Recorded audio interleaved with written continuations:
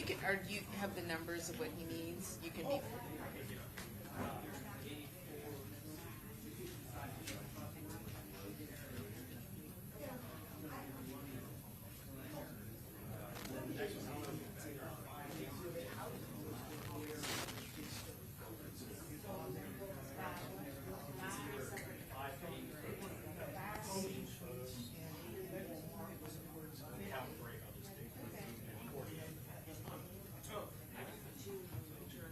Look at you.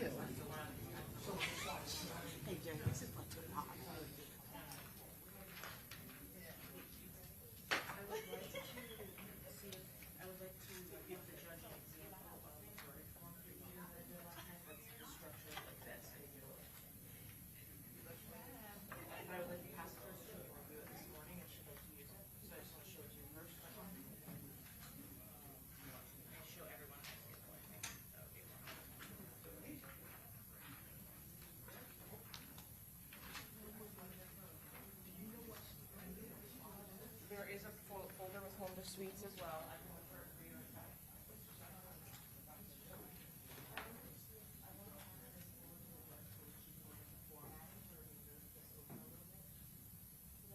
So we're on Miss Jody, yes?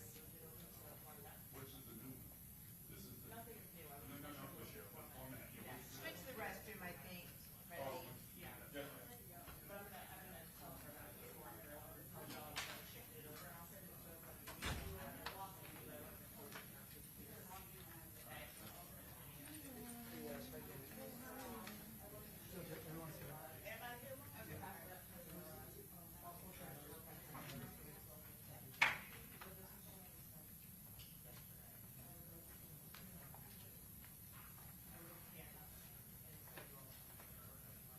You got a juror that's dead battery, you got a juror that opens the parking. Trying to keep you guys together.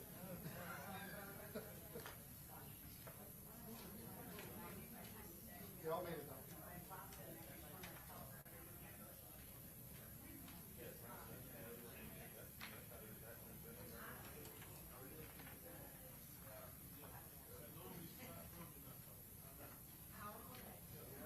Mr. Harmon's present. Let's go ahead and get on the record.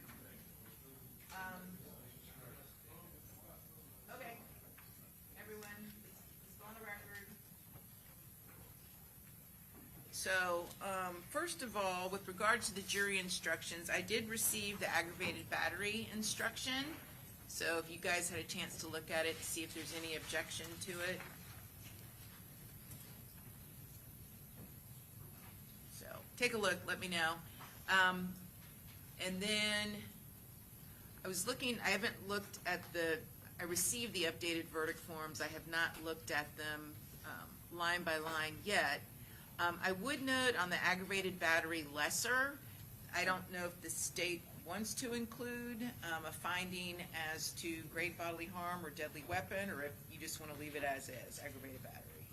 As it's charged on the aggravated battery, there was no great bodily harm language in the original indictment. So it would be, if there was a conviction on aggravated battery, only a special finding for the firearm language, because that was charged. Okay, and so that's already then included in the special finding, right? It should be Yeah. in the special findings that they include if you find first, second, or aggravated battery. Okay, and, okay, very good. So I'll look over these verdict forms myself, and everyone else needs to do that as well, but, okay. And then what's the state's position on whether you get a principal instruction for attempted manslaughter? Your Honor, can we just revisit the verdict forms very quickly? Yeah, sure. Last night I had prepared for each of the defendants a verdict form that had essentially the formatting updated with the alignment. I will email the ones that I made for each defendant to everyone, but may I pass this forward to the court so that you may review it today compared to what you have? Yes. Okay. So let me just give you, this one is one that should include all of the examples, but the formatting is just adjusted judge content. I is see. still the same. Okay, all right, very good. I'll take a look at that. Okay, and so as far as principle goes, do you get a principle for attempted manslaughter? Yes, Your Honor, I did check last night. It would appear principle would apply to any criminal offense as defined by statute. Okay, anyone disagree based upon legal research? I do not disagree and have found no research to indicate otherwise. Okay, very good. And so then on the principal instruction, as to counts 3, 4, and 5, I need to also throw in the aggravated battery, right? Yes, Your Honor. Okay, let me just make a note.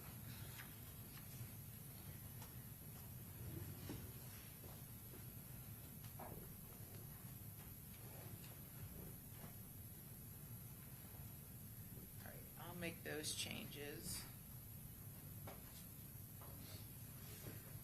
Because I can be working on these as the state is doing their initial opening. Okay.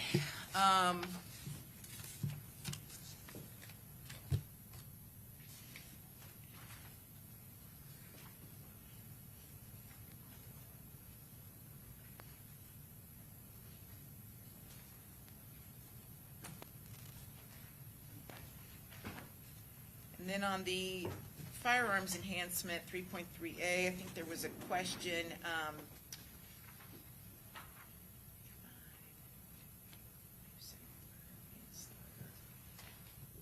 need to include agbat in those as well.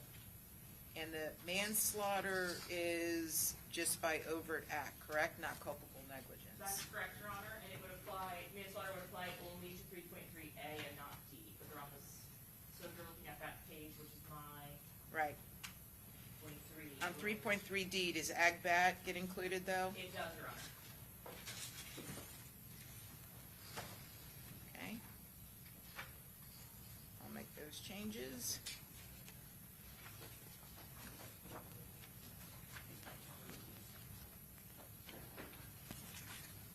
Okay. All right, so now's when I need to have the discussion with the defendants as to whether or not they're going to exercise their right to testify or to remain silent. So as we discussed yesterday with all four of you, you need to understand that the decision to testify or the decision to remain silent is solely your decision. No one can force you to choose one way or the other. Not your attorneys, not me, not the state, no one. That is solely your decision. Okay, does everyone understand that to begin with? Mr. Rashad Murphy, do you understand that? Yes, ma'am. Mr. Davion Murphy, do you understand that? Mr. Sean Gathright, do you understand that? And Mr. Isaiah Chance, do you understand that? Okay. All right, so I'm going to start here with Rashad Murphy. Have you had sufficient time to consult with your counsel regarding your right to testify or to remain silent? Okay. And has anyone, including your attorney, threatened you, coerced you, or promised you anything in order to get you to make the decision to remain silent? And do you understand it is solely your decision what you wish to do? Is that correct? Yes, ma'am. Okay. All right, Mr. Davion Murphy, have you had sufficient time to speak with your counsel regarding your decision to testify or remain silent? Okay. And has anyone, including your attorneys, threatened you or coerced you or promised you anything in order to get you to make that decision? Okay, very good. And as to Mr. Sean Gathright, have you had sufficient time to consult with your counsel about whether or not you wish to testify or remain silent? And what is your decision? Okay. And has anyone, including your counsel, made you any promises that you've relied upon or threatened you or coerced you in any way in order to get you to make that decision? Okay. And finally, Mr. Isaiah Chance, have you had sufficient time to consult with your counsel about whether you wish to testify or remain silent? Okay, you get answer out loud. And what is your decision? Okay. And has anyone, including your attorneys, made you any promises you relied upon, threatened you, or harassed you in any way in order to get you to make that decision, Mr. Chance? All right, and do all of you understand, I'm assuming no one's made you any promises regarding the outcome of this trial. Is that correct, Mr. Rashad Murphy? Yes, ma'am. Mr. Davion Murphy? Mr. Sean Gathright? And Mr. Isaiah Chance? Okay, and do you understand no one could? No one is a fortune teller. No one can ever predict what any jury is going to do. Also, I think the only person I'm aware of that had a prior conviction was Mr. Davion Murphy. Is that correct? Okay, and Mr. Rashad Murphy, Sean Gathright, and Isaiah Chance do not have any previous convictions, felony convictions, or crimes of dishonesty convictions, correct? Not that I'm aware of, Your Honor. Okay, so Mr. Davion Murphy, just as it relates to you, do you understand that if you were to take the stand, your attorney or the state could ask you if you've ever been convicted of a felony, and you would have to truthfully say yes, and then they would ask you how many times, and you would have to truthfully answer whatever that number is. And as long as you answer truthfully, no one could get into the nature of those charges, all right? The only way anyone could get into the nature of the charges is if you testified untruthfully. So do you understand that that would be the process if you chose to take the stand? Okay, all right. Okay, very good. So, anything else we need to discuss before we bring in our jury and proceed to closings? As I indicated, I'm going to bring in the jury. I'm going to ask each defense counsel if they have an announcement to make. That's when you will announce you are resting, and then at that point in time, I will find that you renewed all motions, previously made motions and objections, and then we'll go right into closings. Yes, Mr. Sonardi. Your Honor, on behalf of Davion Murphy, we're renewing our motion for a mistrial and ask that this case be severed from these other co-defendants based on the statements of Detective Clifton that he was previously in prison. Okay, very good. And I've taken that under advisement. So I'm looking at the issue. Okay? All right. Okay, anything further? All right. Anyone need to use the restroom before we get going? Okay, hearing nothing.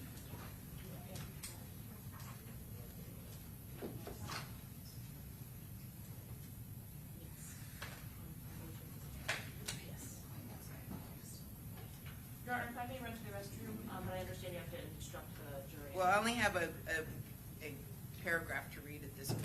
So, yeah, that's fine. Go ahead.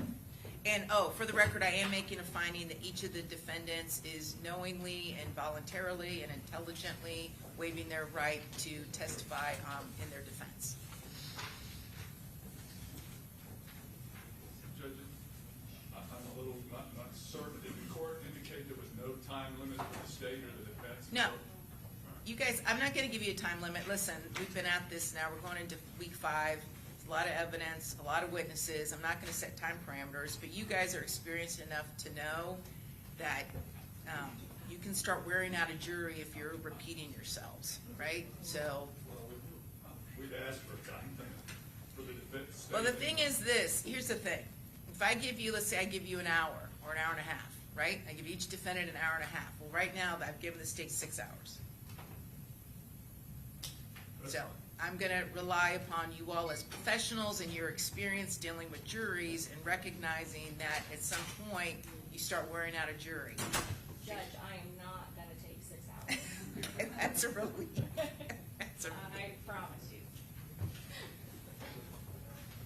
All right, so as soon as Ms. Ismer's back, then we'll get going.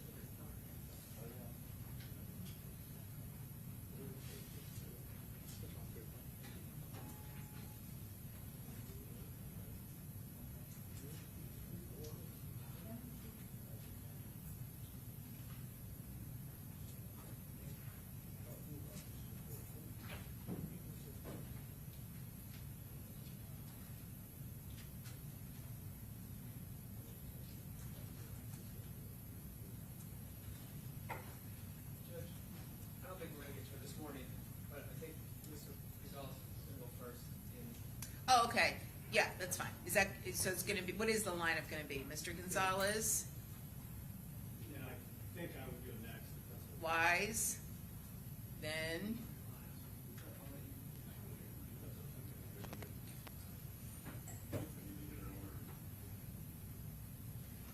who wants a third spot? It's either Mr. Petrides or Mr. Sonardi. Okay, that's fine. Petrides and then Sonardi. Okay, very good.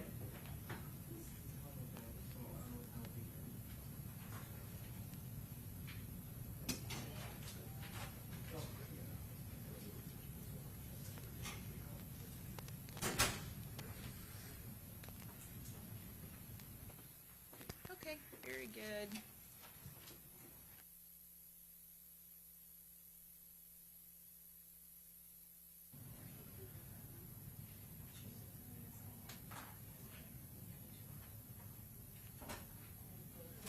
All rise.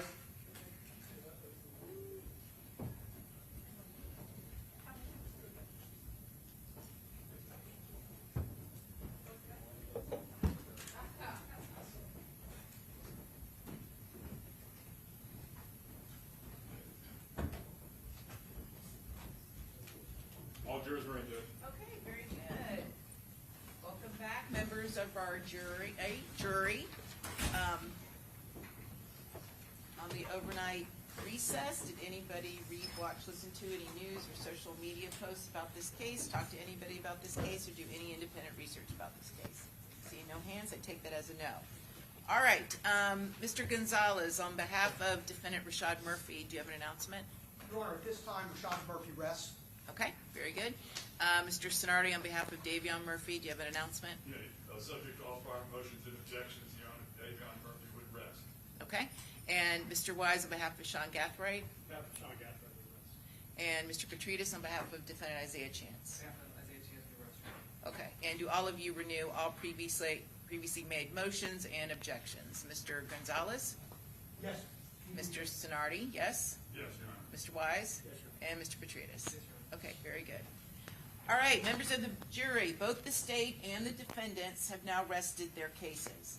The attorneys will now present their final arguments. Please remember that what the attorneys say, however, is not evidence or your instruction on the law. But please do listen closely to their arguments. They are intended to aid you in understanding the case. Each side will have equal time, but the state is entitled to divide this time between an opening argument and a rebuttal argument after the defendants have given each of their closing arguments. All right, state? Yes, Your Honor, may I please report? Yep. Defense counsel.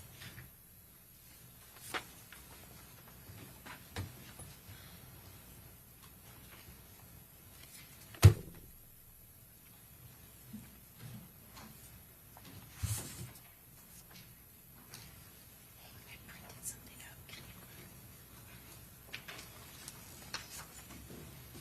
Members of the jury, there is a real gang war going on in Jacksonville. ATK and 1200 are at war with 6 Block. It is blatant.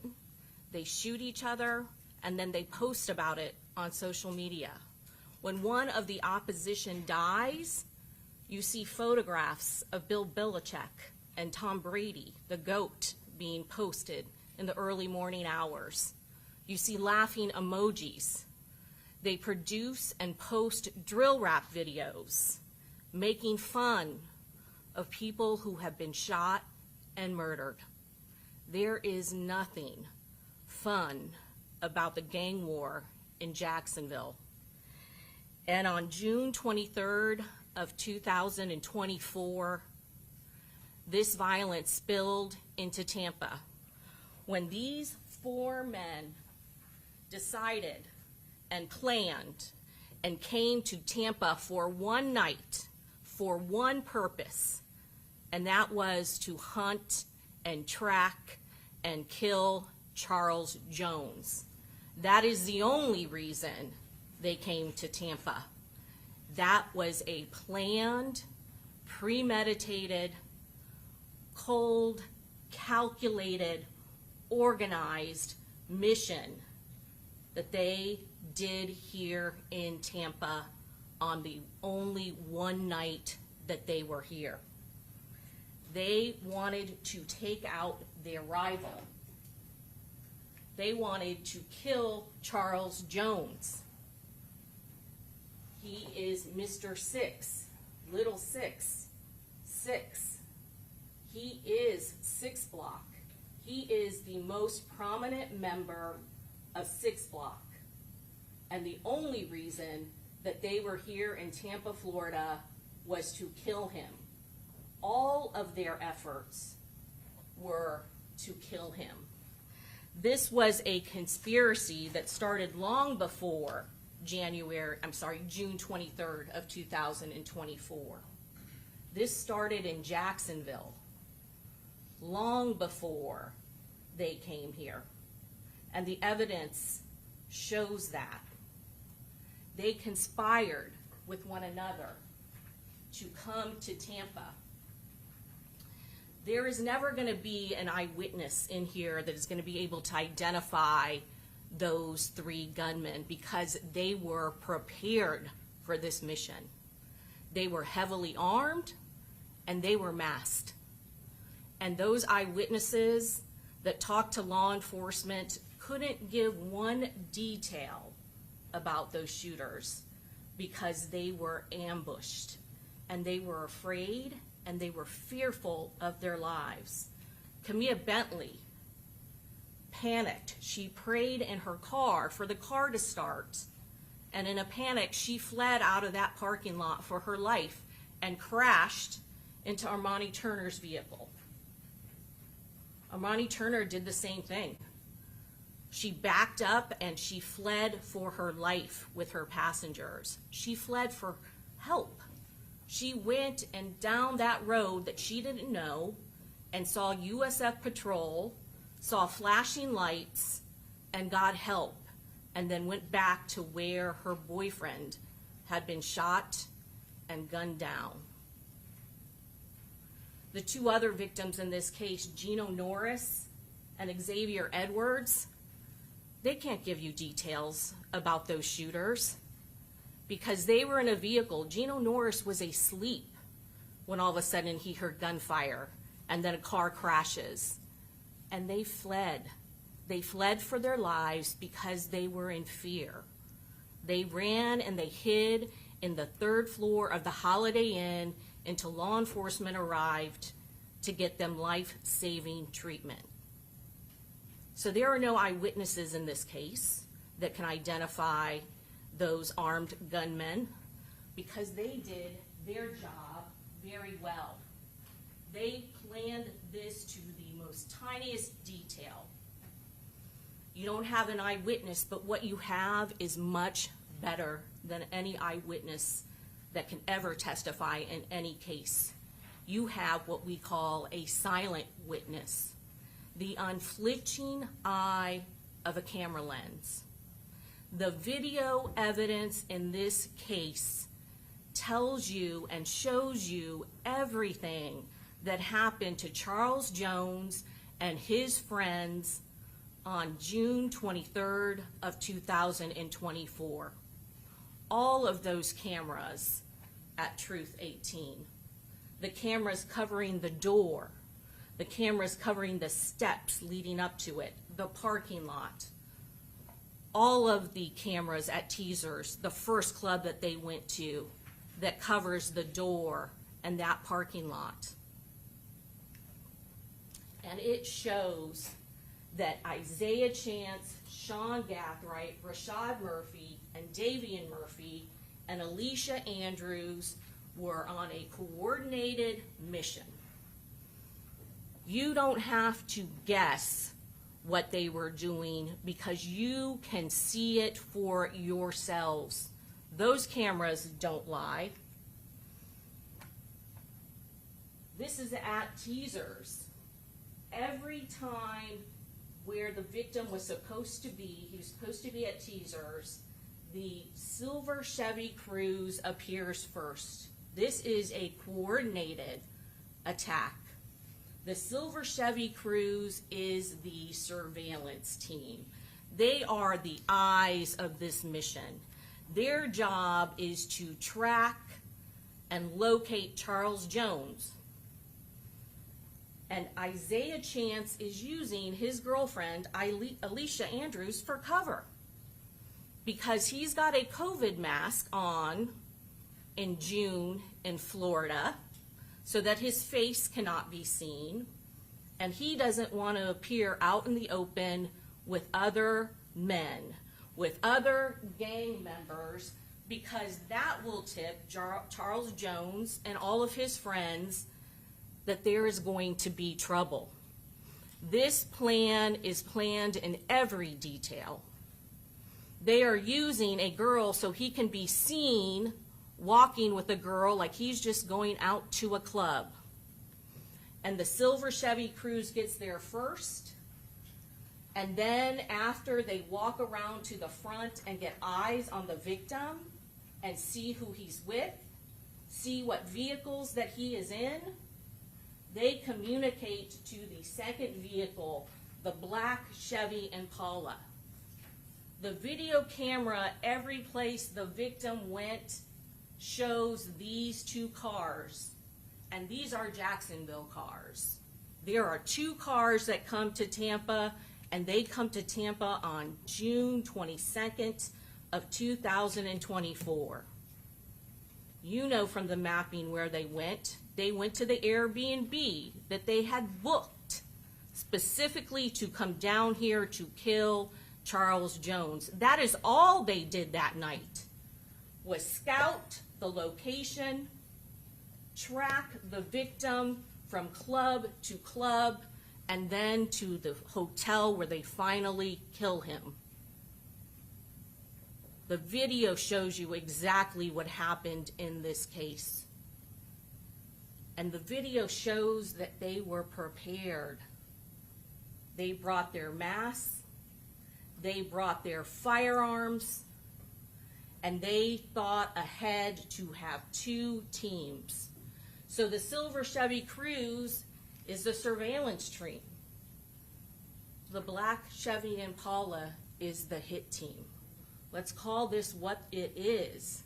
It was a hit on Charles Jones, and the evidence and the video support that that was the only goal that they had. At Teasers, they never go in that club. They never approach the bouncer. They never approach the door. Their only interest is Charles Jones. And when they see him, Alicia Andrews and Isaiah Chance leave. They've done their job. And they communicate to the second vehicle, Sean Gathright, who is in the Chevy Impala. Here is the victim. Again, this is the timeline, 2:29 a.m. And the silver Chevy Cruze has already parked, and the defendant, Isaiah Chance and Alicia Andrews, have walked around the corner and not approached this door, but walked enough around the back of that parking lot so they could see where the victim was. See his car, see who he's with. How many people are they going to see with the victim? How many people are they going to have to shoot and kill? This diagram shows, states Exhibit 39, exactly their path that night. They're not there to go to a club. They're there to see where Charles Jones and his friends are. There is so much digital evidence in this case, and you have heard a lot about the license plate readers in this case, that show coordination, tandem movement between the silver Chevy Cruze and the black Chevy Impala. No dispute the silver Chevy Cruze belongs to a relative of Rashad and Davion Murphy. No dispute that Rashad Murphy specifically got a vehicle that is not registered to his name, before coming to Tampa to commit first-degree premeditated murder. He got that vehicle for a specific purpose. No dispute. The black Chevy Impala is Sean Gathright's mother's vehicle that he personally uses. That we have video footage and license plate reader after license plate reader after license plate reader that show it in his house in Victoria Lane in Jacksonville. That's his car. Those two Jacksonville cars come to Tampa on the very day that they know Charles Jones, Julio Foolio, is scheduled to appear at a club that lists the address. And they scout that address. Their cell phone records show that they go there earlier because they're casing the location. They want to see where the entrance is. The cell phone mapping. We've heard a lot about the cell phone mapping. And those coordinates for all of the cell phones, for Alicia Andrews, for Charles, for Isaiah Chance, for Sean Gathright, for Davion Murphy, and for Rashad Murphy, the phone that stays in Jacksonville. Those records aren't provided by law enforcement. They are kept by the cell phone providers. It's their data from their equipment. Those are accurate information. Sometimes there is not all the data that may be available. Some may be missing, but it is accurate data. They are kept for business purposes, for billing purposes, for customer service to ensure their clients get the best coverage. Those are the records. Those are the data that law enforcement is looking at. But they don't just stop there. They confirm and they verify. They verify it with real video evidence showing that person in the location at the time where the device is registering. One example, Alicia Andrews' cell phone mapping shows her phone in the vicinity of Truth 18 around 4 a.m. And guess what? They're there. They're on video. 4:03 to 4:05 a.m., more video evidence, still shots from the video surveillance of Truth 18, showing them, again, they don't go to any club. They walk and they check out that sign. That sign happens to be right in front of, across the parking lot, the front door of Truth 18, the very club that Charles Jones and his friends are entering. They are tracking them, tracking Charles Jones and his friends. They are the eyes of the surveillance mission. Here's from her phone, from the digital extraction from the iCloud. That was taken on her phone. It happens to be a view of Truth 18 at the very moment when Charles Jones and his party are getting ready to leave.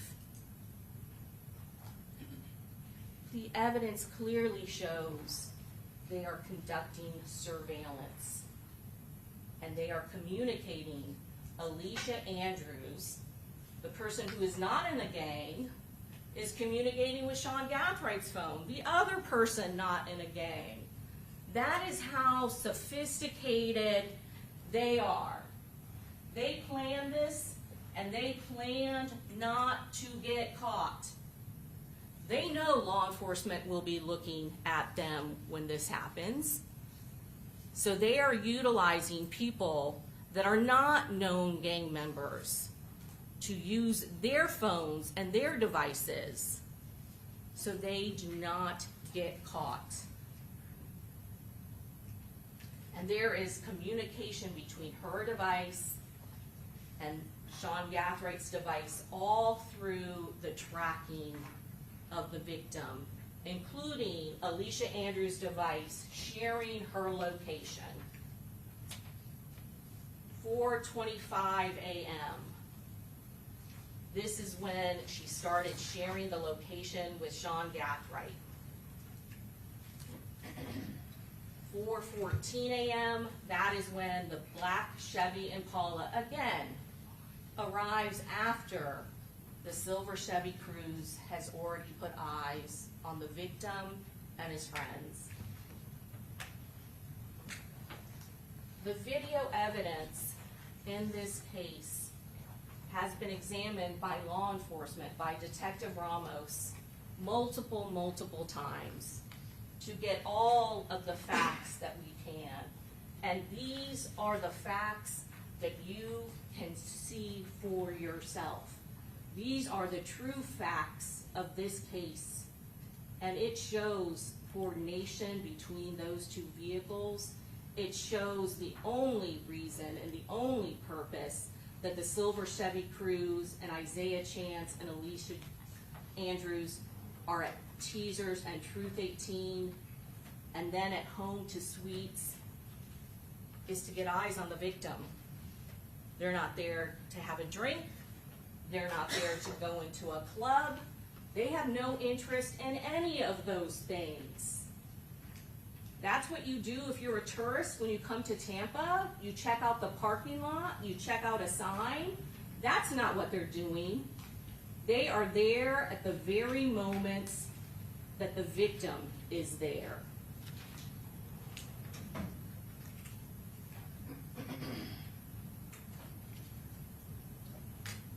Charles Jones went into that hotel and then comes, and you can clearly see he is in the front seat passenger of his car. That is important because you will see that when the shooting finally happens, the shooters track the very vehicle that he is in. Because again, Isaiah Chance and Alicia Andrews have done what they are supposed to do. The second video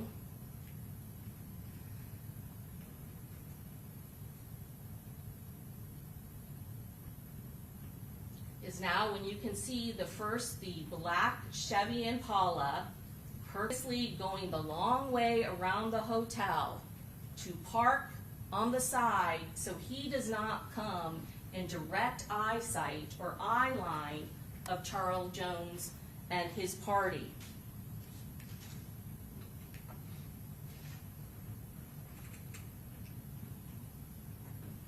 This is Tafa McRae pulling up. That's what happens next in the sequence. Again, another person that had been traveling with Charles Jones all night.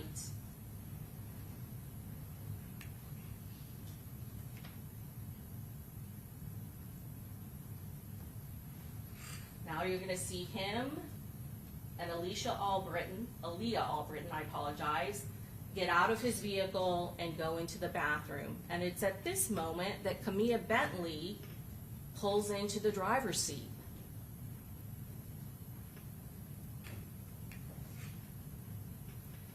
Here is the silver Chevy Cruze. It doesn't avoid the victim's party. It wants to know exactly where everyone is.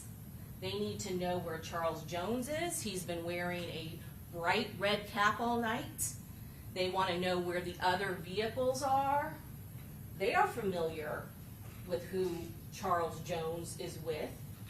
Xavier Edwards, Robert Howard. You know they know who Robert Howard is, right? He's the one that went to prison for killing Joe Rod Adams on a manslaughter. You know they know every single person who Charles Jones is with that night. Tafa McRae, close friend of Charles Jones, a relative. Xavier Edwards, Gino Norris, all close friends of Charles Jones. His girlfriend, they know all of the vehicles and all of the players that Charles Jones is with. the next sequencing is the silver Chevy Cruze going around the corner to meet up with the black Chevy Impala. And you saw from the Tesla video and the other video of the side angle that the black Chevy Impala isn't registering as a guest in Holiday Inn. They're not registering as a guest in Home to Suites. They're backing in at an angle behind the building so that they cannot be in sight line of the victim and his friends. Now the silver Chevy Cruze again will pass the victim, and this time they will have direct eyesight of where Charles Jones is. They are passing right directly in front of him and his friends and know exactly where all of them are parked.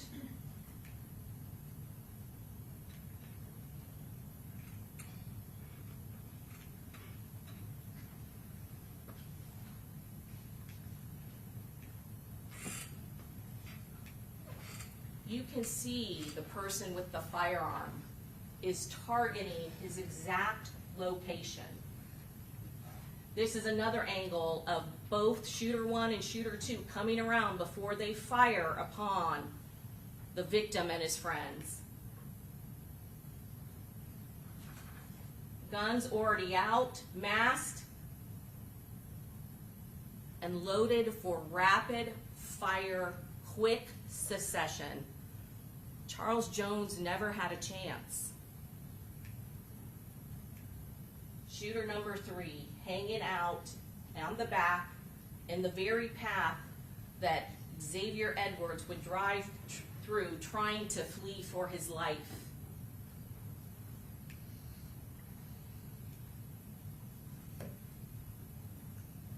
All of you got to see that for yourself.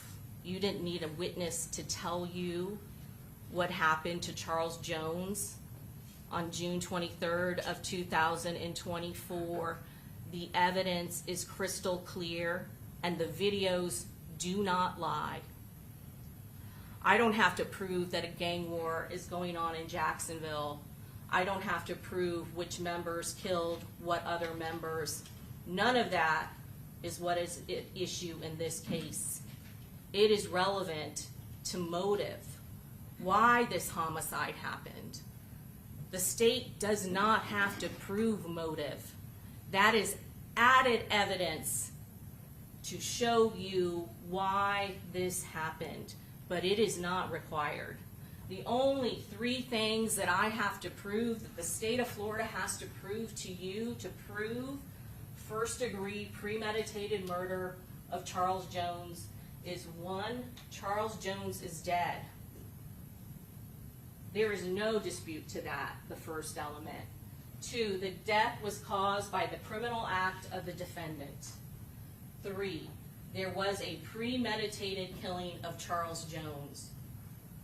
All 3 of those elements have been proven beyond and to the exclusion of all reasonable doubt. And you're going to see that it says the defendant. There are 4 defendants in this case. And you need to apply the evidence, look at the evidence to each one of the defendants separately and individually and make separate verdicts for each and every one of them. And we have already talked about the principal instruction, but we will talk about that again. It does not matter that Isaiah Chance is in the scouting vehicle. If he intended for this homicide to occur, and he absolutely did, that is the only reason any of them are in Tampa. And if he did something to aid or assist, then you have to treat him as if he had done everything that the shooters have done. And that goes to all 3 of the shooters as well. They are all participating. We may not know which of their bullets penetrated into Charles Jones' vehicles multiple times and into him and killed him. But it is enough that they intended for him to die, and that they did something to assist. They all did more than just shoot those firearms. You know they did, based on the digital evidence.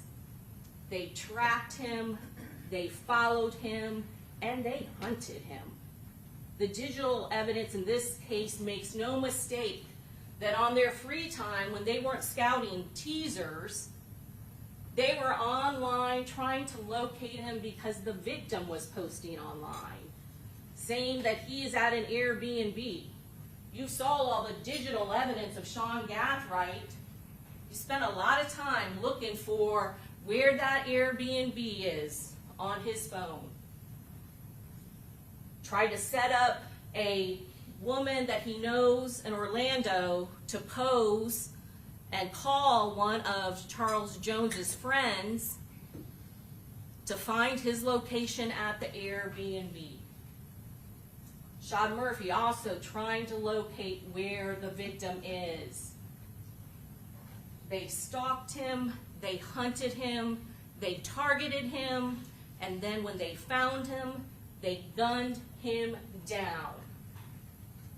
That is first-degree premeditated murder. We talked about killing with premeditation. It is consciously reflecting to kill a person before doing it. And we talked about that there is no time that has been placed upon the requirement for premeditation. It can happen in seconds. This premeditation clearly had begun in Jacksonville when Sean Gathright and Isaiah Chance are loading up that black Chevy Impala with heavy bags.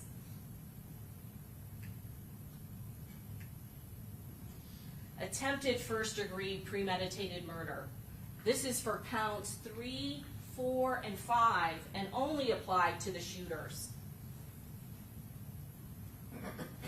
Gino Norris, Xavier Edwards, and Camilla Bentley all survived, but they were purposely shot at. To prove attempted first-degree murder, again, we only have to prove 3 elements beyond and to the exclusion of all reasonable doubt. The defendant intended to commit the crime of first-degree premeditated murder. The defendant committed an overt act toward the commission of first-degree premeditated murder that went beyond mere preparation. And the defendant failed to complete first-degree premeditated murder. They got to the hospital, and all 3 of them survived their injuries. So they were not another victim of this gang war. The line between mere preparation and an overt act is a question of fact, again, for you to decide as a member of this jury. Mere preparation consists of devising or arranging the means or measures to commit the crime. An overt act consists of some movement toward committing the crime after the preparation. You saw the loading of the bags. You saw they scouted teasers the location. You saw they tracked the victim to 2 locations before Home to Suites. An overt act need not be the last possible act toward completing the crime. An overt act consists of some movement toward committing the crime after preparation. Let's take a look at those videos from Home to Suites. They're all shooting at the victim vehicle, the black Dodge Charger, and yes, they shoot at Typha McCrae's vehicle as well. He's gotten out of it. Camilla Bentley is in it. But you see, shooter 1 is shooting, shooter 2 is shooting, shooter 3 is shooting. Their muzzle flash goes off so many times, it is hard to count in those videos. The impact of those guns are setting off that Tesla multiple times. Xavier Edwards, the victim in count 3, shot in his arm. Gino Norris, the victim in count 4, shot in his arm. Take a look at the vehicle of the victim, Charles Jones, that black Dodge Charger. These aren't novices. You heard from Officer De Jesus, a SWAT-trained officer, to maintain proficiency for SWAT. He trains every 2 weeks, not just every 2 weeks. He said to be proficient, he does it on his personal time. To be able to be accurate in high stressful situations, to be able to be accurate in non-stressful situations is a skill. It requires training. Take a look at where these shots are hitting. Every place that was occupied in Charles Jones's vehicle, Xavier Edwards is the driver, Charles Jones is the front passenger, and Gino Norris is in the back. The driver and the passenger seats have been hit. And they haven't been hit just anywhere. They are hit on the headrest. That is skill accuracy. And if it is a hit team, these are kill shots that you are seeing right there.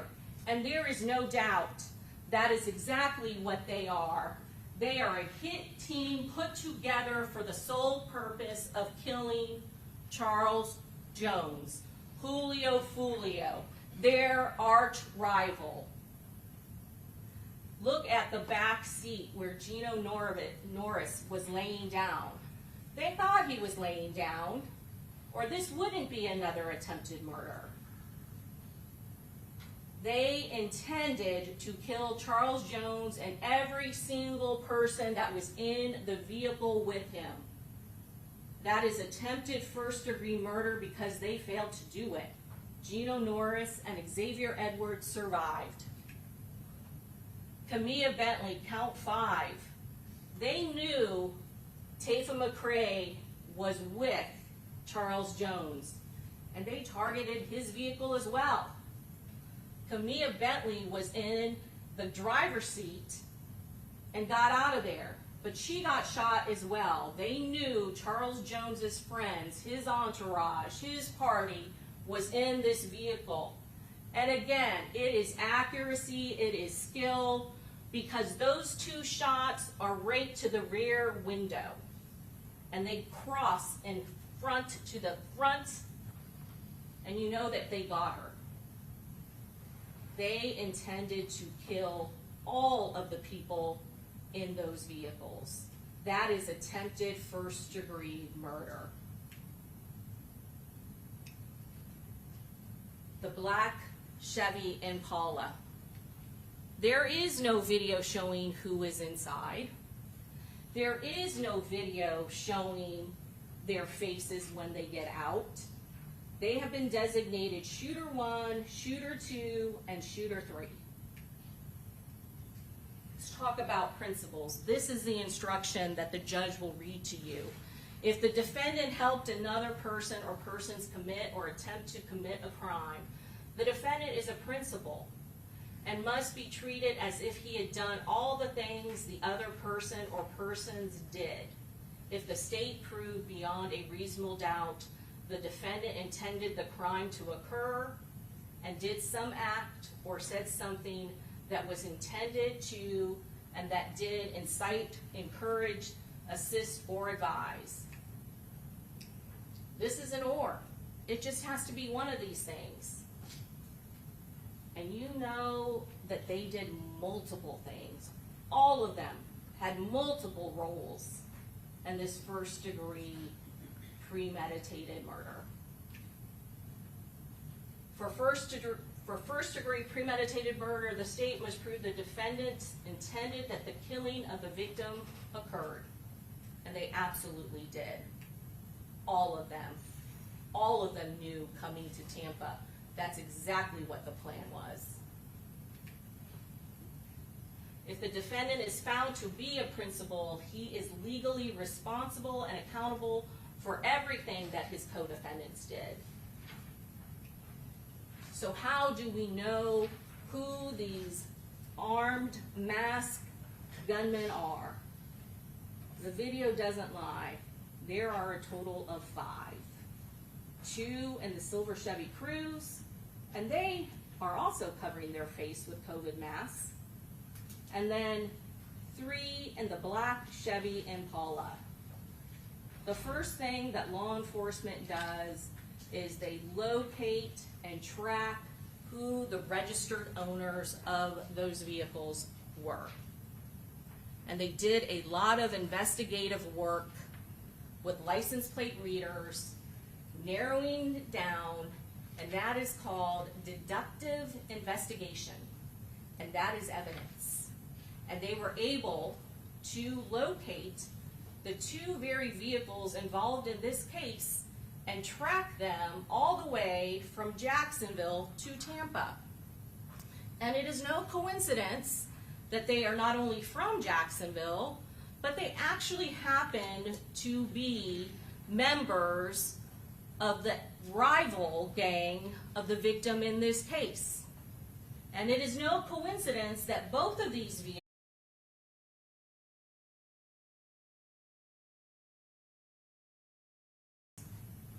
are at points traveling in tandem. They are passing the same license plate readers as the other one because they are traveling together.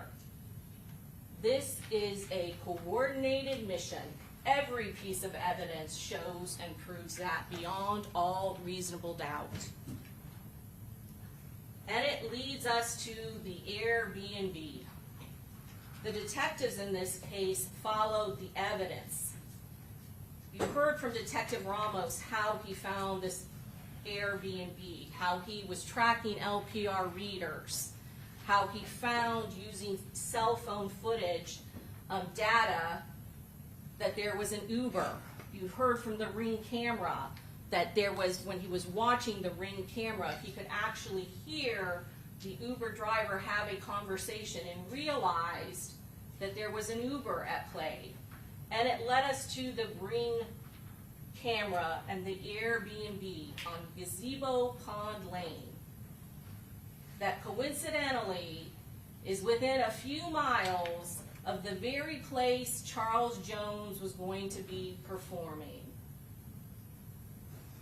And here Alicia Andrews is by her cell phone records at the vicinity of the Airbnb. And look, there's video evidence showing that she's holding her pink phone in her hand. Here is, and all of these occurred June 22nd. You see the timestamp there. The motion has already happened. She's knocking at the door and somebody lets her in. She is the only one caught on camera. Go back. I want you to take a good look at this photo because it's also very telling. You saw the Vivint cameras from Rashad Gaathright's home, and you saw what was being packed and loaded up in the black Chevy Impala. People on vacation with heavy bags at a place where they are truly on vacation would park in the 2 very spots that are there for that Airbnb and unload those heavy bags. There is no black Chevy Impala that is parked in front of that Airbnb. There is no silver Chevy Cruze that is parked there because they know that Airbnbs have Ring cameras and you have to access the front door. They left out of that Airbnb many times that night. There was a scouting trip to Teasers. There was a trip to McDonald's. None of them are seen entering that Airbnb, even though Davion Murphy's phone places them there, even though Isaiah Chance's phone places them there, even though Sean Gathright's phone places them there. Why is it, do you suppose, they don't want to be seen in Tampa within a few miles of where Charles Jones is going to be performing? It is because they are intending to kill him and they don't want to have any connection to Tampa. This Airbnb is first booked by, again, Alicia Andrews, who can't do it. And then it is later booked by Rashad Murphy. This is Alicia Andrews, again, entering that day, the only person caught on camera.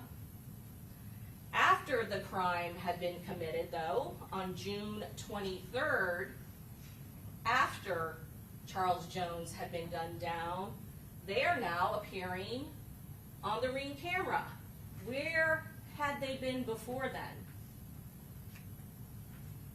Davion Murphy, Rashad Gathright. Let's take a look. Detective Ramos went to this Airbnb. He filmed it. He took photographs of it. This is the pathway that you have to take in order to get into this glass sliding door with heavy bags. You got to go around the corner, park down that parking lot, and then you got to walk through grass and a dirt path, and then you got to go through a gate. They are hiding their appearance here. You never see Rashad Murphy. You never see Ghost on camera. That is his nickname, Ghost. He never breaks and goes in front of that camera, but you know he was there because the Uber driver picked him up from that location. Isaiah Chance and Alicia Andrews and Rashad Murphy leave Tampa in an Uber back to Rashad Gathright. This is what the evidence shows. These are the facts. These are the facts that Tampa Police Department uncovered. It is a departure time of 15:08 and arrival time 18:32 hours. Travel time 3 hours and 24 minutes on June 23rd of 2024 after they had successfully completed their mission and taken out the head of their rival gang.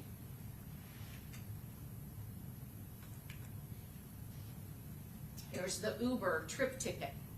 You heard the testimony from the Uber driver. The only concern that they had was they wanted to eat at one point. Rashad Murphy stayed sleeping, didn't leave.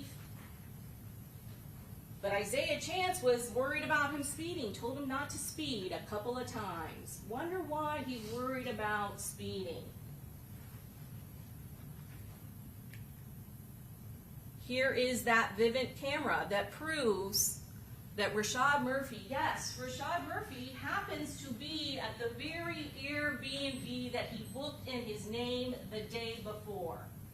Whether he booked it or gave his license to Isaiah Chance, it doesn't matter. He assisted.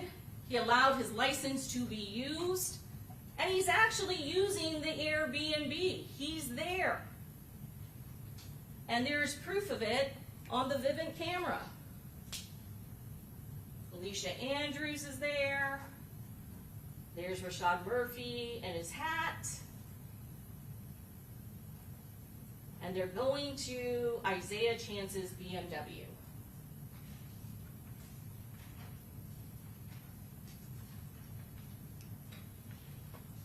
These are the facts and the evidence of this case, and you get to see it all for yourselves because it was all captured on video. Let's take a look at Rashad Murphy. That's him in the Vivint camera, and that's him after he had been taken in custody in Gwinnett County. Again, the investigation led right to him because the first piece of information that the detectives were able to crack in this case are those vehicles. They don't know the 3 gunmen yet. They don't know the 2 people who are tracking and are in the surveillance team, but they know the silver Chevy Cruze belongs to Jasmine Glennon, who knows Rashad and Davion Murphy, and they know the black Chevy Impala that belongs to Damalie Lyle, Rashad Gaathright's mother. They don't know where those vehicles are because they fled Tampa the moment that they were done killing Charles Jones and got back to that Airbnb and celebrated. And when he is caught in Georgia, because there were bolos put out, felony bolos put out for both of those vehicles, the law enforcement authorities in Georgia located that vehicle, and you heard from those Georgia police officers that he immediately fled because he is in one of the suspect vehicles that was used to kill Charles Jones and injure his friends. He absolutely knows why law enforcement is looking for him. Let's take a look at this Walmart video. That is still photos from the Walmart where he's up there in the corner. That is the day before the murder, June 21st of 2024. And you can see what he's wearing. He's wearing all black. There's been a lot of talk about, oh, well, all black for gunmen is, I guess, not unique. And that may be true, especially for this particular gang, because all of the videos making fun of killing members of 6 Block, they're all dressed all in black just like this.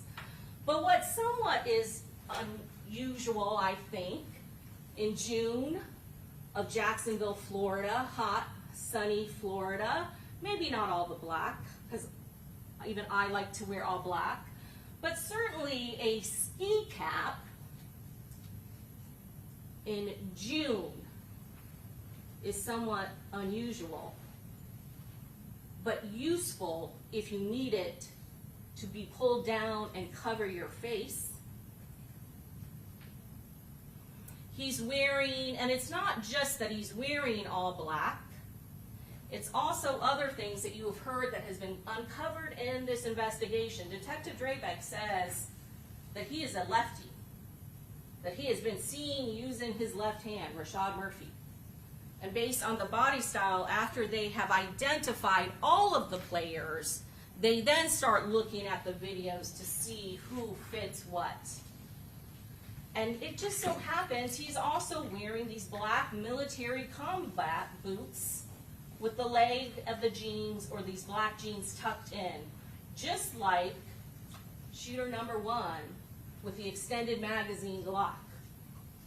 And he's using a left hand, and his clothing and body style of the 3 armed gunmen fits shooter number 1.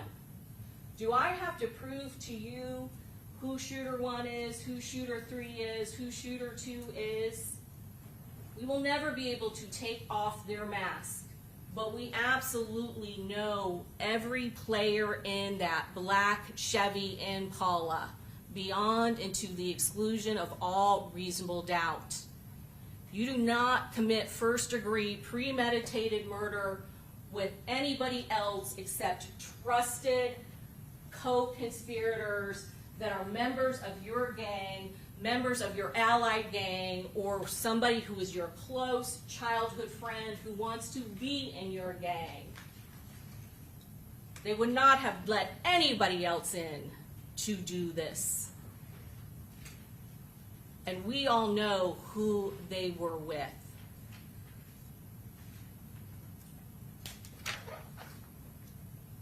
You also heard from Detective Draybeck about the left hand and how when he was interviewing him and when Draybeck was watching him that he was trying to use his right hand and was not quite able to write legibly when he asked him to sign his name. All of that, fleeing from law enforcement, lying to law enforcement, that is consciousness of guilt. They will never admit to law enforcement what they did. They will come up with lie after lie after lie. The cell phone mapping in this case was instrumental, and it is evidence. It is forensic digital evidence. And those cell phones that we all carry are like little miniature computers. and they are also tracking devices. Whether you turn on location services or not, when you are utilizing a phone, you are utilizing cell phone towers. And depending on the cell phone company and the type of technology they have, some are more advanced than others, some are advanced timing that try to actually pinpoint the location, and some is just cell phone data based on cell phone towers that still give you directionality and a range of where that cell phone is. But those records are kept by those cell phone providers for business purposes, and they are accurate. We have had hit after hit of where each of these players are, and we have been able to support their locations with video footage. Alicia Andrews' phone is at the McDonald's the night when Charles Jones is killed, right before they go to McDonald's. And you can see on video Davion Murphy. Davion Murphy lies to law enforcement when he knows they have him. He knows they've tracked him to Tampa. He's like, oh, I was at an Airbnb, and he gives this name of Darius Beals and says, oh, I was there, but I wasn't there on the 23rd, or I mean on the 22nd. I was there the 23rd after the murder occurred. He doesn't want to place himself in Tampa on the 22nd because he knows what that means. He knows that that means he was in Tampa before Charles Jones was gunned down, and he was in Tampa when Charles Jones was gunned down. So he lies. He never admits to being at this McDonald's. But you know that he is lying, and that he is lying for a reason. Alicia Andrews' phone is there, and so is Davion Murphy's phone at 1:40 a.m. after they had arrived to that Airbnb.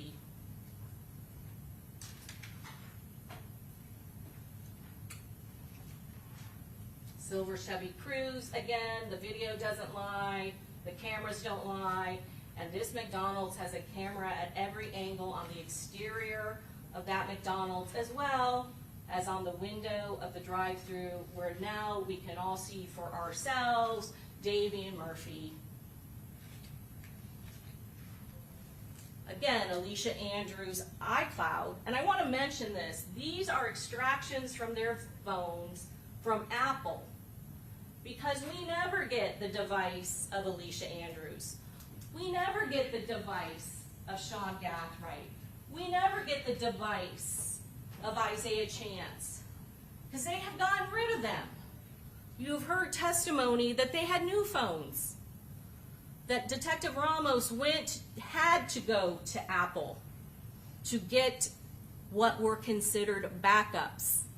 Because if you have an iPhone, regardless of whether or not you get rid of and destroy your device, if you back it up, Apple will have it. So the data from the phones that we get in this case aren't from their phones. And again, they have gotten rid of phones for a reason. You saw Sean Gathright get pulled over in Jacksonville after this crime. He had a new phone. And also a piece of evidence was a sheet with all the phones that he wanted to program his new phone with. And two phone numbers on that sheet were Charles Jones, wasn't written Charles Jones. Next to Charles Jones's phone number was G. His nickname is Guttaman, Guttazay. He knows him as G. And Rashad Murphy is also on that note, because he wants to make sure that he still knows Rashad Murphy's number.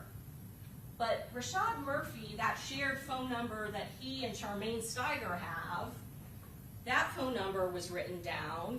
Rashad Murphy's name was not written down to that. GH was. GH, the first two letters of Ghost. He gets rid of his phone, he thinks he's deleted the data, And now he's got to reprogram his phone with all the important numbers that he written down so that he could reprogram his phone. So ask yourselves why, like any normal person that has an iPhone, that gets a new iPhone, just relies on the backup. Because if you want to know all of the phone numbers that you have saved over the years, nobody remembers numbers now because it's just a click of a button, a click of a profile pic. You just go to an Apple store, Verizon, or whoever your carrier is, and they do what? They back up the phone, and all of your contacts, all of your data magically appear. Unless you do not want somebody to see what you had been doing on your phone, and you deleted it, but you forgot about the backup and didn't realize law enforcement could still get it. So again, not just the ammunition suitable for firing in an AR found in his car after the homicide, but proof that he had gotten rid of his phone and was reprogramming it with two very close contacts, Ghost and Gutazay. This is from Alicia Andrews' extraction, showing her again following and tracking the victim, going to teasers. More mapping of her 341, and then of course we see coordination, verification, proof, because we know she is in the silver Chevy Cruze with her boyfriend Isaiah Chance. And yes, there is photographic evidence that backs up and support all of these phone records and the cell hawk mapping that was done on the advanced timing. Photo that she took from, or her or Isaiah took at Truth 18, parking lot still on the Apple iCloud. And again, we see her leaving, going to the Uber, and again, her phone is showing she's exactly in the vicinity of the Airbnb the following morning. And the Uber driver, the tracking of her phone again continues throughout the state of Florida as she's going home. And again, her very location is supported by the license plate reader in Bradford County, showing she is in that vicinity when she is driving by in the Uber, driving to Sean Gathright's house. Let's look at Isaiah Chance's cell phone location. This is before the murder. This is when he is at Sean Gathright's house. This is when you clearly can see a firearm with an extended magazine. Just like what shooter number one is carrying and firing at the victim in Home to Suites the following day. And guess what? His phone records, Isaiah Chance's phone records, put him here at the very time he's arrived to start loading up at his good friend Sean Gathright's house. And make no mistake, they are good friends. We have multiple hits of that BMW, Isaiah Chance's BMW at Sean Gathright's house. But again, based on what you actually can see when you see the vivid video cameras from Sean Gathright's house, you see Isaiah Chance, he knows the code. He just casually goes in. You see a family dog that does not bark at him. You see that he freely enters this location.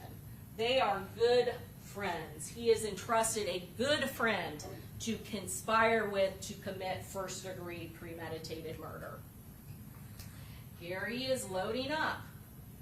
Again, his cell phone places in there at the same time where you can see him on video.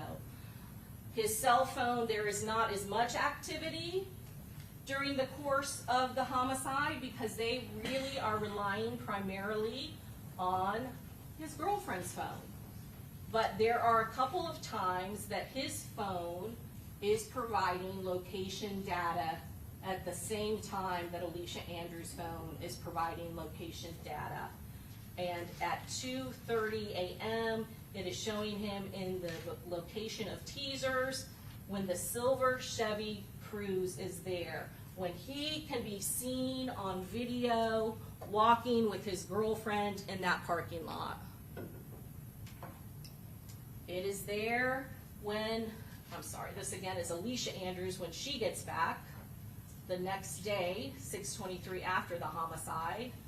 This is another one of Isaiah Chance's, going back to 2:38 a.m. Again, silver Chevy Cruze, not black Impala. And this digital evidence has allowed us to show which one of the two tall individuals is in which vehicle. We know based on the cell phone data and the videos that it is Isaiah Chance with his girlfriend Alicia Andrews in that silver Chevy Cruze, because his phone is also hitting when it is only the two of them in that vehicle at approximately 2:38 a.m.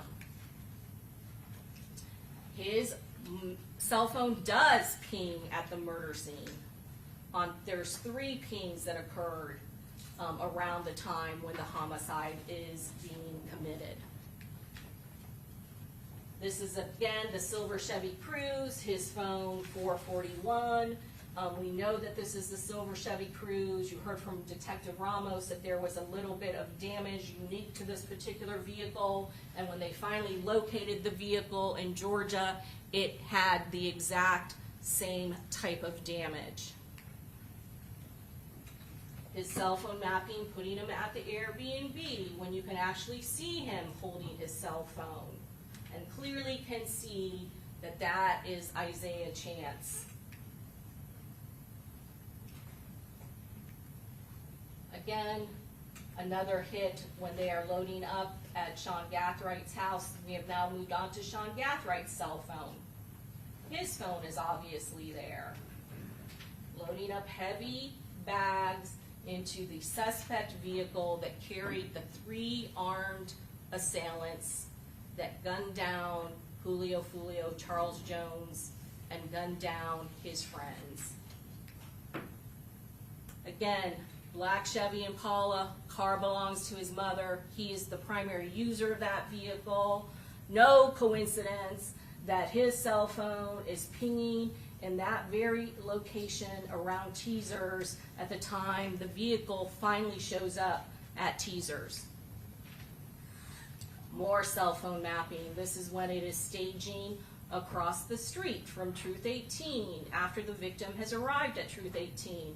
Again, his phone data put him in that vicinity, corroborated by video photographic evidence that he is the person in the black Chevy Impala.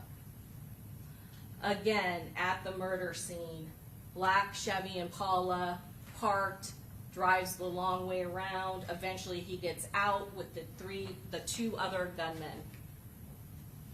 And no surprise, no coincidence, here we are the next day when he is entering a code to get back into the Airbnb, probably because that's the first time he's actually used the front door. But again, you see his cell phone device in his hand, and the data provided by AT&T clearly show that that device is in the vicinity of the Airbnb.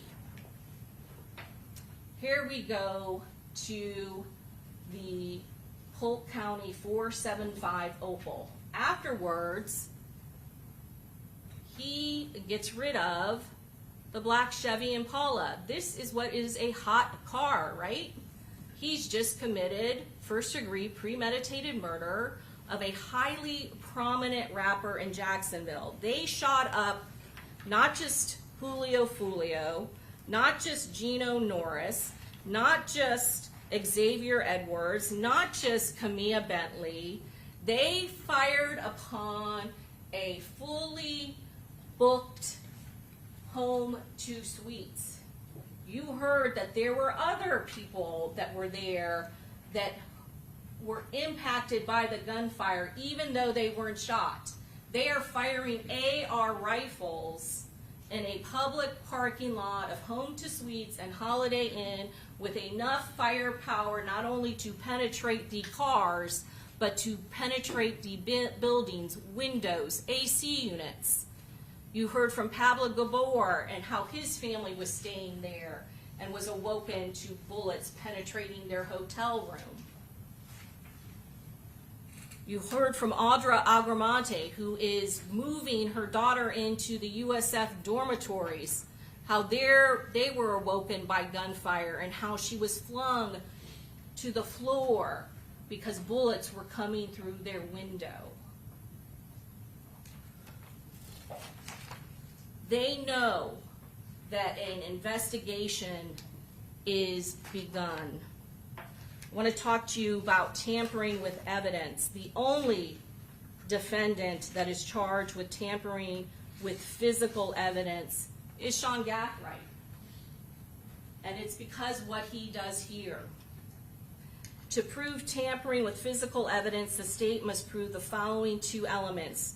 Sean Gathright knew that a criminal trial, proceeding, or investigation by duly constituted prosecuting authority, law enforcement agency, grand jury, or legislative committee of Florida was pending or was about to be instituted. These are ors, and so what we are talking about, what we have to prove for element number one, is that he knew that an investigation by a law enforcement agency was about to be instituted. You shoot and kill a high-profile, prominent rapper from Jacksonville. You shoot up a home to suites and Holiday Inn that had many people, many guests staying there. You absolutely know law enforcement will be starting an investigation. There is no doubt he knew that they would be investigating the homicide of Charles Jones and the attempted homicide of 3 of his friends. And knowing that, element number 2, Sean Gathright altered, destroyed, concealed, or removed any item with purpose to impair its availability in such proceeding or investigation. So there's 2 things that he is doing here. He has actually removed the suspect vehicle, and he is concealing it. He doesn't want to be caught in the vehicle that was used by the 3 armed assailants, including himself. So he is going to hide it at Grandma's in Polk County. He's not going to take it back to Jacksonville with him. It's a hot vehicle. But there's another video that you saw, because the one thing that he does when he loads items out of it and then goes to the gold SUV, he's seen on camera wiping the doors. And I know there's been a lot of talk about there's a rag with DNA, law enforcement can get it. What we are talking about is wiping down fingerprints. There is no need for law enforcement to do fingerprints in this case because he has wiped down the very areas that his other co-conspirators, his other principals to murder who were in that car, he's wiped them away. He's destroyed it. He's removed that evidence.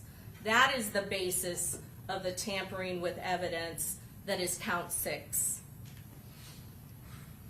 Cell phone mapping again. Davion Murphy, he had the lease data that was provided by the cell phone company. And you heard from Detective Ramos that he reviewed all of the data. And when looking at all of the data, there is something that is different during the time when the homicide is actually being committed. There's hardly any data there. And that can happen when a phone is powered down or not in use. And it is not typical of what you normally see by his regular data use. Lots of activity before the homicide, lots of activity after the homicide, no data during the homicide. So again, a known gang member who's concerned about phone being tracked can obviously shut off their phone and not use it. And he would not have had a need to use it because the two phones the vehicles were utilizing to communicate back and forth were Alicia Andrews and Sean Gathright. But again, cell phone data confirmed by video photographic evidence that Davion Murphy is indeed in Tampa, Florida on June 23rd, a few hours before his arch rival, his arch enemy, is shot and killed. There he is at the Airbnb. You also heard the video of Charles Jones. Charles Jones seems to be somewhat upset that Davion Murphy is appearing on the Ring video because Davion Murphy is not supposed to be there.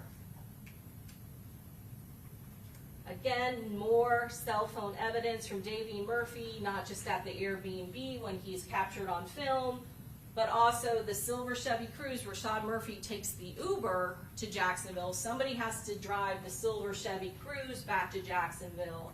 Cell phone mapping of Davion Murphy places him in the area when the silver Chevy Cruze is being driven back towards the Jacksonville area after the homicide. Now let's talk about the other evidence that is critical in this case. We have already established all of the elements of first-degree premeditated murder, of attempted first-degree murder, by showing you who were in those two vehicles. There is no reasonable doubt that all 5 parties have been identified. The 2 trackers in the silver Chevy Cruze, Alicia Andrews and Isaiah Chance.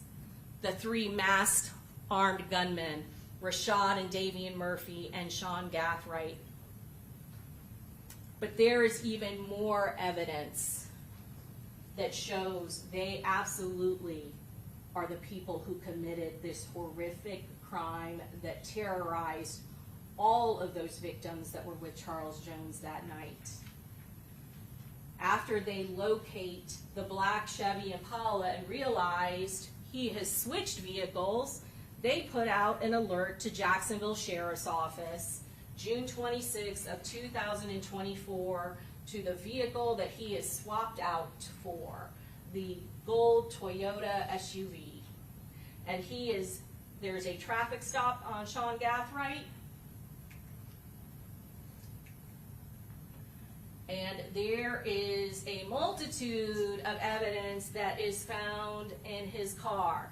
We talked about the skill and the training to accurately be able to shoot and accurately shoot the driver and all of the passengers, as well as the driver of vehicle number 2. There certainly is enough evidence that shows that he was highly trained, he was highly skillful in being able to shoot an AR rifle. And all of this is relevant because they are parts or ammunition that are suitable for use in the very types of weapons that were used to kill Charles Jones. You heard a lot of evidence, again, from Officer DeJesus about what these parts are and what kind of firearms that they are used for. And this Max Tech is the same brand that was utilized here in Tampa and found in Tampa. All of this is relevant and shows not only that he is highly skillful and trained, but also connect him and is relevant that he has the exact type of parts suitable for use in AR rifles. He has the exact type of Mac Tech ammunition for the handgun. The only shell casings that were left in Tampa were Max Tech, and he just happens, again, coincidentally, to have that very brand in the vehicle that he is driving after he switched out the murder vehicle. But more importantly, And you've heard a lot of testimony from Amara Drew. You heard a lot of cross-examinations about the shell casings that are in this box from his vehicle. Before we go to his, I'm sorry, let me back up.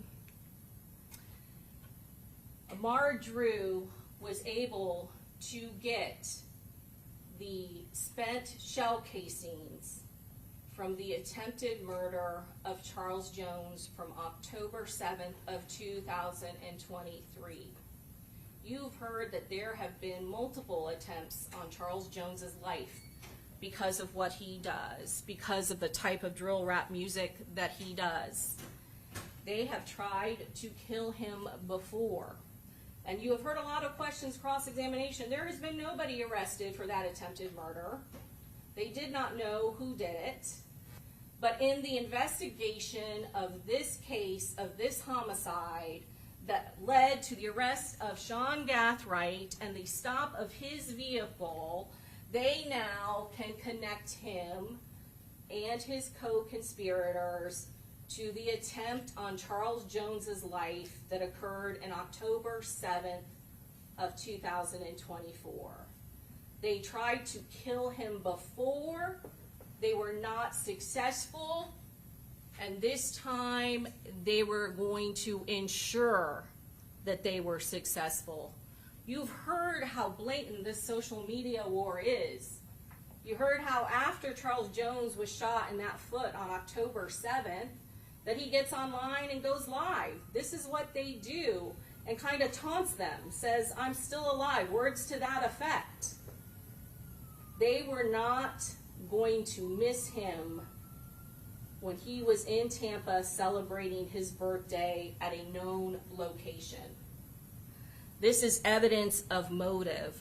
This shows that it is no coincidence that Rashad Gathright and his good friend Isaiah Chance, who is an ATK, maybe going to 1200, allied with 1200, are with Rashad and Davion Murphy, arch enemies of Charles Jones, that they are connected to the attempted murder on Charles Jones's life.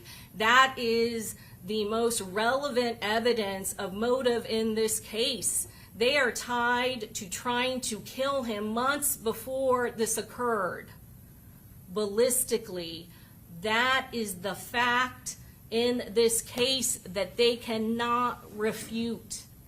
It was fired by the same gun in that box.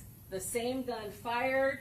Those shell casings are the same gun that fired at Charles Jones and injured him in October 7th of 2023. Then we get to the search warrant of his residence. 2 AR rifles, 2 AR-style rifles, located, similar in appearance to the ones that were used in this crime. Brass catchers, like the ones that were used to commit the homicide of Charles Jones. You saw the video footage. How many times were the two gunmen, shooter 2 and shooter 3, firing those rounds from those AR rifles? All of that muzzle flash. No shell casings left behind, because they had devices like that attached to it, trying not to leave evidence behind. Fortunately for them, not AR rifle spent casings were found, but 2 9mm spent casings were found. They did leave 9mm casings behind in Tampa, Florida. 31 to be exact. They did their best to try to get DNA, couldn't get DNA off of them. That was the only thing that those shooters left behind that TPD was trying to trace. But they were able to connect them ballistically, because out of Rashad Gaathright's safe in his house, in a brass catcher, a mesh brass catcher, are 2 9mm shell casings. that again tie them directly to the homicide here in Tampa. No doubt, no question. You heard from Amar Drew, the same gun, the same 9mm that fired those 2 shell casings in Sean Gathright's house are the same gun that shooter number 1 unloaded on the car of Charles Jones on that Home to Suites video where he left all 31 of those shell casings. They got rid of that gun. They got rid of their phones. They got rid of that gun. You've heard about other 9mm that were tested that they had. We never found the 9mm. That's what Amara Drew would need to be actually able to test to see if we got the gun. We never recovered it because they got rid of it. These are photos of the gun. And again, everything else that was in Sean Gathright's house. All suitable for use in the weapons that were used here in Tampa to kill Charles Jones and injure his friends. The other thing you saw, I don't have pictures of it here, was evidence of destruction of evidence of firearms. They pulled out of the sink, soaking in water, a bunch of boxes and packages that had been ripped up and torn. As TPD pieces them back together, you all see that those are parts belonging again to firearms. Now let's get to additional evidence. There is a mountain of evidence in this case, and I'm going to go through it quickly. I tell you what, before you do that, Yes. let's just go ahead and take a quick 5-minute comfort break, okay? Okay. All rise.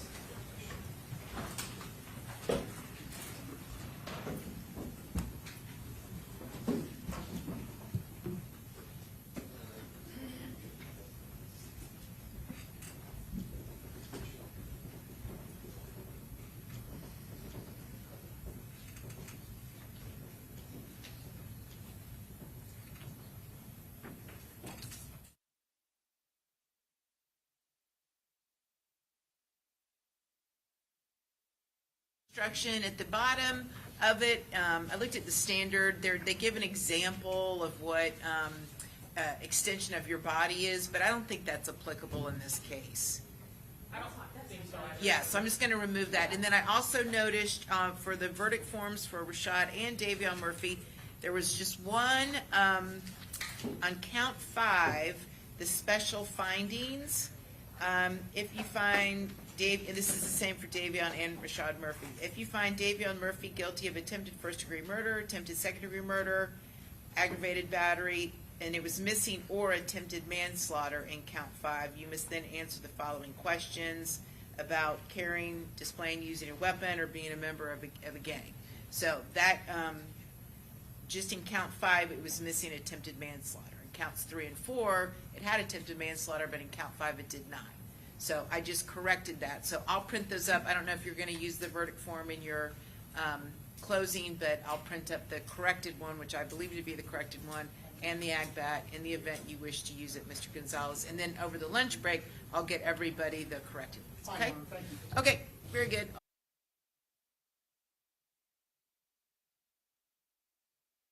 Let's go ahead and bring our jury back in.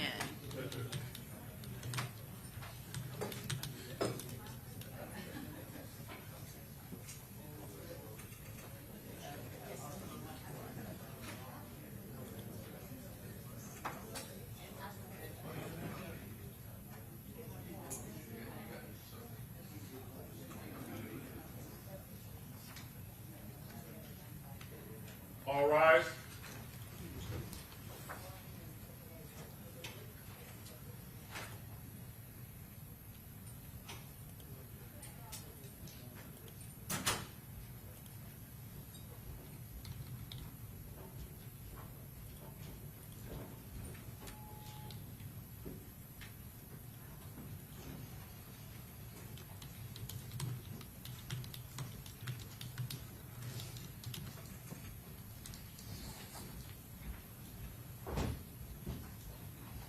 drink yet. Okay, very good. Welcome back. Everyone have a seat. And you may continue. Thank you, Your Honor. Members of the jury, you have already seen a mountain of evidence that shows that Tampa Police Department identified each and every one of those 5 people that came to Tampa in those 2 vehicles. The forensic evidence just adds on to that. There is no dispute with the video evidence and what it shows, and that shows a highly organized and planned first-degree premeditated murder. We have been able to show and prove to you who were all 5 of those individuals that traveled here for a day and did nothing but stalk, track, and follow the victim. Based on the video evidence and the cell phone evidence alone. But after the detectives did a further, deeper investigation into all of the forensic digital evidence out there, it is beyond all reasonable doubt that all 4 of those defendants, Rashad Murphy, Davion Murphy, Sean Gathright, and Isaiah Chance, are the 4 men who conspired to kill Charles Jones, traveled down to Tampa for one day in order to do just that, and they did kill him and shoot up his friends. And if you look at these Instagram accounts, all of the social media, we know who they are. Rashad Murphy, Ghost 187, Sean Gathright, that's his Instagram name, 5 Andre, and Isaiah Chance, Gutaze. We have all of their cell phone records. We know what their phone numbers are. We know what some of the information that was on their phones, not because we got their cell phone devices with the exception of Rashad Murphy, but because we got Apple iCloud search warrants and got the data from the backups from their cell phone devices. We got their iCloud accounts via search warrant. Sean Gathwright's Instagram return results shows what his username is, his account identifier. These are a photo from his Instagram. These are the different accounts that are associated with that phone number, with his Apple iCloud, and with his phone number. You heard all of that testimony from Detective Ramos and all of the information that was obtained from their Apple iCloud, from their Instagram, from their social media that prove that they were tracking and hunting the victim while he was in Tampa. Isaiah Chance, Mr. Richoff War. There is a very real war going on in Jacksonville between ATK, 1200, and 6 Block. And he is a do-it, and he is getting rich off of it because he is willing to take out Charles Jones, the head of 6 Block. There is a reason he changed his name to Mr. Richoff War. Another one of his names, Mastermind. That's his phone number. At double Gutaze, at Gutaze. These are his Gmail. That's his Gmail account, Gutaze42. All tracked back to him and his phone. This is one of his postings from Instagram. Rashad Murphy, Ghost 187, Ghost 187 official at Gmail. You heard that there is detective, gang detective after gang detective that knows Rashad Murphy is Ghost. They just know it. Detective Ramos actually went out of his way to prove and tie this Instagram account to Rashad Murphy, because you can put any name to set up an Instagram account. You heard what he had to do to actually connect him to Ghost 187 to ensure that we know that he indeed is Ghost. The same way Sean Gathright refers to him, GH, on the notepad to set up his phone again. His Instagram return, the vanity name, Ghost 187, there was a Gmail that was associated with it. Subpoena to Google. Google Pay, when you are going to actually use finances or bank information to pay for something on Google, you cannot now use a fictional name. So he was able to get the actual real information, financial account, and the actual legal name associated with Ghost 187 official at gmail.com. And it is Rashad Murphy. Davion Murphy, that is his phone number, that is his Gmail account. Shug Spaz is what he is using to set up his T-Mobile. Again, you don't have to use your name, but you know the significance of Shug Spaz. That is the name he used as his subscriber name. Isaiah Chance, June 6th of 2024. The only count I haven't talked to you about yet is criminal conspiracy, and that is count 2. And all 4 of the defendants are charged with it, because all 4 of them conspired to commit Charles Jones. And criminal conspiracy is just the act of conspiring and agreeing to commit first-degree premeditated murder. And we have started our conspiracy from June 6th of 2024. It probably goes back even farther than that, in Jacksonville and Duval County, and continued on here into Hillsborough County when they actually committed the murder of Charles Jones. But we start the conspiracy, and I'm going to read to you what are the 2 elements we have to prove beyond all reasonable doubt to prove criminal conspiracy. The intent of the defendant was the offense of first-degree murder would be committed. In order to carry out the intent, the defendant agreed, conspired, combined, or confederated with one or more of his co-defendants to cause the first-degree murder to be committed either by them or one of them or by some other person. Those are the only 2 elements that we have to prove, that they conspired with another one of their co-defendants to commit first-degree premeditated murder. It is not necessary that the agreement, conspiracy, combination, or confederation to commit first-degree murder be expressed in any particular words or words that pass between the conspirators. It is not necessary that the defendant do any act in furtherance of the offense conspired. This is a crime just to agree to do it. And here, this case, we actually have the completed crime. They are all guilty of this.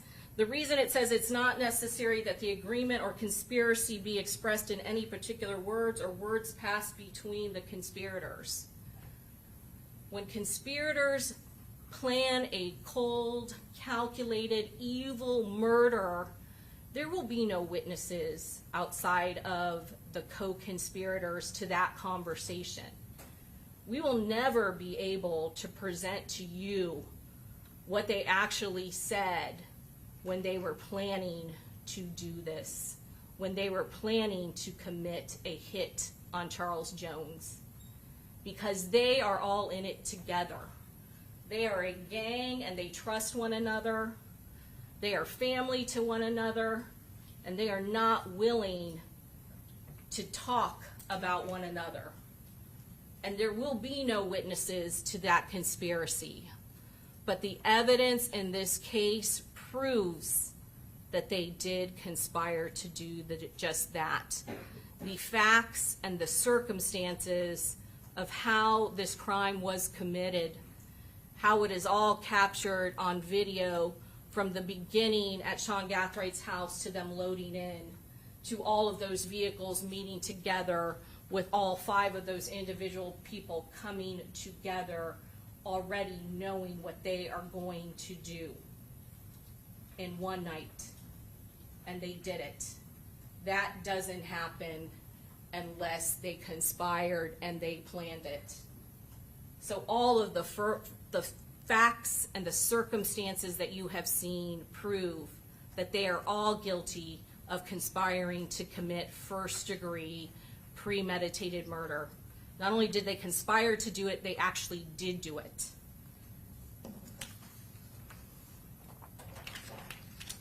And so when we talk about conspiracy, we do have evidence of it, because again, this war is so blatant that it went on social media. There is actually an Instagram story that law enforcement, gang detectives in Jacksonville, Florida monitor. They monitor their Instagram, they monitor their Twitter, it's called X now. They monitor it all because they know that these rival gangs get on social media and taunt one another. They post drill rap videos. On June 6th of 2024, Isaiah Chance eventually gets on X with Charles Jones. But before that, again, we had ample evidence from his Instagram account and his postings of what he is posting about, which clearly show, again, we're going to talk about a gang enhancement in a little while, but that this is a gang war that is going on. He says, "Heem, you never did shit about Tilly Green ass purple. Light skin F you. Couldn't even go get them ones who was sliding. Don't do shit, but you run your mouth all day." He is talking about Tilly, and you heard from those Jacksonville gang detectives about the significance of Tilly. Tilly is one of the people on his side that have been killed in this gang war. And you heard what they were talking about, these postings, that he is posting it and that he is upset. He's upset with ATK because nobody has gotten street justice for his friend Tilly. And he is very vocal and active on social media about this. And then there's even a thing, go to my Twitter, Instagram, keep deleting his stuff because of the content of what he is posting. That takes us to June 6th of 2024. I'm not going to play it again, but you saw that there was a dispute. And this is an open forum. It is a public forum. Anybody can be watching. Jacksonville Sheriff's Office is watching anonymously and recording it because Gathright is talking to his arch rival, Julio Foolio, Charles Jones. And they recorded it, they screen recorded it, and you heard that they are arguing on social media that Charles Jones may have talked about or accused him of being gay, and that Charles Jones is taunting Isaiah Chance. And you heard that Isaiah Chance specifically talks to the victim and asks him about what? How's your foot, cuz? Again, another tie to the fact that they tried to kill Charles Jones by shooting him earlier in October of 2023. He basically is asking him about that injury, and you know that he and Sean Gathright and his co-conspirators are connected now ballistically to that attempt on Charles Jones's life. And at some point, Charles Jones says, "You've got bigger fish to fry," and there's a back and forth exchange between the two of them. And why do we start the conspiracy then? Because we know that there is a dispute between the two of them. We know that they tried to kill him earlier in October. But right after this very public display on social media for the public to see, his two co-conspirators, Sean Gathright and Ghost, who is saved in Sean Gathright's phone as Ghost, surprisingly enough, because this is from the Apple iCloud information. There is messaging between the two of them shortly after their good friend Gathright and the victim in this case, Charles Jones, is going live on X's fighting. They're concerned. They don't want public exposure right now. You have Rashad Murphy contacting Sean Gathright, Isaiah Chance, Gutta Zay's good friend, saying, make sure you're brought in a good headspace before we go with his move. We got bigger shit to tend to, ain't worth any energy right now. They don't want him publicly on social media fighting with the victim. They're very much conspiring to kill. It's not a good look to be in a public war with somebody they are personally trying to take out. Sean Gathright likes that message that Rashad Murphy sends. It is clear who they are talking about. The only person who just went live, it was their good bra, is Gutta Zay. Sean Gathright, I ain't heard from bro, but I'm going to check with him. And then Rashad Murphy says he's probably not going to pick up. He on IG, Instagram, letting these and get him out of character. He turned up on that right now. Also on Rashad Murphy, who's at war with Charles Jones, he coincidentally follows and looks at his very rival's Instagram because he is tracking him. He is following him, not because they're good friends. Charles Jones's group, his friend Robert Howard went to prison for shooting one of his cousins. They're not friends, but he is tracking Charles Jones's social media and actually has saved the very profile picture of Charles Jones to his own. June 14th. This is when Charles Jones is publicly posting on Instagram that he is going to be on Tampa celebrating his birthday at Teasers with the address, June 14th. This is why we have started that conspiracy as far back as June 6th of 2024. It is clear they are already planning on killing Charles Jones. They are already conspiring to do it. Gutta Zay, Instagram, ran up my money and all songs gone. This is another posting, 6:30 on Gutta Zay's Instagram. This is a photo of Tilly, another victim of this gang war, one of his friends that he's posting June 14th. This is Ghost 187, Rashad Murphy, liking Charles Jones' posts. So we know that they know Charles Jones is going to be here in Tampa and where and when he will be. They're not doing this because they like him. The extraction of Rashad Murphy's cell phone in Georgia. All kinds of stuff were taken out of his phone. They couldn't do a whole download because of the state of the phone, but they were able to get some cell phone extraction information. Again, he had a license of his cousin, Davion Murphy. We know that they are connected. We also both know that they are 1,200. Rashad Murphy's cell phone extraction had Isaiah Chance in his phone, saved in his phone. Connection after connection. There is a Youngin Ace video screenshot that was on his phone. Double G, again, we know that is Isaiah Chance on his phone. This is on Rashad Murphy's phone.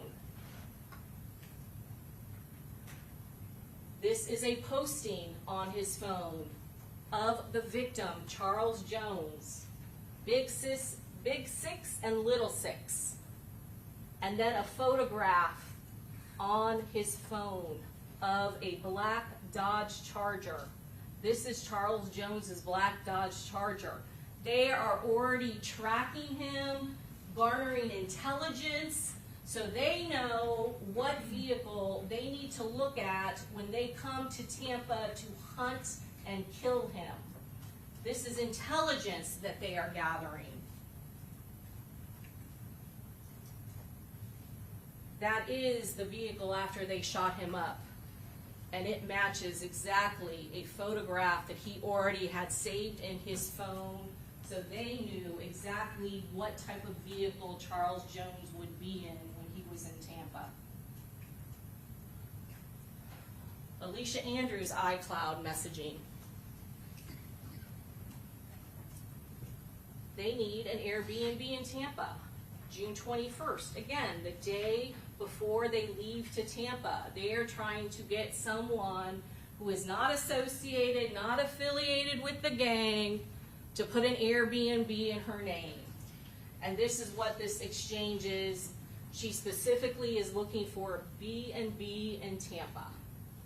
Falls through. So let's go back to Rashad Murphy's cell phone extraction. This is a photograph of a picture that is on his phone wearing the same outfit, the same black boots that he's shown in that Walmart video. And you can see this black mesh bag. You can also see the handle of a firearm. June 22nd, the day before coming to Tampa, he's wearing all black, he's got a black ski cap on his head, he's wearing all black, and he's got a firearm.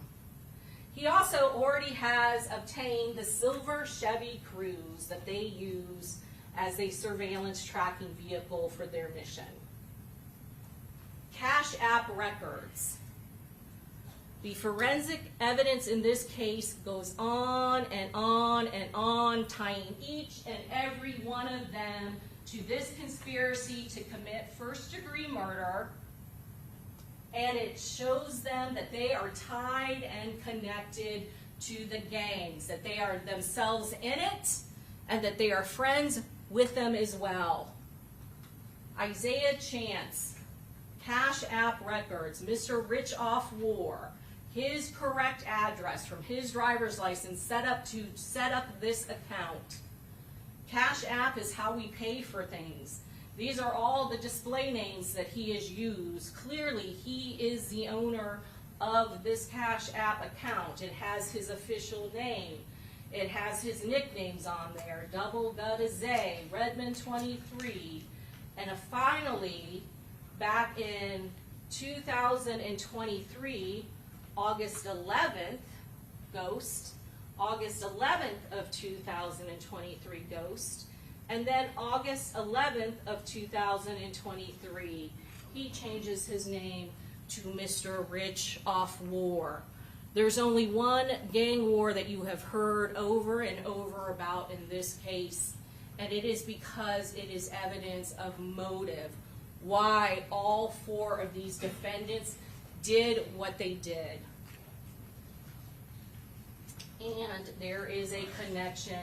There is a $390 payment on the Cash App to Mr. Gutazay, Mr. Rich Off War, Isaiah Chance from J. Greasy, $390 Cash App payment on June 22nd of 2024, right before Mr. Rich Off War has to make make the payment for the Airbnb that is in Rashad Murphy's name.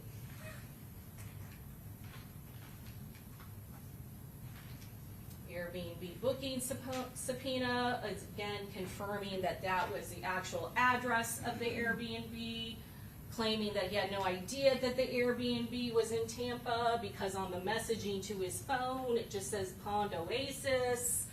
He had no idea he'd be in Tampa, yet he tells law enforcement and lies to law enforcement when confronted with the actual evidence that they have against him.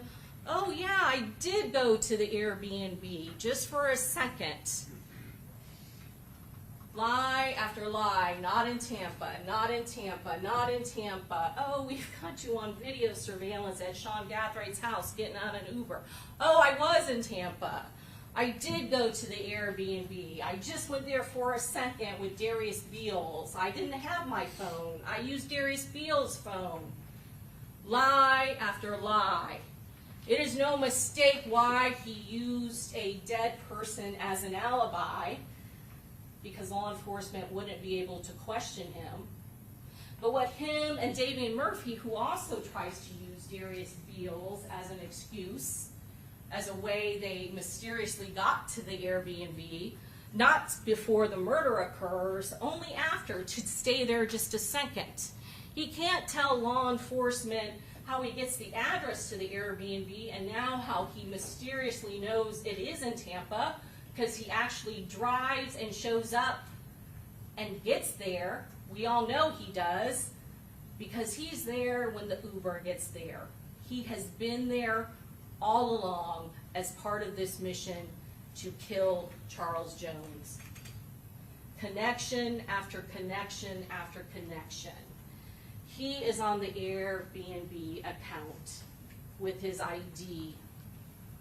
The cell phone extraction of Rashad Murphy has Isaiah Chance saved in his phone as Gunman. There is no mistaking their connection.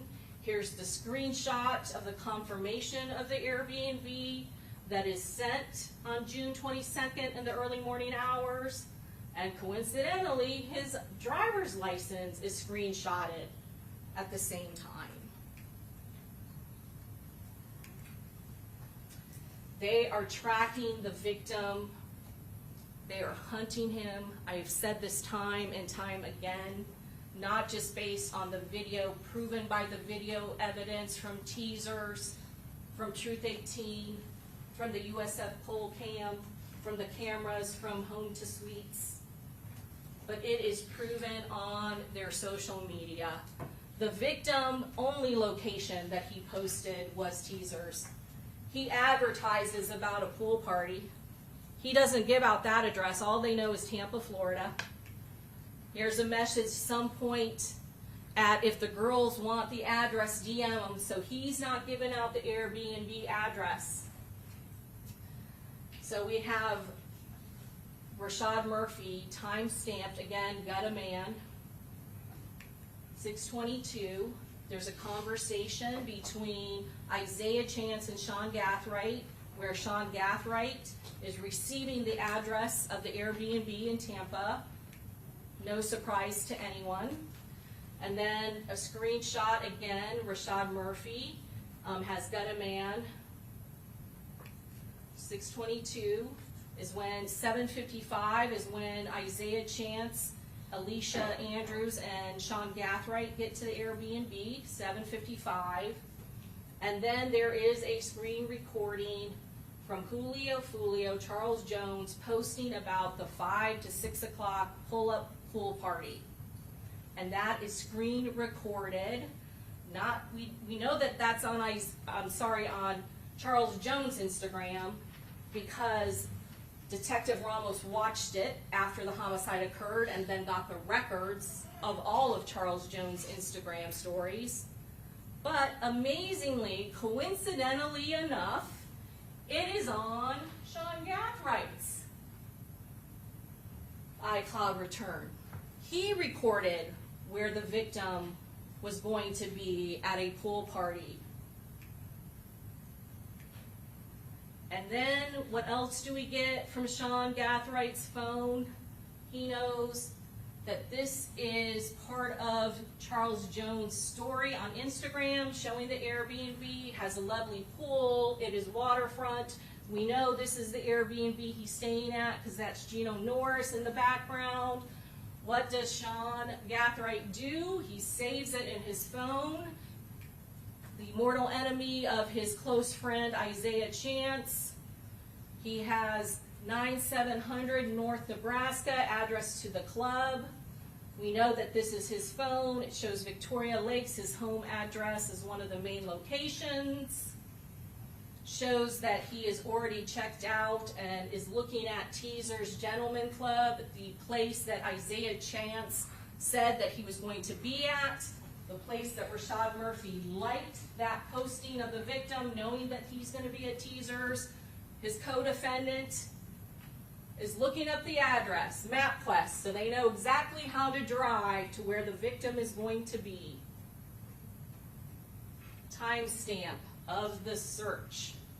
Teaser's Gentleman Club, 6/23/2024. It's not just Sean Gathright hunting and searching for the victim at this Airbnb. Charles Jones is posting and he is tagging Ms. Lee. There's post, and then it is reposted on Ms. Mizzle. I keep saying Ms. Lee, I'm sorry, on Mizzle's post. So now we have Rashad Murphy also hunting for an Airbnb in Tampa. Sean Gathright is trying to find out where Charles Jones is. This co-defendant, Rashad Murphy, who claims not to even be in Tampa, is searching for, see this message, get the B&B from me, gang. That's his words on his Instagram messaging. Hunting, searching for Charles Jones. So now we have Rashad Murphy doing it, we have Sean Gathright doing it, and now we have Isaiah Chance. He's looking up Mizzle, the person he knows based on Charles Jones' Instagram story is with Charles Jones. They all three are hunting him. They want to know where he is at the Airbnb. They tracked him, they followed him, they hunted him, and they found him, and then they gunned him down. That was the only purpose for their trip. That was their mission, and they succeeded at it because of how they planned to commit it. Sean Gathright, again, searching for Charles Jones. You heard about the extraction, the communication that he has with Kyla Enright and Nevaeh Gathright. I need you to text Fat Boy. A lot of conversation, a lot of questioning. Who's Fat Boy? Law enforcement believes Fat Boy is Xavier Edwards. Do we have to prove who Fat Boy is? No, we don't. I don't know who Fat Boy is. It doesn't matter because the context of this conversation is clear. Sean Gathright is trying to find out where Charles Jones is, where Six is, by dubious means, by using a girl to get on a phone, FaceTime conversation with somebody they know that Charles Jones is with, pretending like she wants to get with them so that she can get the address of the Airbnb. I don't know who Fat Boy is. It's irrelevant. What is very relevant, which is evidence of motive, which is evidence of hunting for Six, hunting for Charles Jones, is the rest of this message. Hey sis, I need you to text Fat Boy and tell him you're trying to pull up on him and trying to see him tonight. They want to know why. He's in Tampa right now, but make it seem like you don't know he there. He had a B&B with Six. He like, I want to pull up on him. I'm drunk and I'm trying to F you. That is what he is telling them to do. The purpose of this messaging to these girls are to use them to get intel. Intel as to where Charles Jones is. No, they're trying to say, where are you? You want to come hang out with us? He's like, no, I'm in Tampa. I'm trying to see where his B&B is. He's trying to see where Six's B&B is. Who B&B? Six. I don't care who Fat Boy is. It couldn't be any clearer. This isn't coded language. It is very clear what Sean Gathwright's purpose is. He wants to find Six. These girls actually do it. They report that he's at Beezer's. They get it a little right. He's going to Teasers, not Beezer's. More social media from Charles Jones. Julio Foolio actually saying that he's about ready to go to the show. And we all know, they know where that show is going to be.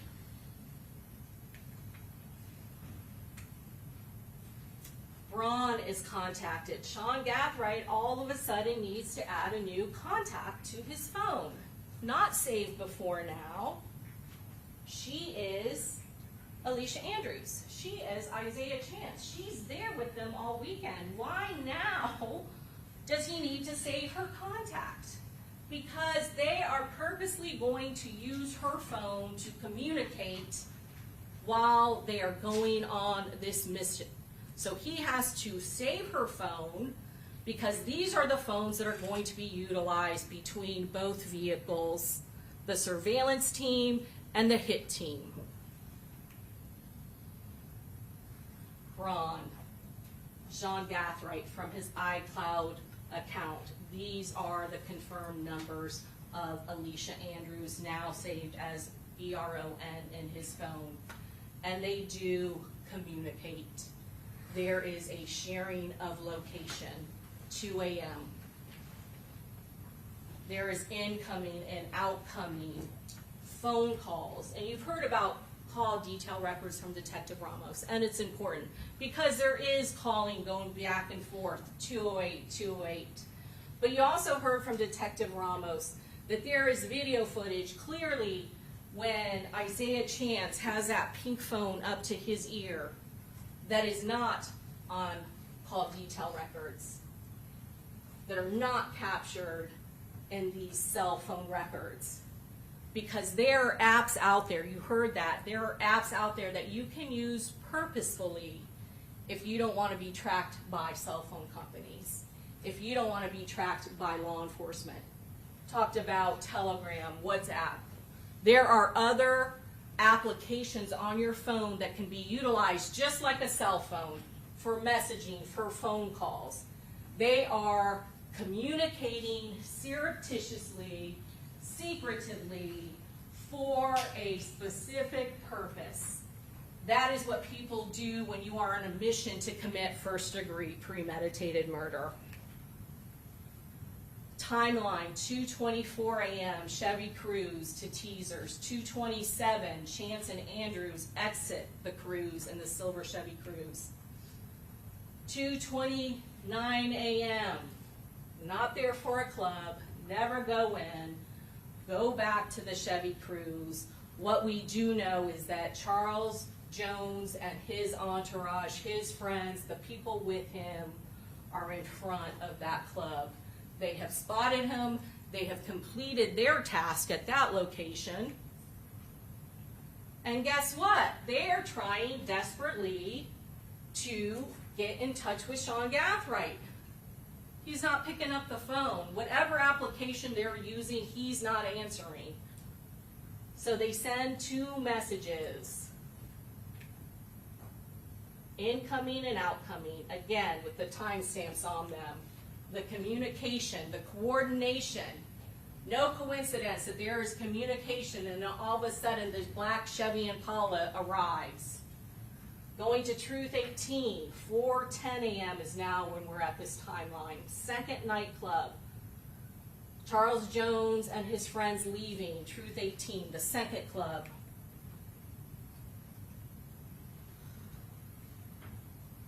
More sharing location between Alicia Andrews' phone and Sean Gathright. Communication, coordination. The evidence in this case is overwhelming.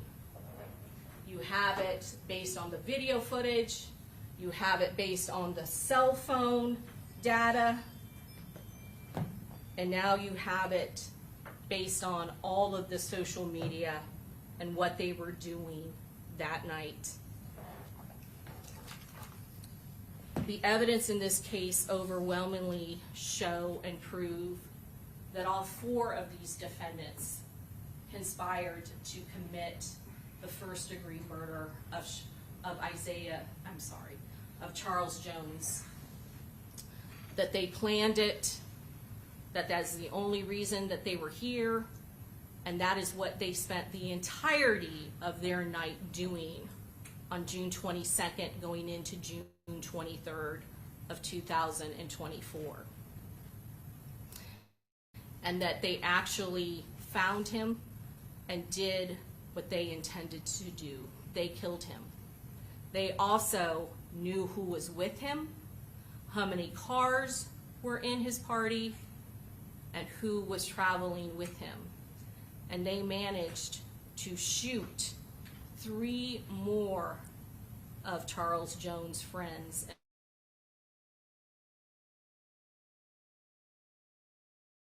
And people premeditated murder for all defendants.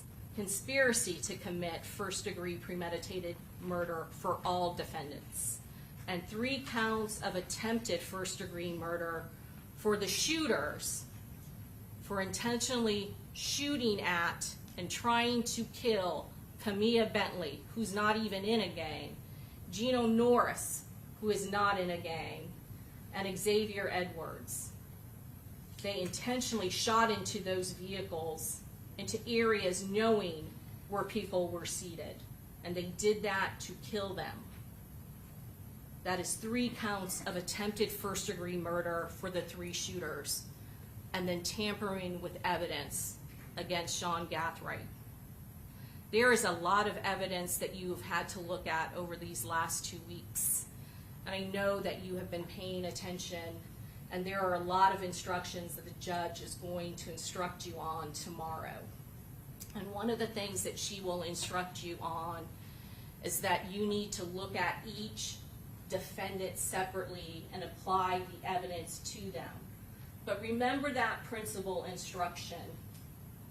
That applies to all of them, because they all intended for Charles Jones to be dead, and they all did something to assist. They all participated. They all had a role. And they are all guilty as principals to first-degree premeditated murder. And you need to put them and treat them into the shoes as if they had all carried the gun that actually shot and killed him. You will also be asked to make special findings. The judge will tell you and instruct you that the law requires you to find each and every one of the defendants guilty for the highest offense that has been proven beyond all reasonable doubt. A professional hit that was planned and executed and completed is first-degree premeditated murder. It is the highest offense. It has been proven beyond all reasonable doubt. To intentionally try to kill his friends, that is attempted first-degree premeditated murder, proven beyond all reasonable doubt. Each and every one of those top counts have been proven.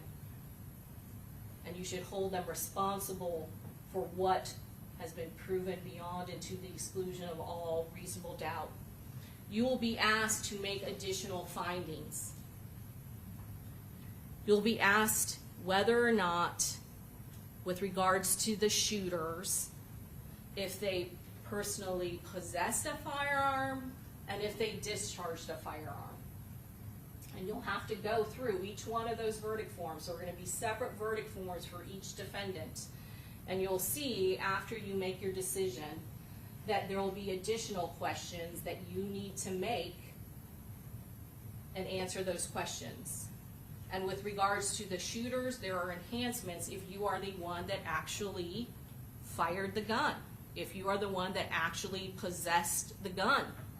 So for Rashad Murphy, for Davion Murphy, and for Sean Gathright, there will be extra questions for each and every one of the counts that will ask you to say yes or no.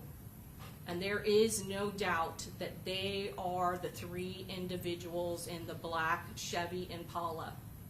The cell phone evidence proves it, as well as all of the video evidence that corroborates and supports it. Not even having to look at or delve in what is in their social media. The other enhancement that you are going to be asked to make specifically has to do with gang enhancements. And they apply to Isaiah Chance, to Rashad Murphy, and Davion Murphy. You will be asked to make findings whether it was proven that they were in a criminal gang and met the criteria for criminal gang membership or associate.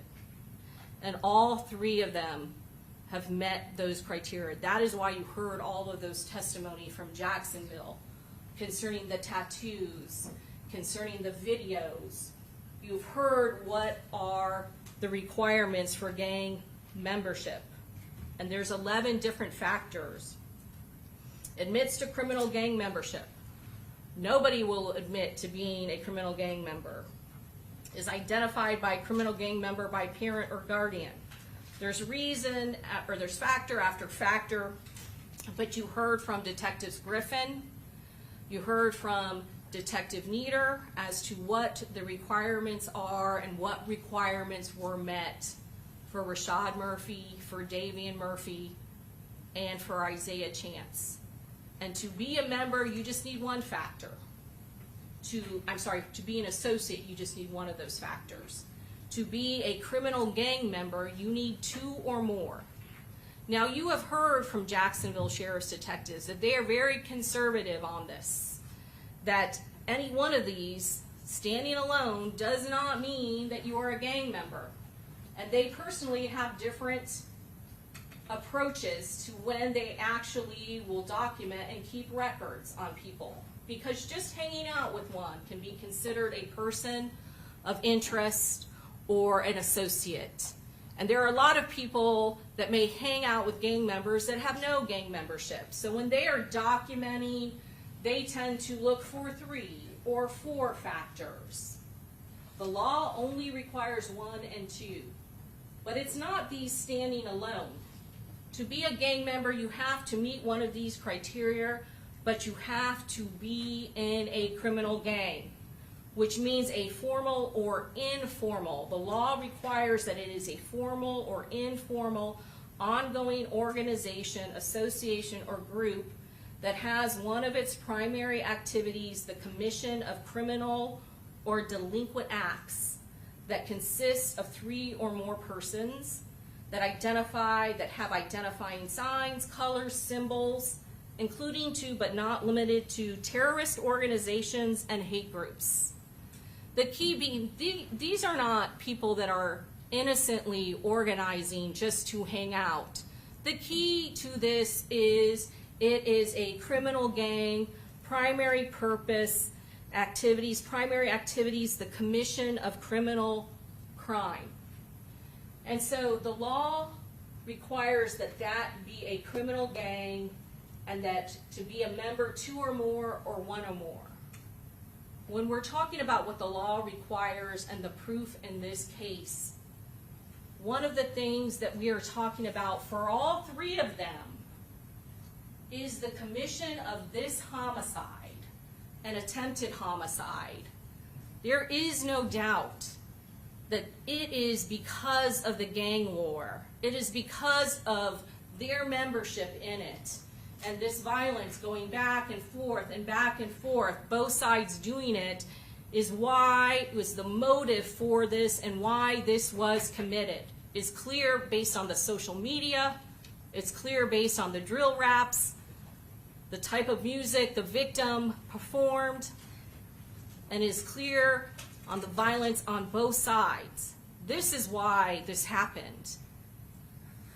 And that in it of itself shows that that gang enhancement, even if the detectives just gave you one of them, would qualify all of them as an associate for the purpose of committing the criminal act of killing the head of 6 Block.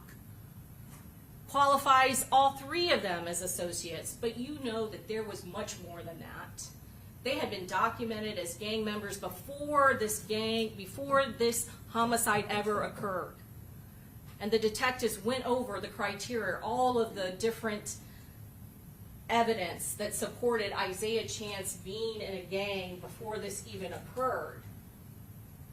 The style of dress, the 23, the gang signs, all of that evidence, he met more than 1 or 2 criteria already before this ever happened.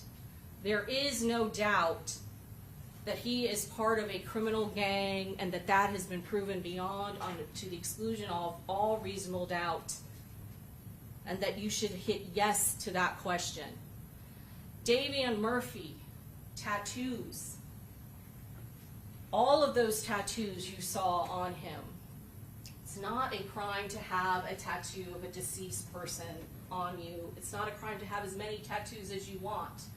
But tattoos that have significance, that are used by gang members of a certain gang, especially of their fallen, killed members, are all over his body. Suge, the date of Suge's death is on there, their names, Jacoby, 12 block is on his back. And you heard on the video with Detective Nieder, when he went to go take a photo of that after the homicide, where he is arrested for killing 6. And the one time where Detective Nieder is going to take a photo of the back of his neck where there is 12 block, from Davion Murphy's own mouth is, that's the one you want. You heard it for yourselves. He knows why this first-degree homicide was happening, why it happened, why he's being questioned by a gang detective, why they want photographs of his tattoo, and when they take a picture of 1200 block, he audibly is heard on that interview, that's the one you want. He is a member of 1200 block, and no matter what he will say to deny it, no matter what excuse he gives for all of those other names on his body, it is because he is 1200. That is one factor. Another factor is that rap song that he wrote well before, where he is talking about Prosper, writing about meeting Prosper in 2007. You saw the posting about Prosper and Junior that was posted immediately after Charles Jones was murdered. They had been up all night, stalking him, tracking him, yet they're up at 4 a.m., 5 a.m., 6 a.m. posting on social media. They're celebrating. That's absolutely what they've done. And you've heard cross-examination, oh, those are their sons. Well, that rap song that he wrote talking about meeting Prosper in 2007 is definitely not a reference to his son. And Bink, another gang member, is in that rap song, that letter that you saw that he'd written well before committing his crime. Physical evidence identifying him as a gang member. Another criteria. And this case, this offense, more than any other factor, is undeniable proof that they are 1200 and that they are ATK, and that gang enhancement applies to Isaiah Chance, Rashad Murphy, and Davion Murphy. That these crimes were committed for the purpose of benefiting a gang, how can there be any doubt? You saw those videos that were posted a day after Charles Jones was killed. Game over. Just do it. All taking credit for killing 6 block. That was the biggest takedown 1200 and ATK could have done. And there's a rap video saying, game over, you don't want a war. There is a gang war. That is the motive in this case. And the mountain of evidence that you have in front of you shows that each and every one of those defendants is guilty of everything that they are charged with.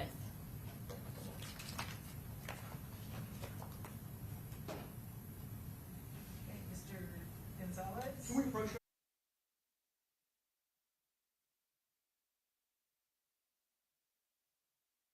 Thank you, Judge. My computer's froze, so I need to shut it down. Oh, you booted it. That's okay, I'm just gonna tell them, okay, and I'll repeat what I said. Okay. It's 11:45, so it's close to, we're not quite at lunch, but we're close to it. So in order not to have to split Mr. Gonzalez's closing argument to you all, we're gonna go ahead and take our lunch break now and take a 1 hour break. We'll be back at 12:45 and continue on with closing arguments, okay? All right, see you all. All right.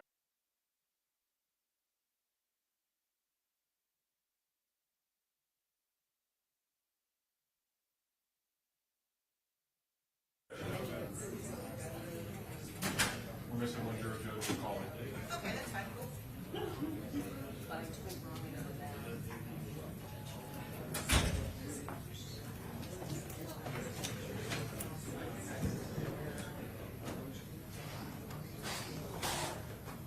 Judge, I did have an issue that I need to report to the court.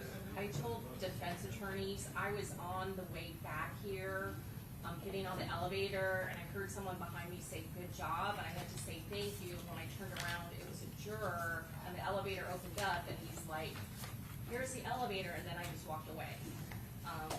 It was the gentleman with salt and pepper hair and glasses, and I think he has a Spanish accent, but I just wanted to report it to all the parties. Carlos, I don't know what's juror number. Yeah, don't say names. Initials only, so I'm assuming based upon that description, it is juror 32, initials CRP. Okay? Right? It's been reported.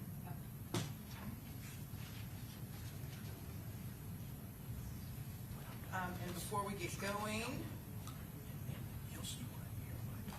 state, here's what I showed were the changes, including copies of all of the updated verdict forms, which you already have, but here you go. And that should be the finals of all the inserts.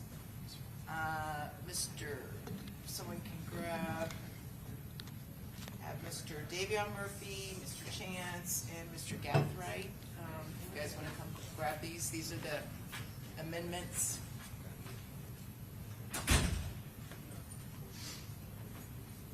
And Mr. Gonzalez, I think you have everything already, but just in case, here we go again. Always use no copy of everything. I know.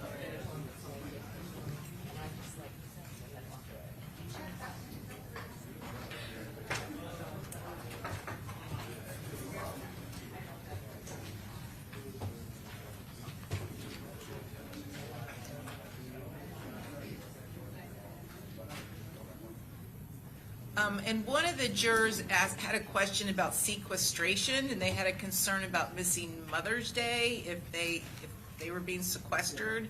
So what I'm just going to tell them is that I'm just going to reiterate that tomorrow morning they will have the case by around 10 o'clock in the morning. They'll have all day. They can work as late into the night as they feel like they're being productive. And that essentially sequestration means they get picked up just to sleep, to be taken to a hotel. And if we need to come back, it'll be on Saturday, okay? So I'm not intending to sequester people over Mother's Day, which is Sunday. So hopefully that will alleviate any concerns. All right, we ready to go? Mr. Gonzalez? Yes, Your Honor. State ready? Yes, Your Honor. Okay. All right, the other defendants are present with defense counsel, so let's bring in our jurors.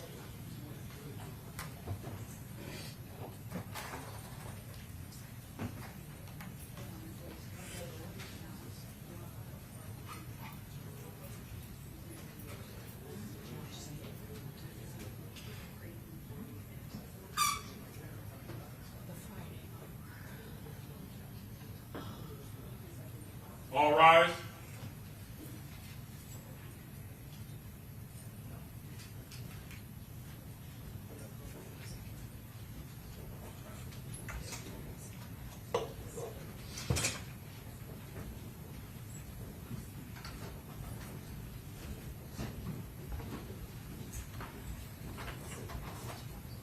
All jurors are in, Judge. Okay, very good. Everyone have a seat. I believe one of the jurors, or some of you, had a question. It said we've got the Mother's Day holiday coming up on Sunday, and about sequestration and how that works. So again, just a reminder that today is devoted to closing arguments, so we'll be here until the attorneys have all finished their closing arguments. We'll break for the evening. We will reconvene tomorrow morning at 9 a.m. I will read the final set of jury instructions. It'll take maybe an hour tops. And and then you all will begin your deliberation. So by mid-morning, you will begin deliberating. I am going to ask you to bring with you just an overnight bag in case you need it. And you all would work until you reach an hour that you can no longer productively work. So you can anticipate having lunch here at the courthouse, you can anticipate having dinner provided here at the courthouse. And if it gets to the evening hours and it's getting late and you guys feel like, you know what, we're not close and we just need to take a break, that's when you would be sequestered. And you would be taken basically to a hotel just to sleep. That'd be basically it. Then we would return Saturday morning, okay? So you would not be, I would not sequester you all over an entire weekend with no contact with your families, no phone, no TV. I wouldn't do that, okay? And then if you come back, if we came back Saturday morning, it'd be the same deal. We would just go until you all reach a verdict, okay? Okay, very good. Mr. Gonzalez. May it please the court. Yep. Counsel. Ladies and gentlemen, good afternoon. I'd first like to thank you on behalf of Rashad Murphy and my co-counsel Danny Hernandez for the patience and the attentiveness that you've shown us all over what feels like about 6 months. In all seriousness, because this is a serious matter, sometimes we need just a little bit of levity every once in a blue moon to kind of get both of our feet back on the ground.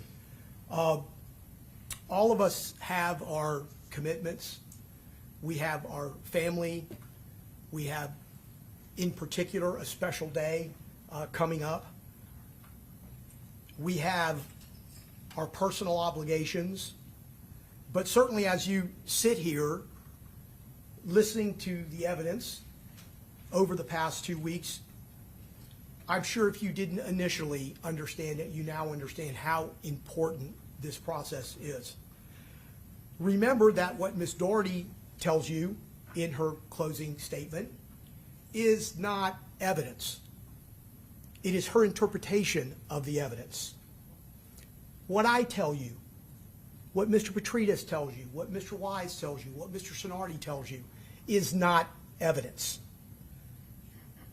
Evidence comes from the witness stand. Evidence comes from those items of evidence that have been admitted for your review that will go back with you to the jury room for your deliberations, whether it be videos, whether it be photographs, whether it be items of any kind. And you are the triers of fact, not us. We interpret what we believe the evidence has shown you. And therefore, you can presume and expect we would see things in a different light. I represent Rashad Murphy. As you know, Rashad Murphy sits right there in that first seat. And it is the first seat of a very long L-shaped table with a table behind the table. And the reason that that is important is because you know, because we banged in jury selection for day upon day, that Mr. Rashad Murphy, as well as all of the other defendants, have maintained that they are not guilty, and that presumption of innocence follows them until such time as the evidence proves to you each element. You heard Ms. Doherty talk to you a little bit about certain particular crimes, and she said, element number 1, element number 2. You will be instructed by the court on each one of the charges that have been brought against every one of the defendants. For the most part the same, but some a little bit different, and they will all have elements. And you have promised us, me in particular, because I'm the one standing here, that you will hold the state to its burden to prove each and every one of those elements as to each charge that has been presented to you for consideration, beyond and to the exclusion of a reasonable doubt. Rashad Murphy, plain and simple, cannot be placed in Tampa, Florida on 4:40 a.m. on June 23rd of 2024. when Charles Jones, Julio Foolio, was killed.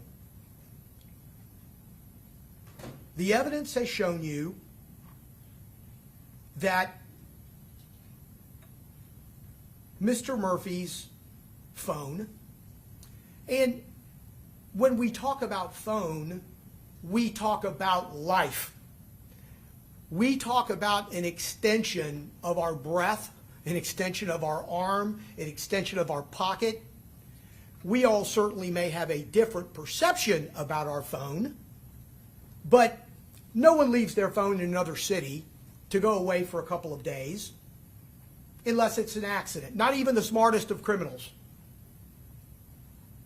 Nobody anticipates, hey, I don't want somebody to see my Instagram. I don't want somebody to track my phone and give location data through cell sites. Nobody wants and thinks there's going to be timing advance that is going to ruin or complicate whatever crime I intend to commit. What the evidence shows you, I believe, is that Mr. Murphy's phone is not tracking from Jacksonville to Tampa. It is not in Tampa. It is not moving around Tampa at any relevant time to this murder. And the theory of prosecution as to motive is just misplaced. That is evidence. That's what the evidence tells you. And we're going to talk a little bit later about how you categorize that and what I believe the law and what you will be instructed tells you what to do with it. In addition to the absence of Rashad Murphy's phone in Tampa, which is very significant considering everything you know about phones and everything you learned that you probably didn't know about phones before you sat in those seats. The state would suggest to you that evidence of Mr. Murphy's presence in Walmart on June 21st at about 10:20 a.m. at night provides strong evidence that he participated in the murder of Charles Jones, and it is in fact shooter number one. And why do they do that? Solely and simply because the clothing that he was wearing during the course of the video captured at Walmart, as compared to shooter number one in the Home 2 Suites and Tesla videos, is similar. I know the state suggested to you, well, who wears a beanie in June? Well, a lot of people do. A beanie is a standard piece of clothing that I would suggest to you is yearly. No matter that it's hot, no matter what the temperature might be, it's an article of clothing. It is an article of clothing like a black hoodie is, like black jeans are, like black military boots are, and my suggestion would be in your everyday life, think to yourself how often or how little you see that manner of dress. Black hoodie, what Detective Ramos opines is a black leather belt, black jeans, and black military boot. I would ask that you pay close attention to State's Exhibit 100 and State's Exhibit 59, which will be with you in the course of your deliberations, but they have provided to you, and I will provide to you, this composite that would show Rashad Murphy at Walmart buying items, and then to your right, shooter number one. Detective Ramos made a comparison of those clothing, and a significant point in his testimony would be what he sees in the form of a unique tear in both sets of jeans at the left knee. recall that he described it when asked as a perfect match. As we look at Exhibit 59 and 100, a composite that is here for you to view at this particular time, you're going to have to draw your own conclusions when you look at this. And you watch it on your screen, or you collaborate with each other and decide, does anything in those two sets of clothing, other than their style and their color, cause you to believe that it is evidence sufficient to convict Rashad Murphy of premeditated first-degree murder, 3 counts of attempted premeditated first-degree murder, and conspiracy to commit first-degree murder?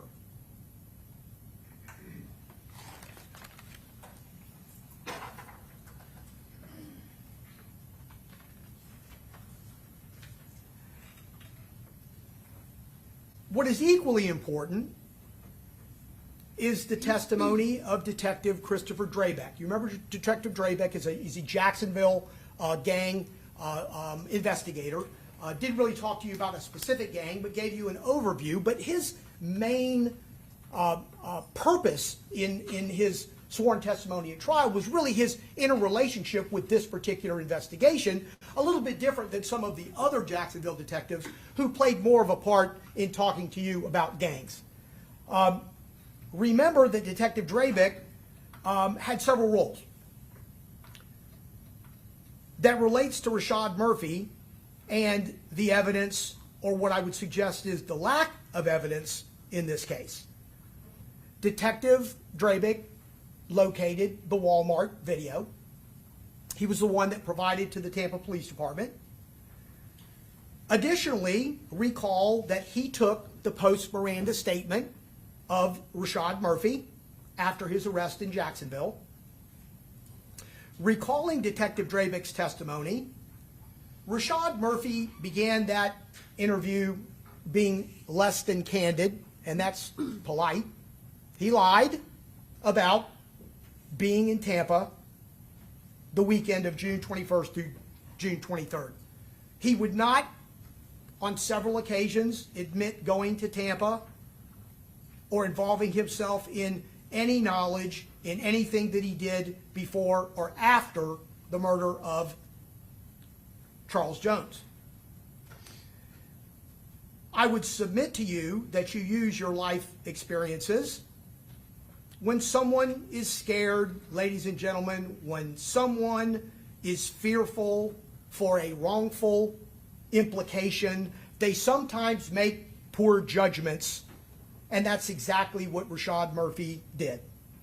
It's common to attempt to remove yourself from the closeness of a bad situation, but don't automatically presume that that means and equates one-to-one that he's lying about having committed a murder, because those are two different things.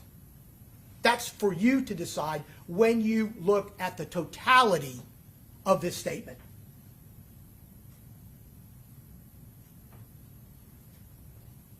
But that's exactly what Rashad Murphy told Detective Draybeck. Recall that Detective Draybeck said that Mr. Murphy said that he knew, he actually tells him, he knew if he put himself near Tampa, it would implicate him in something he didn't do. So he rationalizes, or he tells him at a certain point of time, probably way too late, why he did this.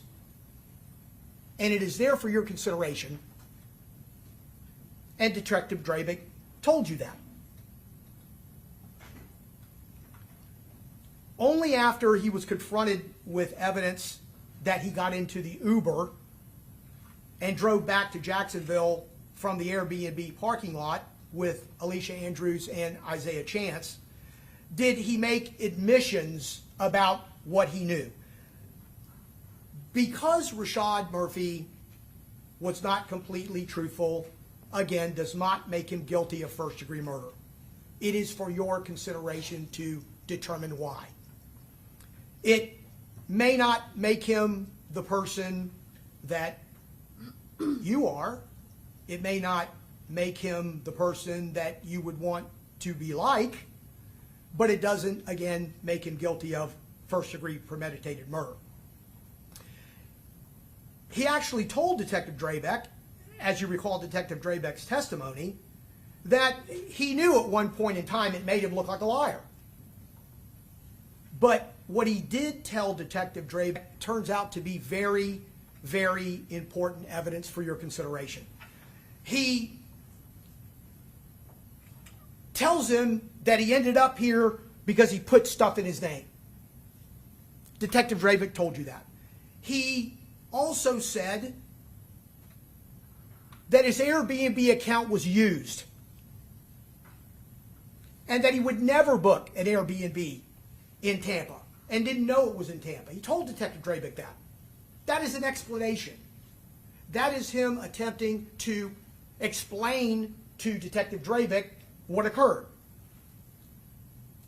What he said was that his account was used. He also said he thought his vehicle was going to Orlando to take things to his brother. Well, when he's saying that, you don't really put two and two together until you look at the entirety of the evidence. And he said he thought he was going to be helped out by having those items taken.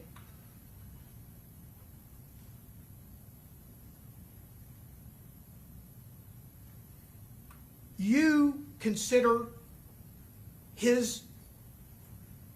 the testimony that comes through Detective Draybeck and look at your notes if you took them to determine whether Rashad Murphy even owns a car when the state suggests to you a theory of prosecution that Rashad Murphy drove that silver Chevy Cruze down to Tampa. And why do I say that?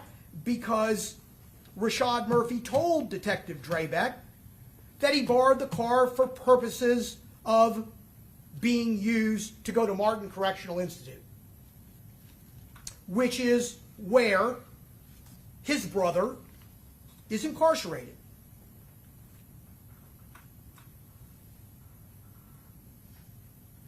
Rashad Murphy then tells Detective Draybeck that he went to go check on the Airbnb.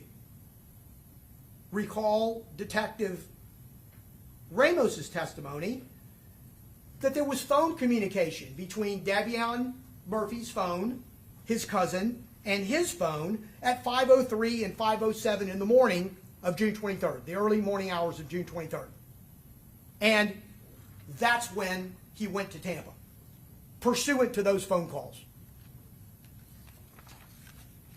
He also tells Detective Draybeck that he gets a ride from Darius Beals to Tampa, and that when he gets to the parking lot, he goes to the back door and knocks. No one answers, and he goes back to the parking lot. They are coming out of the Airbnb, and he gets in the Uber with Isaiah Chance and Alicia Andrews and drives back to Jacksonville. If you'll remember Detective Ramos, he suggested and battled with me a bit on cross-examination, suggesting that Mr. Murphy's interview indicated that he went to the Airbnb and went into it. And that's an important issue. It's something for your consideration when you seek corroboration, when you seek what is the best evidence. And I'll say this now, and I'll probably say it sometime later on. Corroboration is what makes evidence important. Things can't always be corroborated, but when they can, they provide you an important feature for your consideration. And so in State's Exhibit 145, you're going to have that colloquy of that interview for you to listen collectively, individually, one time, 7 times, in order to determine what Rashad Murphy says with regard to entering that Airbnb.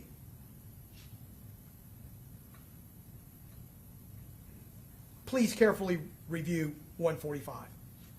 So, because Darius Beals had been killed on June 28th, ironically, 5 days after this particular trip, he could not be interviewed with regard to seeking cooperation on this trip with Rashad Murphy. What was done, though, is that his phones were in evidence and collected as part of the investigation of his death, and there was an extraction done. We've learned more than we can ever hope to need for the rest of our lives about extraction. I can only presume, and I certainly don't want to presume wrongly as it relates to each of you individually, but you saw, and the state provided you, cell site location, information, and data that would have you believe shows Darius Beals did not drive Rashad Murphy to Tampa. But the problem crept up that there was more than one phone associated with Darius Beals. And as you will see and we'll talk about with Rashad Murphy's extraction, it was not a full extraction. The phone was operational. Detective Ramos said that they could not get location data from it. Detective Trey'Vionne said that as well. And although the iPhone can be accounted for, the Samsung did not result in the type of extraction. We didn't see that one. There was an extraction. It wasn't put into evidence what its results were. We only saw the results of the iPhone. And what is curious about that is that it doesn't tell us whether or not Darius Beals traveled with Rashad Murphy, as he testified to, and was in possession of the other phone. Now, Detective Ramos, without showing us, told us, well, wasn't turned on that day. Well, I would submit to you, when we're talking about somebody's life, and we're talking about reasonable doubt, and we're talking about the state meeting their burden, what we have to talk about is, can we simply just dismiss that phone was not in Darius Beals' possession? Because Detective Trey'Vionne didn't dismiss it. And how do we know that? When I questioned him about it, he said, I could not say where that phone was located, and he could not preclude that it did not travel to Tampa. And that was the right answer. It is the true answer. They cannot tell you that.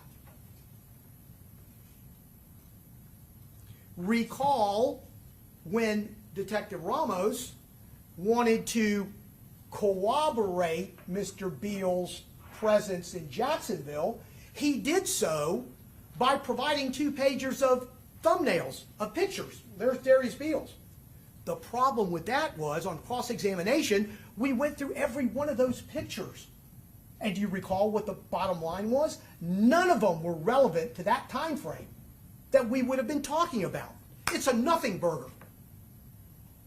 Unless it was just left to be taken for granted. They talked about facial recognition, but guess what? Facial recognition, more than one profile for facial recognition can be on a phone. It's very common, especially in shared phones, especially in secondary phones where more than one person may use it.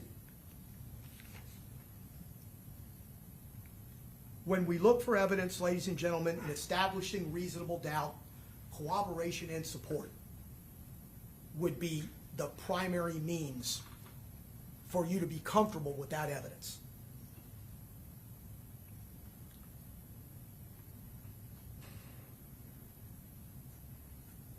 While we talk about cooperation in the form of evidence,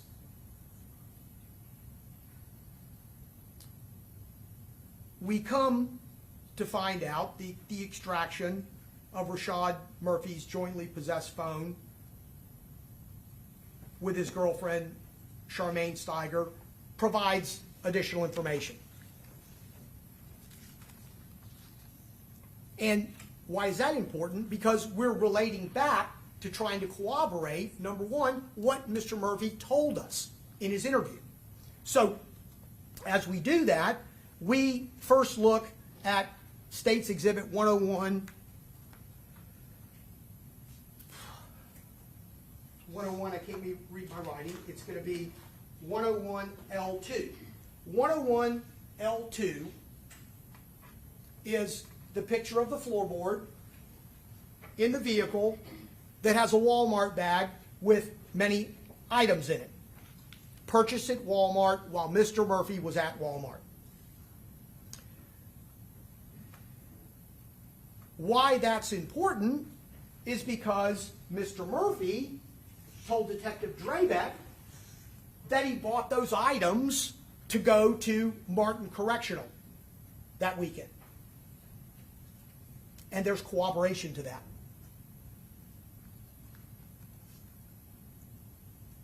What we also know, and when we talk about the Airbnb, remember the Airbnb and the confirmation email that was sent to Rashad Murphy. Remember what Rashad Murphy's explanation was about that Airbnb. The confirmation, which states 101M, we've looked at it a couple of times and talked about it.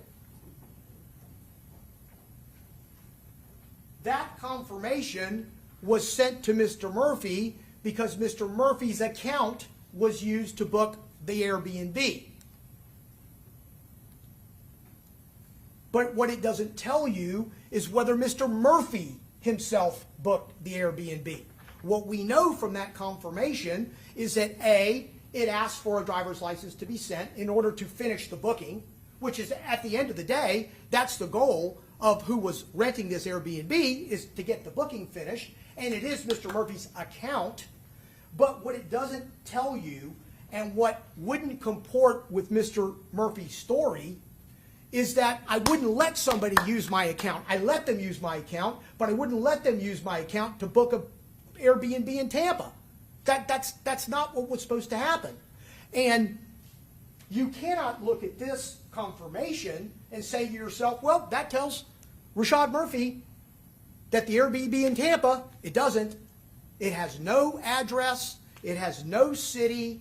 When you look at it, all you see is a confirmation at Lagoon Oasis for a 2-bedroom, 2-bath. That's corroboration to his story, to his statement that he gave. When you look at credibility to that extent. Now, understand, let's relate back to the fact that Rashad Murphy lied.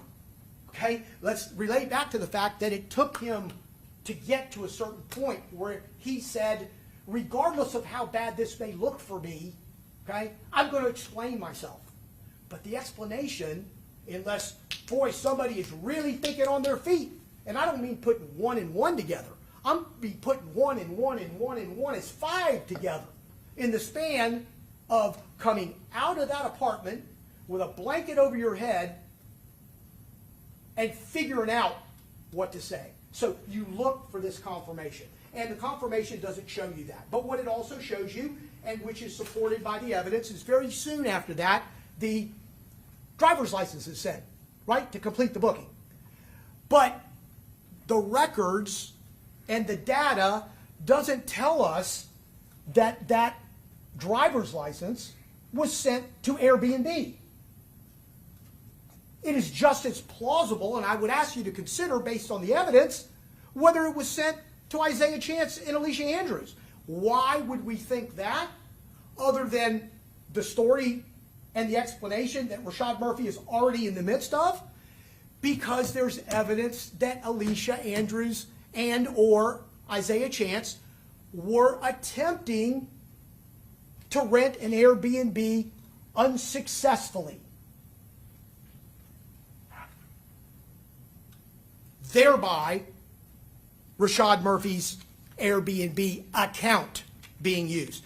And how do we support that a little bit further? In addition to their attempt to unsuccessfully rent an Airbnb, Isaiah Chance pays for it.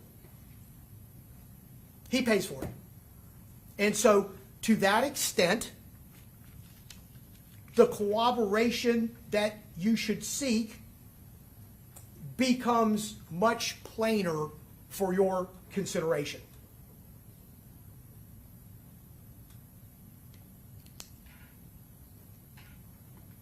As we continue to use Rashad Murphy's interview as support for the sequence of events, he relates to Detective Draybeck, who testified,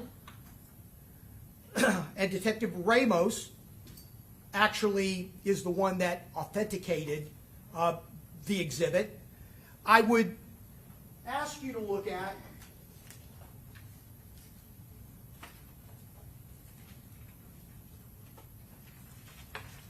Defense Exhibit 3.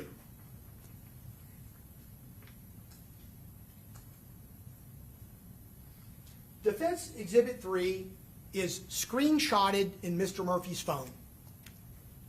And unless he thought about the bag of the items, and he thought about the Airbnb, and he thought about the text message, and he weaved like a spider a web in a very short period of time, what is being portrayed here, and I'll read it, the first part's cut off, but bathroom inside parking lot, inside the men's bathroom, inside the garbage can, inside the Walmart bag. Okay, them the last instructions, right? Yeah, but remember, before they actually let you in the parking lot, it's going to be a checkpoint. Tell them I'm applying for a job. I called up here yesterday. They told me to come pick up my application today. Then they're going to let you in the parking lot to make sure you park close to the bathroom and have y'all in your pants or something. Once you put it in the garbage can, walk up to the entrance window of the prison and get an application before you leave back up. Later, that becomes important because what happened? Things didn't happen. Chevy Cruz didn't go to Martin Correctional. Items didn't go to Martin Correctional. What's going on, brah? Did you make it? My people say didn't see it. Didn't go. Didn't happen.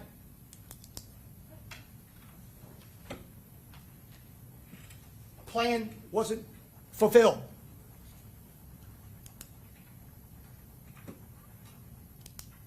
Detective Ramos, well, first let me go back to Draybeck. He indicated that there were going to be items going to his brother at Martin Correctional Institute. Where is that? South of Jacksonville, south of Orlando, south of Tampa, on the East Coast. That's where Detective Ramos told you Martin Correctional was. So what does Ramos do? In further corroboration to what Rashad Murphy is telling you, he does a reverse. He gets that phone number on that text messages, and although he doesn't speak to the subscriber, comes back to a person who's incarcerated where? Martin Correctional with Shaheem Murphy, Mr. Murphy's brother.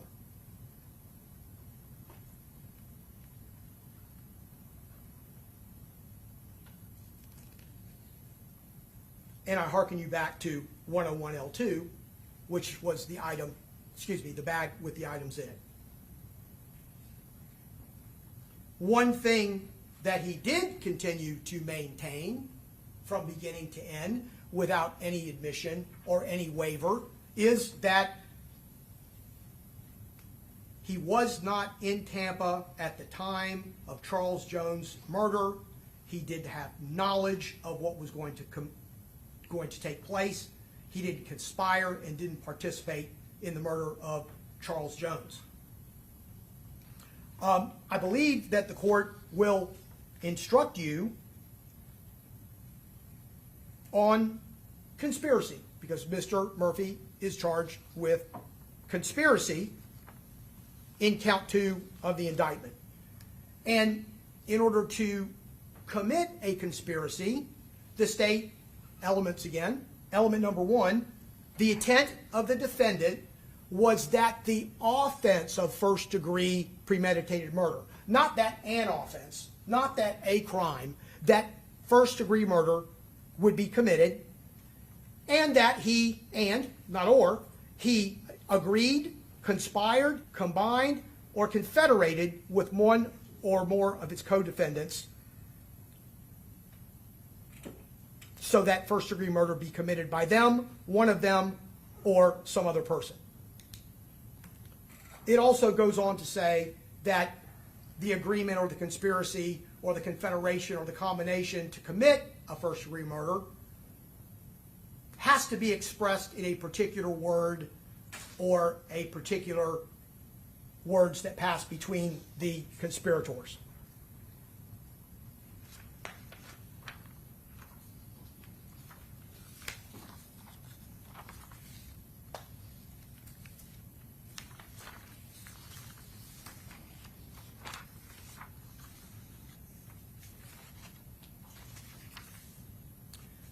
We also heard from Detective Ramos, who again was the lead detective in this case for a significant amount of time on a couple of different occasions, on a variety of different things over a couple of days. Despite Detective Ramos' wealth of information and evidence uncovered throughout the course of this investigation, he had to indicate to you when asked that there was no evidence to determine the occupants of the black Chevy Impala or the silver Chevy Cruze at any relevant portion of time in Tampa as it relates to Rashad Murphy, because I am here for Rashad Murphy, and Rashad Murphy is one person. He's an individual. And that's what Detective Ramos said. I cannot corroborate and have no evidence that Rashad Murphy was an occupant of either of those vehicles during any relevant times on the way from Jacksonville to Tampa and while in Tampa. Again, no cell phone evidence, no cell site locations, no data that relates to Rashad Murphy, no identification of him as one of the three shooters, except for the similarity of clothing, which you will look at, I'm presuming, very closely as you deliberate. Not one of the victims can identify anyone. And again, the state told you, and I get it, in that type of circumstance, the way they were dressed, nobody's going to make an identification. But you know what? Sometimes things happen.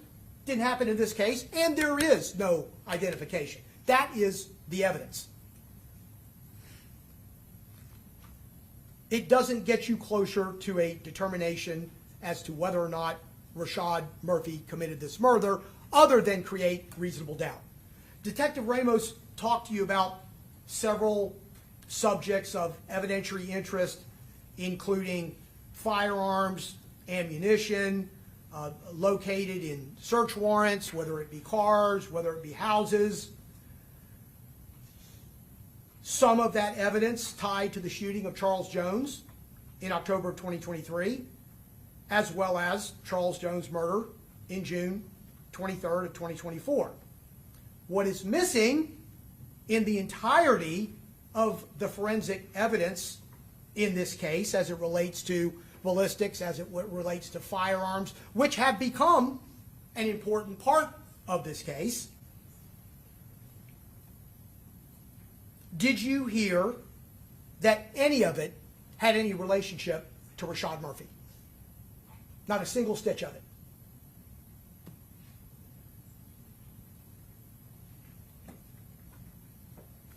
There is no video in this case at any juncture that would identify Rashad Murphy, short of a guy wearing all black.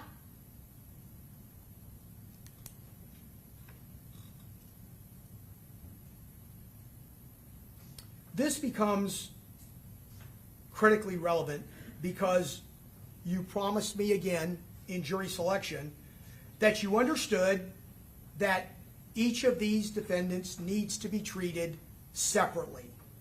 You have to compartmentalize the evidence that exists as to one or more, if that be the case, of these defendants and not others, specifically as it relates to Rashad Murphy. You should give consideration to the evidence that you heard from the witness stand, and obviously with those pieces and items that have come into evidence through the court, and to what extent it implicates a person or persons and not other person or persons. It's a tough task. Over 2 weeks, you heard a lot. And it will take, I predict, a significant amount of deep diving into how all of this interrelates. And it won't be simple. It won't be simply just so-and-so talked to so-and-so. We're going to talk about why.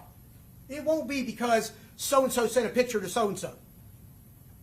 It won't be so-and-so got a picture from somebody who's unknown on a certain day, 4 days before the murder, or a day after the murder. It's going to be more complicated than that if you're going to give each and every one of these defendants the type of review that's necessary in a premeditated first-degree murder with the most significant stakes that anyone could ever face in any crime. Objection. All right. Come up here real quick.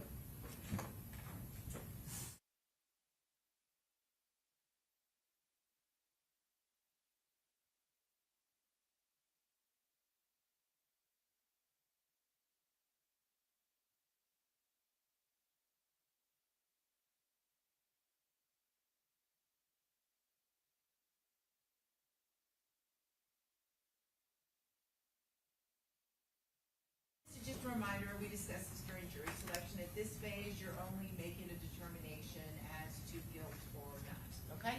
Nothing else at this juncture. All right, you may continue, Mr. Gonzalez. Thank you, Your Honor.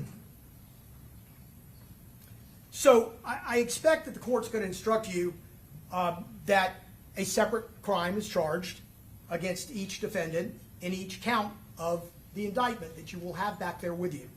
The defendants have been tried together. However, the charges against each defendant and the evidence applicable to him must be considered separately. A finding of guilt or not guilty as to one or some of the defendants must not affect your verdict as to any other defendant or other crimes charged. This is the law, and you must apply that law to the facts. Ladies and gentlemen, this case has been overrun and dominated by a significant amount of gang evidence. The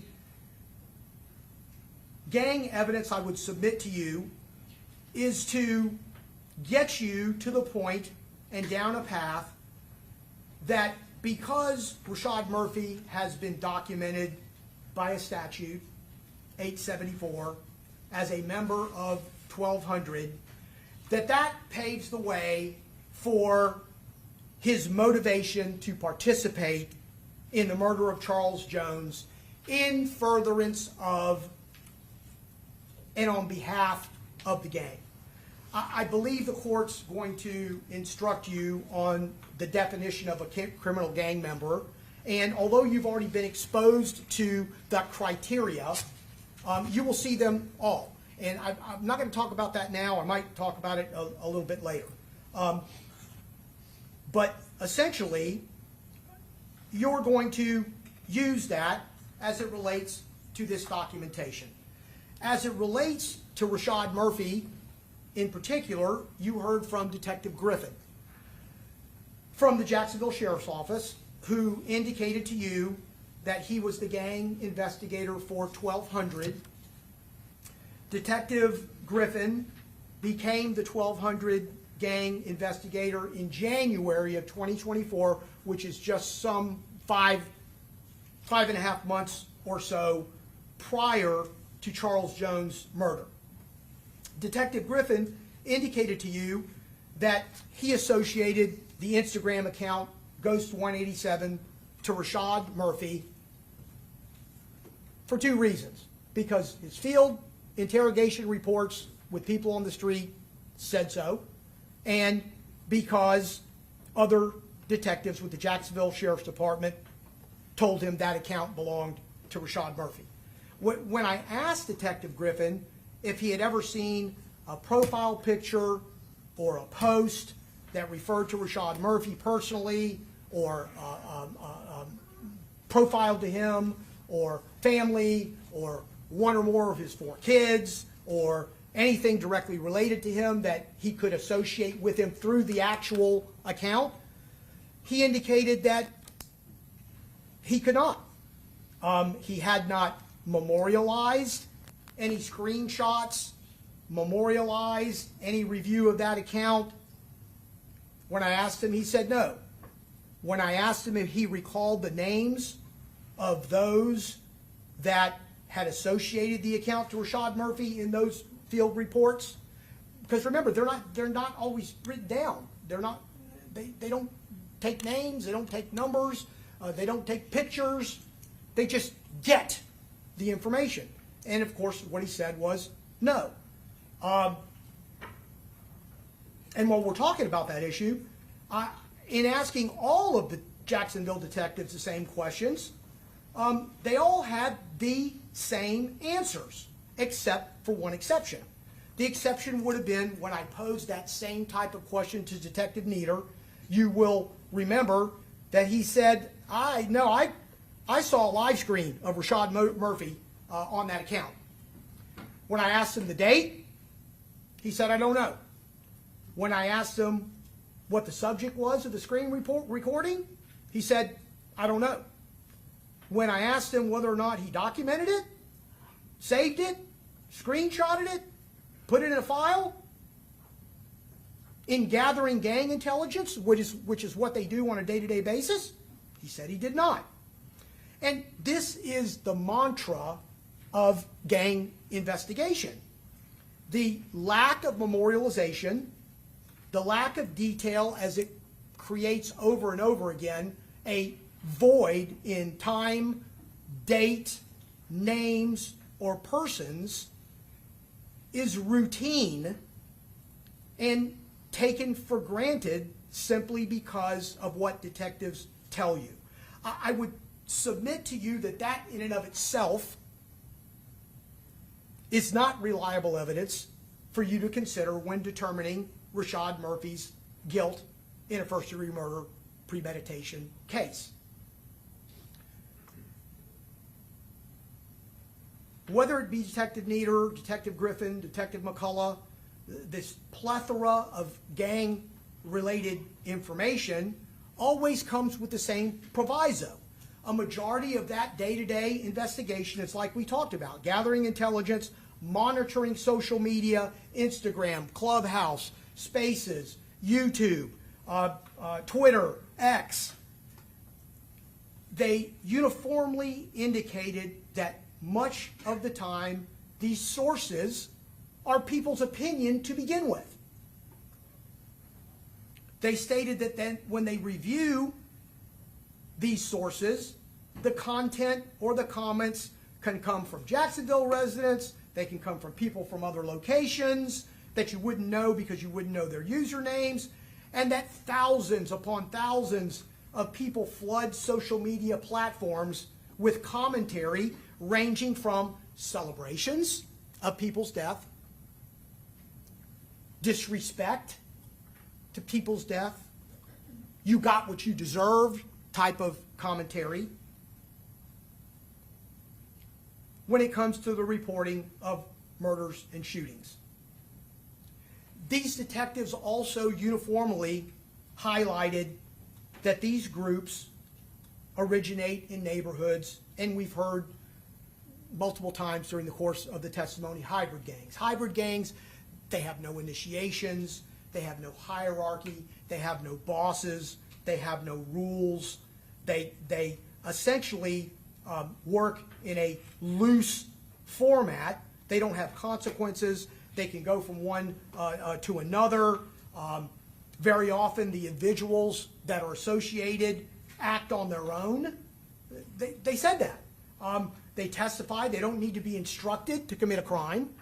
They don't need to be told to go do a crime. They don't say, okay, you, and you go do this crime. It doesn't work that way in a hybrid gang.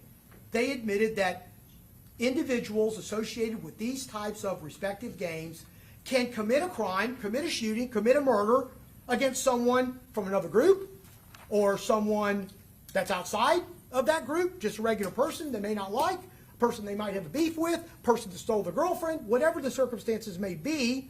And that could happen even without the rest of the group even knowing that it was committed until after it was done. So what I'm trying to get at is that you shouldn't just poof assume that every time something happens, it's in relationship directly to the gang, especially this kind of gang, as testified to over and over and over again.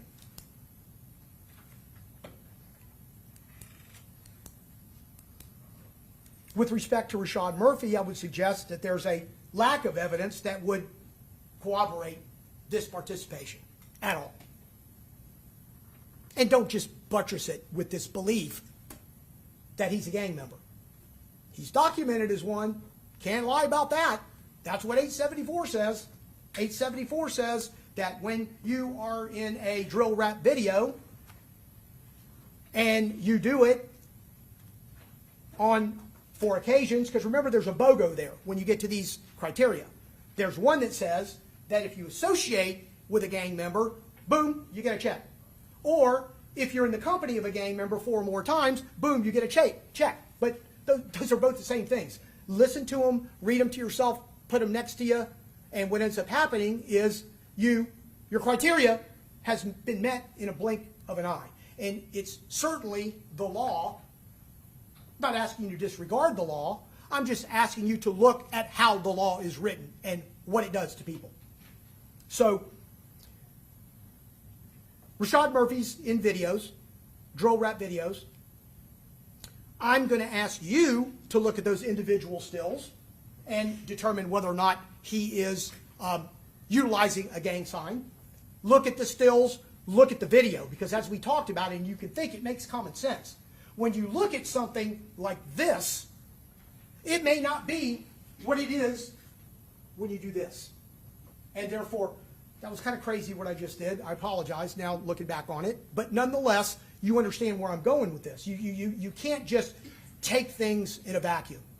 So follow that up and finish it up with, in 2021 and 2022, Rashad Murphy, based on a field interrogation report, was stopped as a passenger in a car with Noah Williams, Spinabenz, who is at that time, 2021, a documented gang member of ATK, and therefore you're a passenger in his car, you've known him all your life, you grew up together, and you have now checked off that criteria.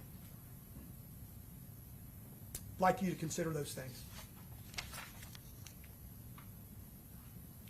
Criminal gang member definitions. I'm not going to go through them. The criteria is there. You heard it multiple times during testimony. You will have it as a definition when you deliberate. And I would ask you to consider it.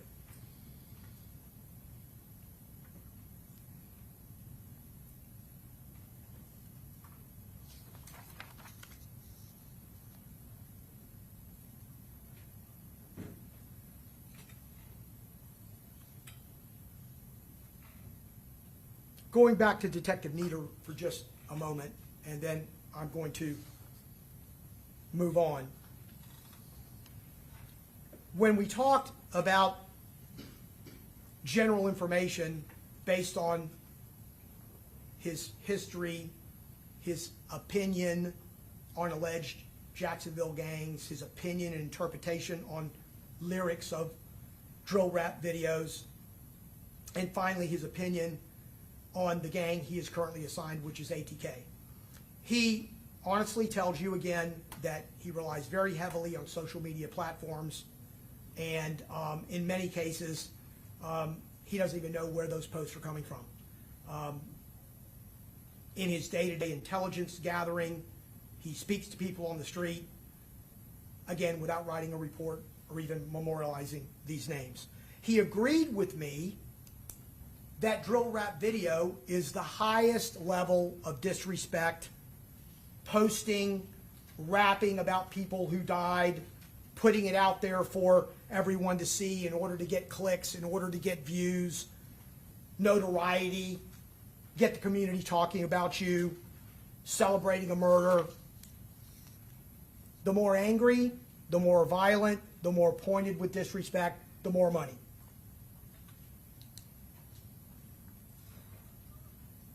He also told you that with respect to many of these incidents that would form the basis of this war,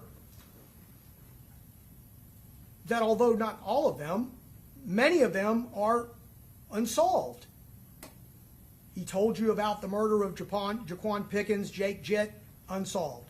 He told you about the murder of Antonio Tilley, who was in fact killed by Jaquan Mills. This was testified to. And Jaquan Mills is not a gang member.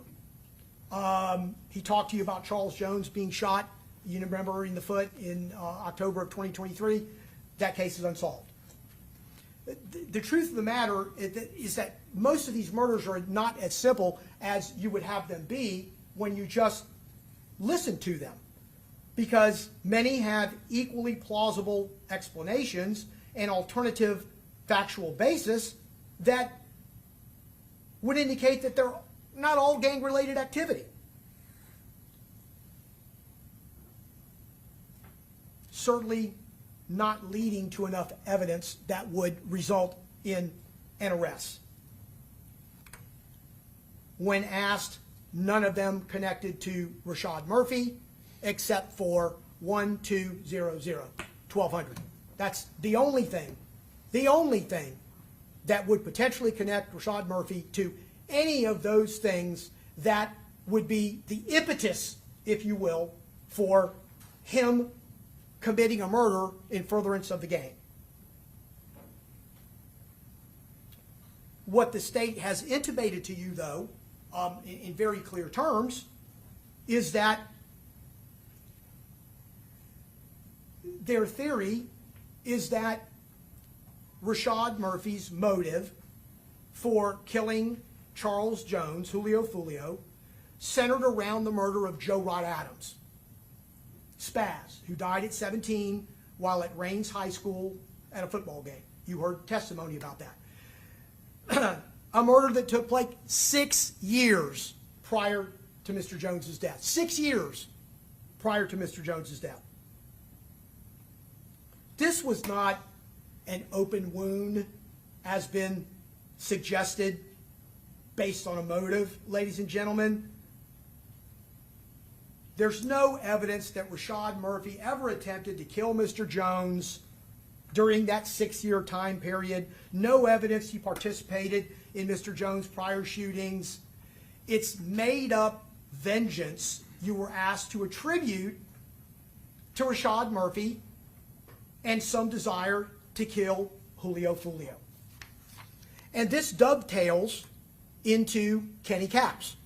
And I'm going to try my best not to talk for a very long time about Robert Howard, Kenny Capps. Remember, he was charged in the Joe Rod Adams murder, but in addition to telling you that there are no gangs, they're just neighborhoods, Mr. Howard ended up being charged with first-degree murder in that particular case with Joe Rod Adams. And he ended up pleading to manslaughter and doing 5 years. He got out in May of 2023. I'll try to spend as little breath as I possibly can on Mr. Howard, because I believe the evidence indicates to you that when he talked, lies fell out.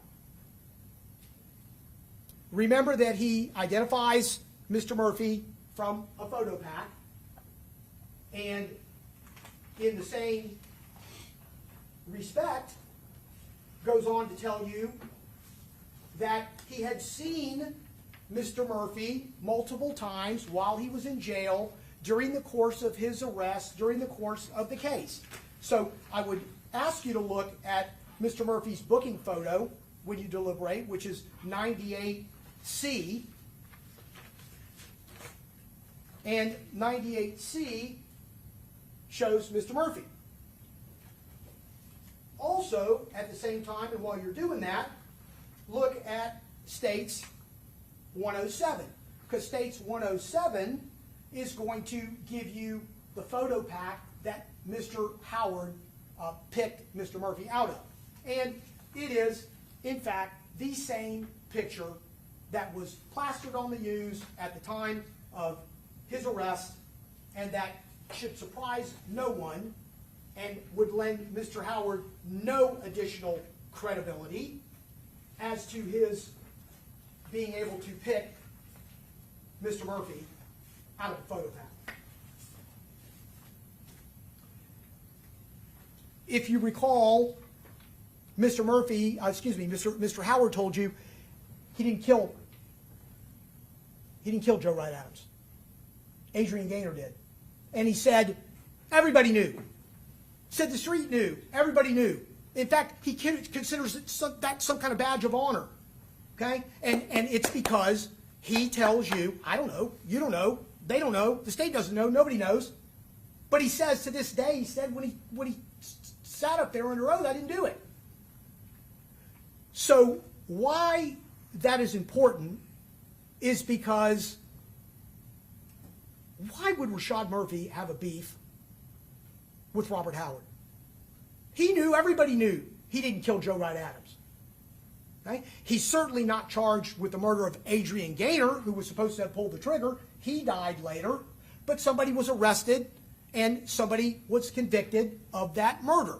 So I ask you to consider, when you think about this motive situation and Joe Wright Adams and why the evidence suggests to you that it shouldn't be the reason why you think Mr. Murphy would have any reason to kill Charles Jones, is because, number one, it was 6 years later, nothing happened. And secondly, Charles Jones was a friend of Robert Howard's. Charles Jones was a friend of Adrian Gaynor. But there's never been any suggestion, to my knowledge, in the testimony you heard, that Charles Jones was suspected or was the killer of Joe Wright Adams. So where's the connection? Why all of a sudden is this Joe Wright Adams thing the reason why Rashad Murphy wants to kill Charles Jones? Talk about that and look at how that circle presents itself in your determination as to whether you think there's sufficient evidence. Not that you have to have a motive, and the state will tell you you don't have to have a motive, but they've already told you that that was the motive. Rashad Murphy has no reason to care about Robert Howard, ladies and gentlemen. None whatsoever. And so here comes Robert Howard. He's going to roll in 14 months after Charles Jones' murder, and he's going to say, hi, I would like to talk to the prosecutors and the state attorney and law enforcement. I have information that I spoke to Rashad Murphy before and after on FaceTime, and we had conversations, and he told me things. Then they give him a subpoena.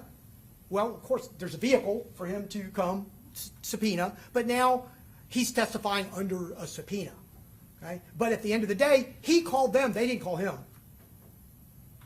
And so 14 months later, not on the 23rd of June when he was arrested, not after he got arrested the next day for distribution of methamphetamine, and he's been in jail for those months, did he contact law enforcement? Did he say, hey, look, I got some information for you? Hey, there's something you ought to know. Hey, I want to be a good citizen. Whatever it may be. When did it happen? 14 months later.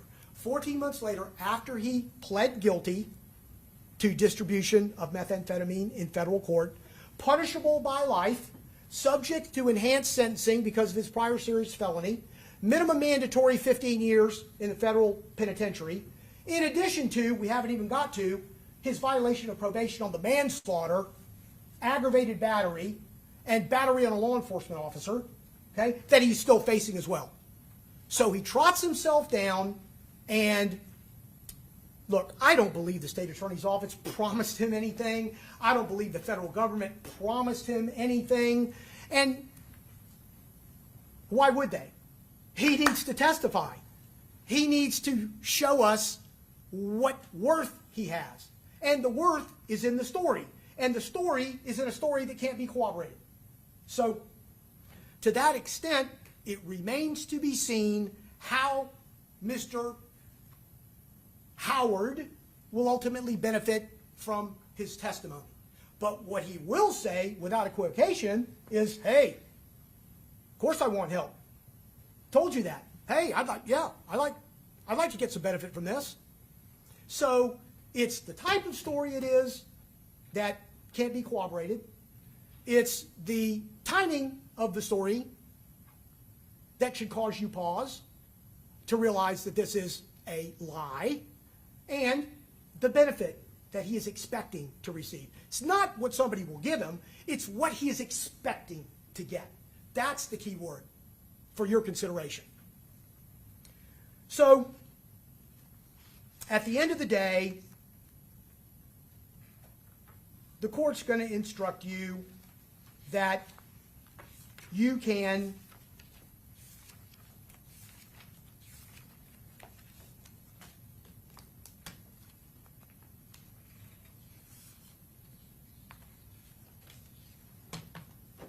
weigh the evidence, and you decide what evidence is reliable. You'll be instructed that you use your common sense in deciding which is the best evidence and which evidence should not be relied upon in considering your verdict. And I would suggest to you that the evidence would suggest he is not to be believed. He is not to be trusted, and there's too many reasons to count. One of the criteria you should consider how witnesses acted as well as what they said.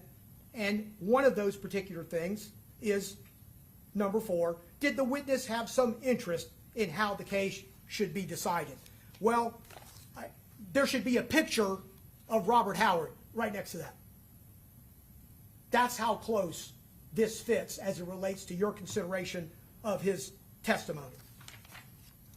And finally, as a part, and I'm just paraphrasing, as a part of this instruction, you may rely on your own conclusion about the credibility of any witness. You may believe or disbelieve all or any part of the evidence or the testimony of any witness. Any witness. But in particular, Robert Howard, I would suggest to you that the evidence suggests it is a straight up, in capital letters, disbelief.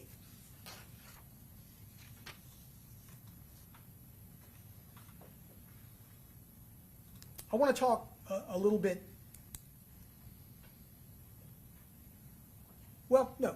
I want to finish up with Robert Howard real quick. There was another thing that bothered me in the testimony that I think is relevant for your consideration. So, remember that Robert Howard went in August, 14 months later, and he gave a sworn statement. During the course of that sworn statement, Detective Ramos had the wherewithal to say, hey, listen, did you have a phone? You know, we'd like to look at your phone, corroboration. We're attempting to corroborate to determine whether or not there's evidence somewhere that you should believe or give credence to. And Robert Howard signed a consent form. Federal government, law enforcement had his phone. He used that phone in doing the deals that he was in trouble for and he got arrested for, which means that they got his phone number. They got his phone number. So what happens then? Very curious. Recall Detective Ramos. I asked him, what about the phone? You know, you started off getting the iCloud address for Kenny Capps. He remembered that. He told you that they had his phone. You acted like you were going to follow up with regard to getting the consent form signed to look through that phone. But then a couple of emails to the feds, and it kind of just disappeared. the one means of corroborating Mr. Howard was never followed up upon. Never followed up upon. In addition to the fact that we talked about, and there was testimony elicited from one of the detectives, even if you didn't know the phone number, which I would submit to you is going to be the evidence in his criminal case, all you have to do is call 911 from that number once it's powered up, and you'll be able to get to the number. What do you do with that number? You get call record details. You do data checks on it. You determine whether it can be extracted. Any number of ways that you could go down that road to do what? Corroborate that Mr. Howard had a conversation or dose or trace, whatever it may be, with Rashad Murphy, because that's important. And Law Enforcement 101, why just stop? The only reason you stop is if you're satisfied with the answer. You're satisfied with the answer. So,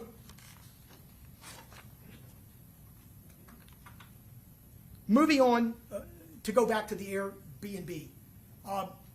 What you recall from the Airbnb at Laguna Oasis in Tampa, the evidence showed you that there was no attempt to hide their identity, the individuals who were at the Airbnb. Isaiah Chance, Davion Murphy, Alicia Andrews, Sean Gathright. The state would like to tell you that they got sloppy when they started going in and out and when the Vivint Ring camera captured them. But in the same breath that they want to call them sloppy, they characterize this plan, if you will, smooth, precise, intimately coordinated, thought through and through, expert marksman. Those are phrases that connotate detail. And so I don't believe they can have their cake and eat it too. But at the end of the day, what the evidence shows you is that those individuals freely came and went from that Airbnb, which would indicate their stay there.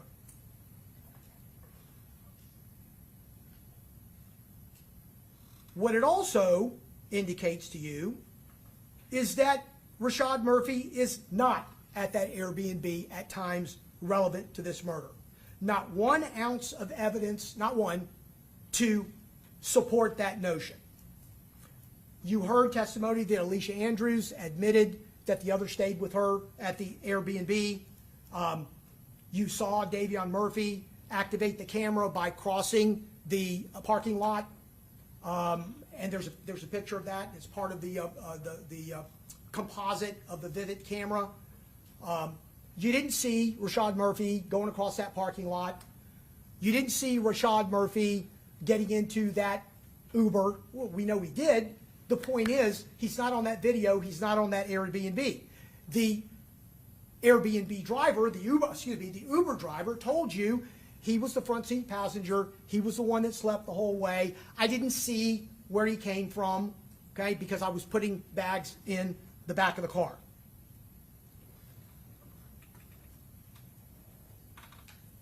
Again, I would point you to the one smidgen of evidence that the state would have you rely on, and that is that if Mr. Murphy went into the Airbnb, it would have been for a fleeting moment based on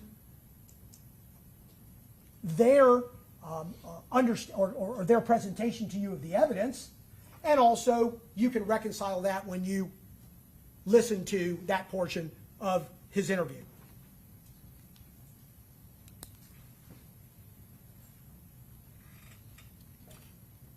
Corroboration of that, as you hearken back in order to get support, would be going back to how the Airbnb was rented, what account, by whom, who paid for it.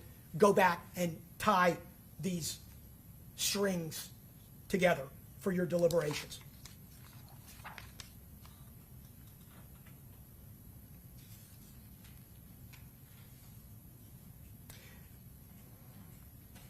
consciousness of guilt. The state has introduced evidence on two fronts with regard to Rashad Murphy, and what they are going to argue and have already argued to you is consciousness of guilt. Number one is Mr. Murphy's Jacksonville arrest, where he did not come out for several hours, despite many attempts by law enforcement to get him out.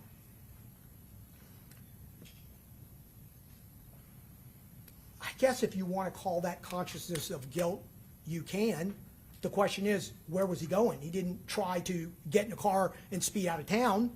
He was there. He didn't want to come out, evidently afraid. He was not armed. He was not threatening. Finally, when he either felt it safe to come out or felt that it was time to come out, he came out with his dog, came out with his Bible. He gave himself up. He did not, in any respect, resist law enforcement. But let's consider, when you talk about another reason why that could be the case, you have to go back 3 or 4 weeks ago. Because remember, in Gwinnett County, he was stopped in the Chevy Cruze. He was rolled up on and blocked in that Baymont Hotel. As he was getting out of the car, he had a gun drawn to him, and his instinct was that he ran. Would you have run? Would I have run? Objection, Your Honor. Sustained. He ran. When he ran, he got tased. When he went to the ground and he was immobilized during that portion of time, for whatever reason, he was tased again, and he was tased in his privates. There was a struggle. He separated his shoulder. You could see in the video, there's a gun touching his temple. He went to the hospital. He got treated for a separated shoulder. So when you decide whether what happened in Jacksonville is consciousness of guilt, certainly consider what happened 4 weeks prior to that and decide whether or not there is any other plausible reason for his concern. And while you're at it, and you're considering whether or not there's consciousness of guilt as it relates to the incident at Gwinnett, consider those circumstances as well and look at that video. And you can decide whether simply him running upon seeing that gun in a strange community, in a place that he doesn't live, someone might have done the same.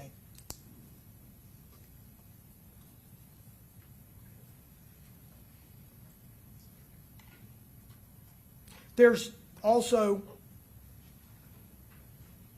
evidence that has been testified to with regard to the flock videos in Gwinnett County.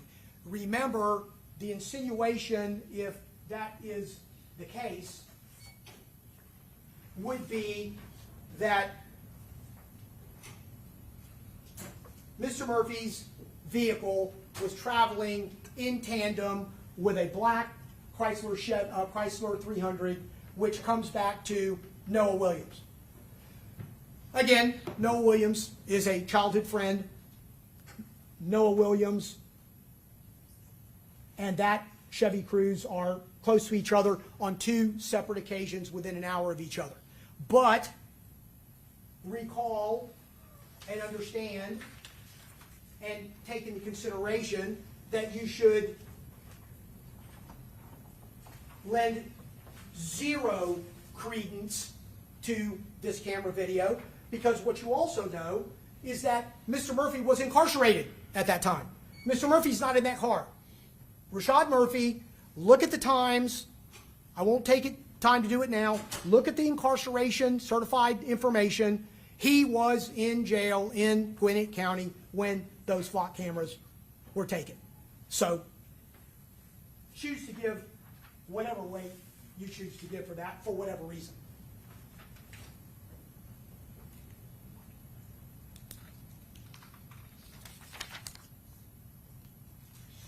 A lot's been said about Mr. Murphy's jointly possessed telephone, the extraction, things on the extraction. Consider all pieces of evidence or lack of evidence when it comes to extractions and context and what you have and what you don't. Why that is particularly important in this case is that if you remember the testimony from Sergeant Carter from Gwinnett County indicated to you that there became a big problem with that phone. I would suggest to you the evidence would be because it was mismanaged. It was mismanaged because the cover was never taken off. It was put on the Cellbrite charger overnight without looking at it close enough to know that the wireless charger was not charging. And therefore what happens in that circumstance is that the phone goes dead. That's the one thing you can't have when you're doing an extraction, is the phone to go dead while it's in your care. Instead of waiting and starting the extraction again, it was left on overnight, it wasn't charging, and when the analyst came back the next morning, it was dead. What does that do? That changes the ability to get a full and entire extraction. It limits what you can get in terms of data, in terms of text messaging, in terms of location. And so, therefore, you consider what, if anything, that would ultimately have to do after the mismanagement of the Gwinnett County Sheriff's Department in handling that phone and getting from that phone anything that would be contextually important, before, after, during.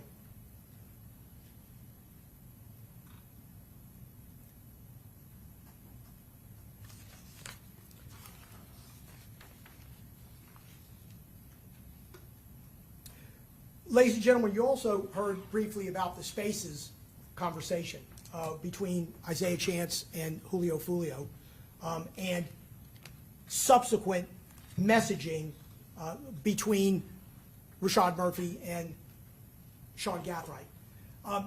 Recall that there was some banter back and forth between the two amongst 16 other people. This is not a private conversation. It's on an open Spaces conversation line. I'm not very familiar with it, but that's what's happening because you're listening to it.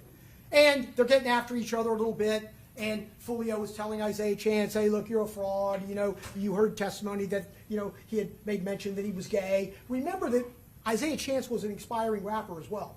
Okay? Remember that he wants to be, if he isn't already at that particular time, a rapper, certainly not with the notoriety and the monetization that Julio Foolio has, and essentially afterwards consider that exchange being, look, go do what you do. Don't let that guy bother you. You stay doing what you're doing. It doesn't have to be, hey, look, leave him alone because we're going to go kill him. You decide when you consider the evidence and what you hear and how it relates to the context of the messaging and whether or not there are plausible explanations for it.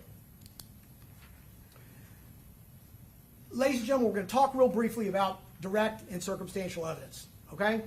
Direct evidence is evidence that tends to prove a fact directly that is in question in a case without the necessity on reliance of inferences or proof from other facts, right? Direct evidence versus circumstantial evidence. Circumstantial evidence, on the other hand, and follow me on this, is evidence that first has to be relevant. Once it's relevant, it is of a quality that leads to an inference that an event did or not occur. Circumstantial evidence is legal evidence. It is allowing you, and you can utilize it, but you have to be careful with it. You can't take an inference, and you shouldn't take an inference, that doesn't go from here to here to here, but yet goes from here to here, and then you rely on it in an effort to come to a conclusion. Circumstantial evidence needs to be proved beyond and to the exclusion of a reasonable doubt in and of itself. Things that lead you to other things are very dangerous. And I want you to keep that in mind when you deliberate.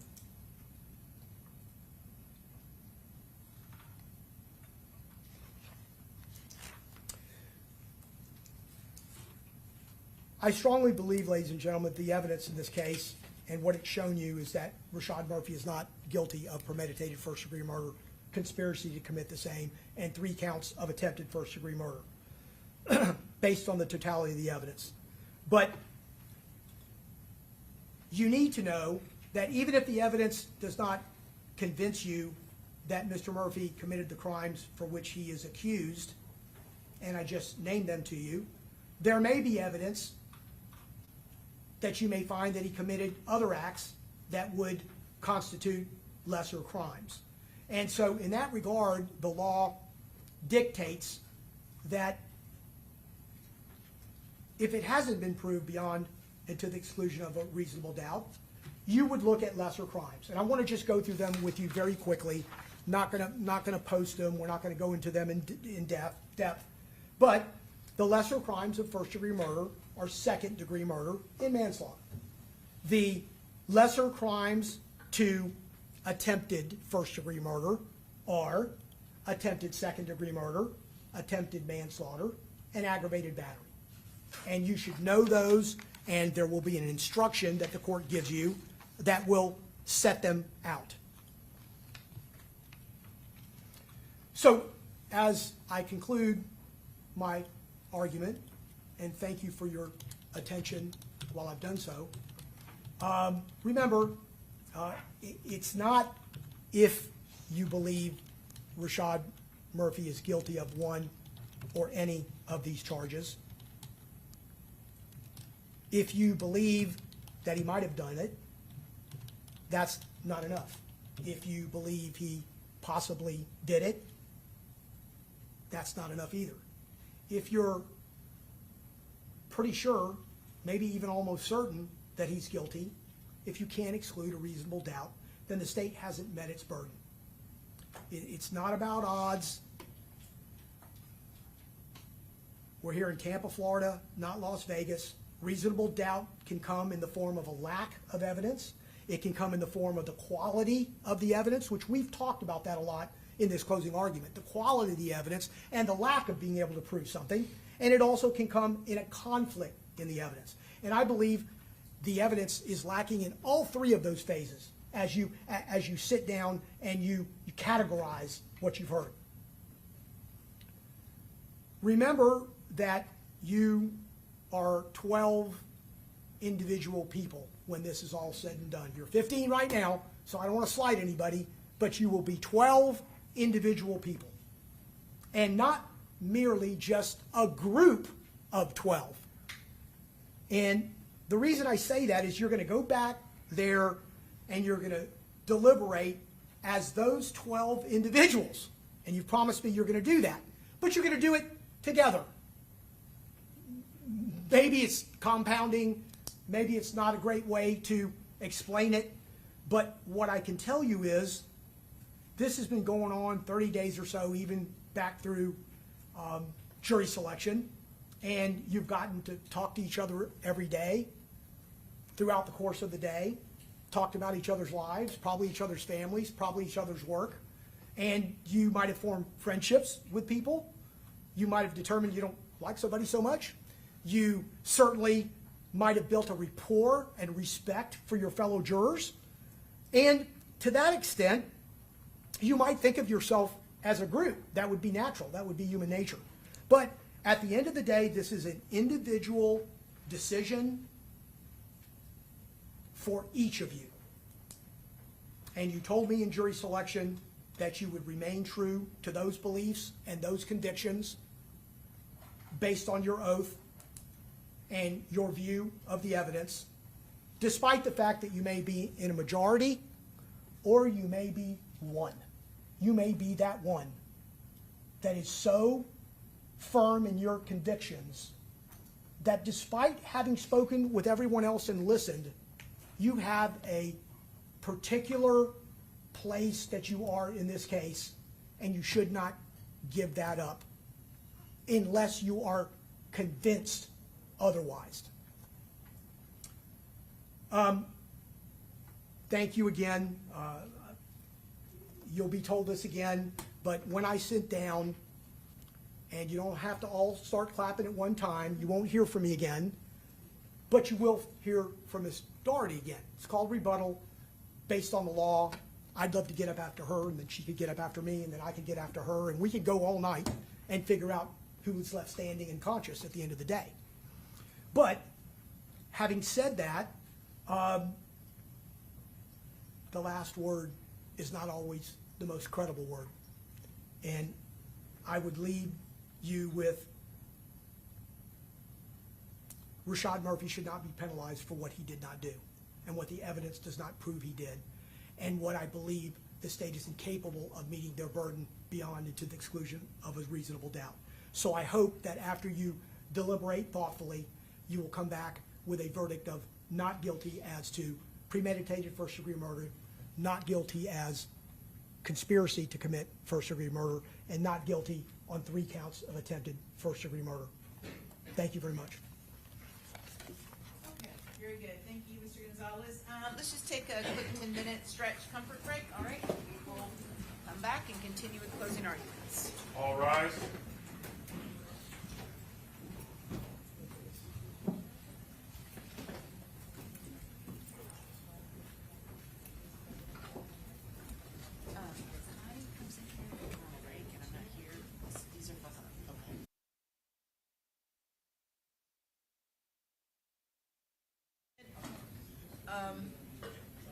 Let's go ahead and bring in our jurors. Yes, Judge.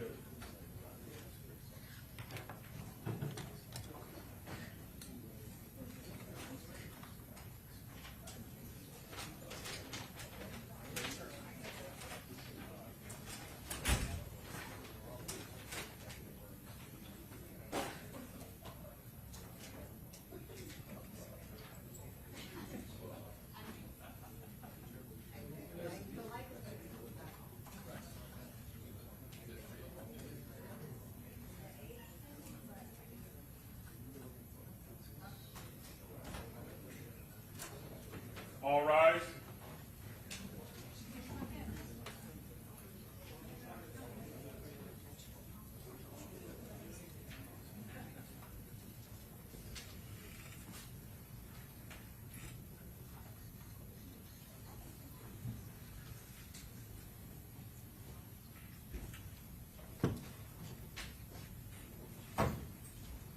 All jurors are in this. Okay, welcome back, members of the jury. We are ready to proceed, and next up will be Mr. Wise on behalf of defendant Sean Gathright.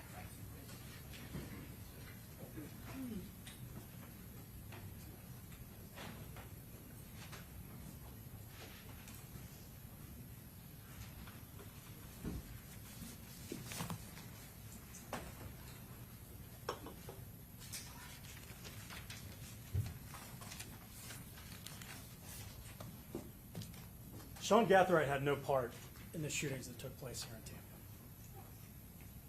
He was a barely 18-year-old young man who found himself caught up in a whirlwind here in Tampa.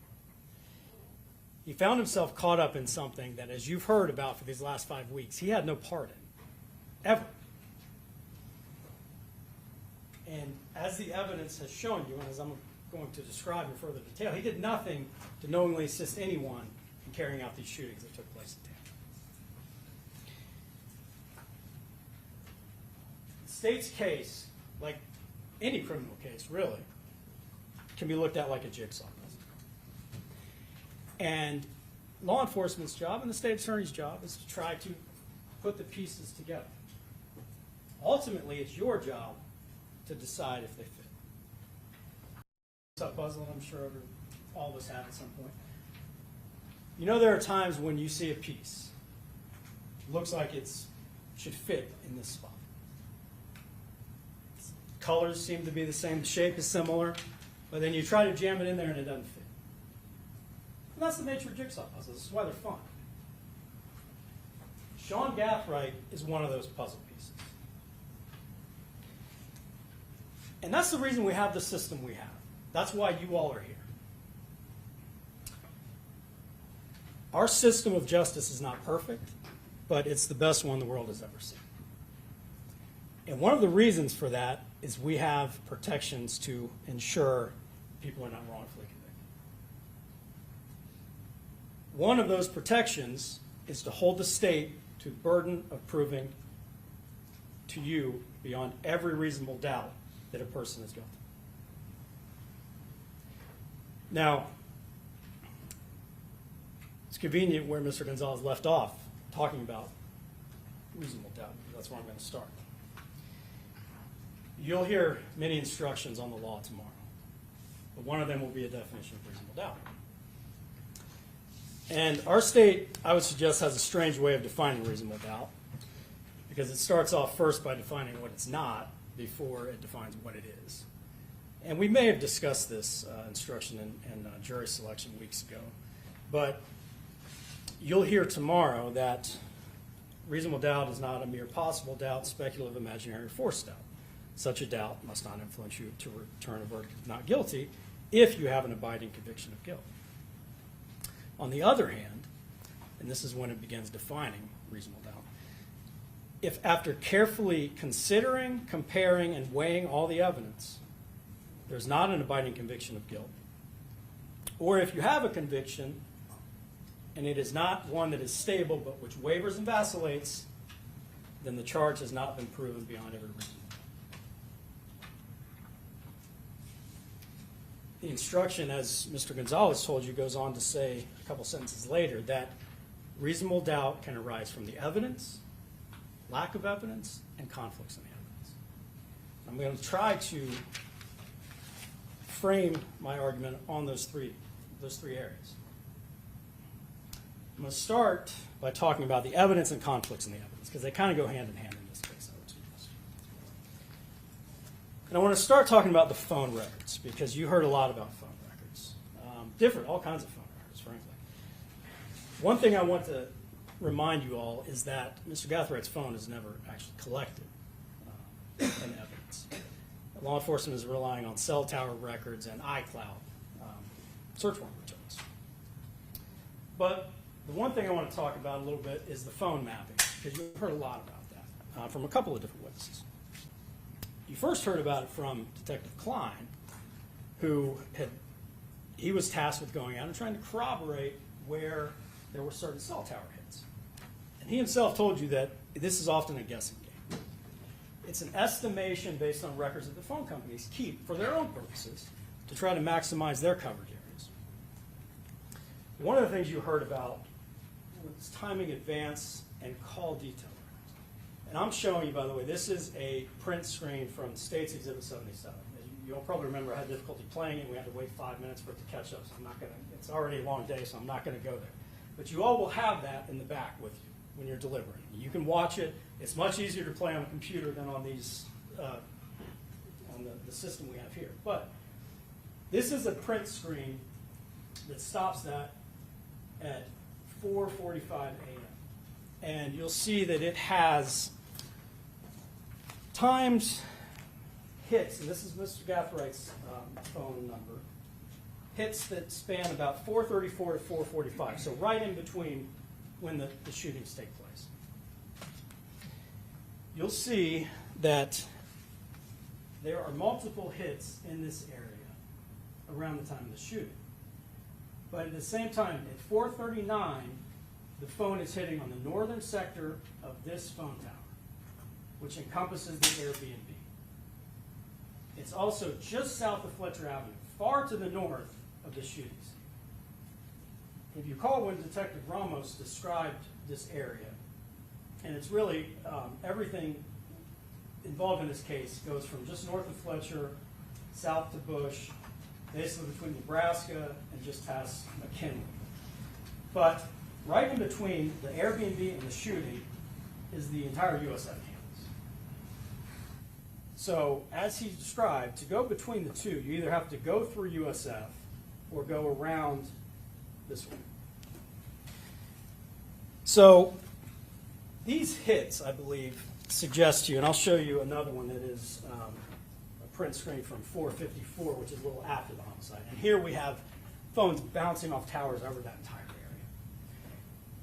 I show you this to emphasize, clearly these records are not reliable to pinpoint a location, because within this span, phone is hitting all over that entire area within just about a 10-minute span. But the one thing that you can be pretty certain of with these records, and Detective Ramos even described that. The phones have the towers have 3 sectors. And while it's an estimate to say where the phone may be within the range of the tower, the one thing that we can be pretty sure of is that it's within one of the 3 sectors of the tower.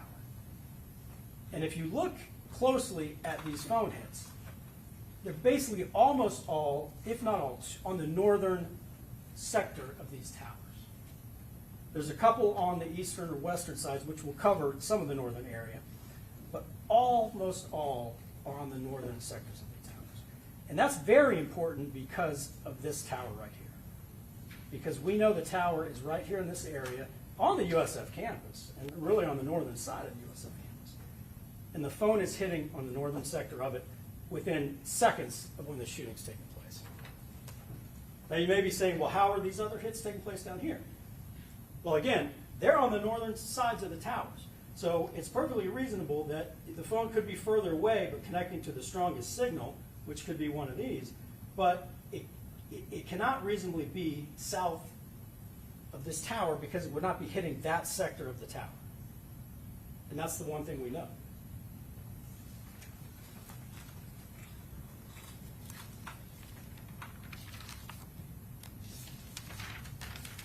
And again, you'll have this back there. You'll have the actual PowerPoint. Play it. Watch. Take a look closely at where these phones are hitting.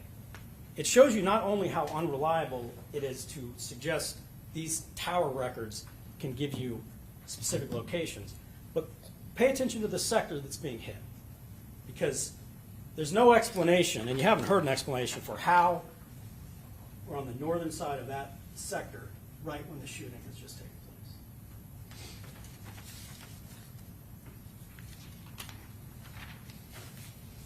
Now, a lot was also taken out of the phone, I guess you could say, but really from the iCloud search warrant. And the state has kind of picked certain pieces of evidence to highlight and suggest it's indicative of guilt. I'm asking you to look at the full picture, pay attention to the times, and pay close attention to really all the evidence surrounding these things that have been pulled out of the phone. You heard about, and frankly I'm not even sure why, but you heard about Mr. Gathright's Instagram account, but Detective Ramos himself said there was really nothing of relevance from his Instagram account. It was from some others, but not from Mr. Gathright's. Something else you'll see in looking at the phone records is there's very little communication between Mr. Gathright and any of the co-defendants, with the exception of Mr. Chance, who is a friend, but again, almost no communication between him and either of the Murphys or anyone else who's alleged to have been involved in this alleged conspiracy. One of the things, though, that you've heard about a lot is the one text message from Rashad Murphy to Mr. Gathright. And again, this is another example of, you look at that puzzle piece with a cursory glance, maybe it looks like it's going to fit. But here's what I want you to pay attention to about that, and this is why it doesn't fit.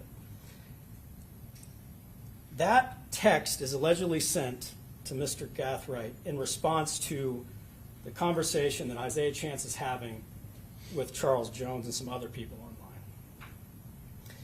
And what is said is, first, we got bigger S to tend to. And then Rashad Murphy is saying, they ain't worth our energy. This is in response to Chance talking to Charles Jones and his entourage. Rashad Murphy himself is saying, they ain't worth our energy. That is not suggesting it has anything to do with Charles Jones. That's suggesting it doesn't have anything to do with Charles Jones, because he's saying those people that Chance is talking to are not worth our energy. There's a suggestion that it's something saying that Sean Gathright is part of some plot, but when you peel back the layers, it actually suggests the exact opposite. Now, what else do we know about that? That text is sent on June 8th. There is never an announcement about Julio Foolio performing in Tampa until June 14th. This is 6 days before there's ever any announcement made that there's going to be a Julio performance in Tampa. So it makes absolutely no sense that that text message, when you look at the full context, has anything to do with this alleged conspiracy. Now, what else do we know from the evidence? That flyer advertised the performance was going to be from 8 p.m. to 3 a.m. Okay. There is the screen record that you've heard about that was in the iCloud dump, and it's taking place after 8 p.m. It's taking place after, as you've heard, the pool party was supposed to be 5 to 6 p.m. Teasers was supposed to start at 8. This is happening long after Teasers was supposed to have begun. And if Mr. Gathright is allegedly targeting Charles Jones to try to shoot him, everyone knows where he's going to be at 3 a.m. Yeah, Detective Ramos said, yeah, performers come late, and I'm sure most of us who've been to a concert know that. But Julio Foolio is the headliner. The club's going to close at 3 o'clock. Everyone knows where he's going to be at 3 a.m. So why would Mr. Gathright, if he is trying to shoot Charles Jones, why would he put all this effort into trying to find out where he's at, leading up to the show at Teasers, where he knows Charles Jones will be at 3 a.m.? Very similar to the text messages with Kyle Landry. Again, look at the full context of this. Okay. And I'm glad Ms. Doherty said that it doesn't matter who Fat Boy is, because there was never a Fat Boy identified in Charles Jones' entourage. Detective Ramos came to believe it was Xavier Edwards because Robert Howard, I guess, said that he himself calls him that sometimes. But as you heard Detective Ramos previously testified, he's never identified anyone by the name of Fat Boy at that party. But again, look at the full picture. Those text messages are beginning around 1:30 a.m. The entourage is kicked out of the B&B, Airbnb after that.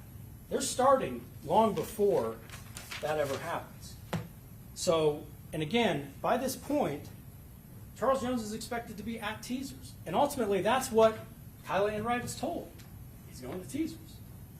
So, why is it being asked of Ms. Enright about 6, assuming 6 is Charles Jones? Don't know, but it doesn't make any sense that that would be anything to do with a plot to shoot him, because everyone knows where he's supposed to be at that point. And again, if Mr. Gathright is intending to shoot Charles Jones, why on earth would he bring someone in, let them know that that he's looking for Charles Jones, someone who has no dog in this fight, and just create another witness? It makes no sense. Especially when you consider, again, everyone knows where Charles Jones is going to be at that time of night.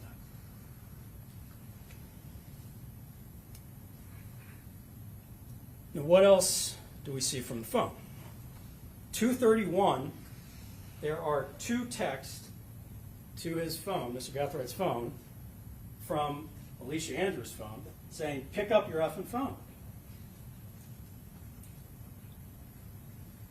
There's been some suggestion that everyone is communicating on some special app that can't be tracked. But there's no evidence of that. That's a theory. But ask yourselves this. Why, if that's happening, why go back and forth? Why would you not communicate on the secretive app the entire time? Why are you going to send a text message in addition to that? Why are you going to make a phone call in addition to that? Because there is a phone call after that, very short, I'm not even sure if it connects. And then there's nothing again until the next morning with Mr. Gaathright's phone and Alicia's phone. And similarly, we have seen evidence that Alicia Andrews shares her location with Mr. Gathright. But if Mr. Gathright is part of this whole conspiracy, why would she be doing that? Again, you heard and you even saw a video that this Impala is right outside Truth 18, right before it goes to the Home to Suites. if Mr. Gathright is in that Impala, they're following the entourage. Okay.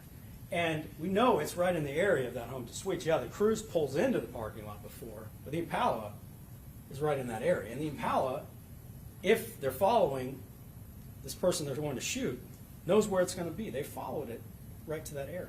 So if Mr. Gathright is in there ready to shoot Charles Jones, why does Alicia need to share the location? And again, one thing that none of this can explain is why is that phone hitting a tower on the north side of the USF campus?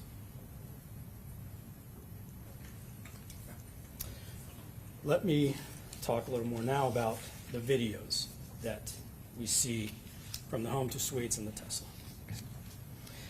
None of those videos, and I should say even before that point, there is no evidence of who got in that Impala. Okay? Frankly, there's not even evidence of how many people are in that Impala. You heard Detective Ramos' theory of who's in there, but there was no evidence showing who got in that Impala before it's at home to suites. When it gets to the home to suites, you don't see who gets out of it or where they get out of it to know who is sitting where within the car or how many people are even in the car. You'll see the videos, as you have several times now already. You can't tell who gets out of where in that car. And then you never see people getting back in the car, and you never see that Impala leaving.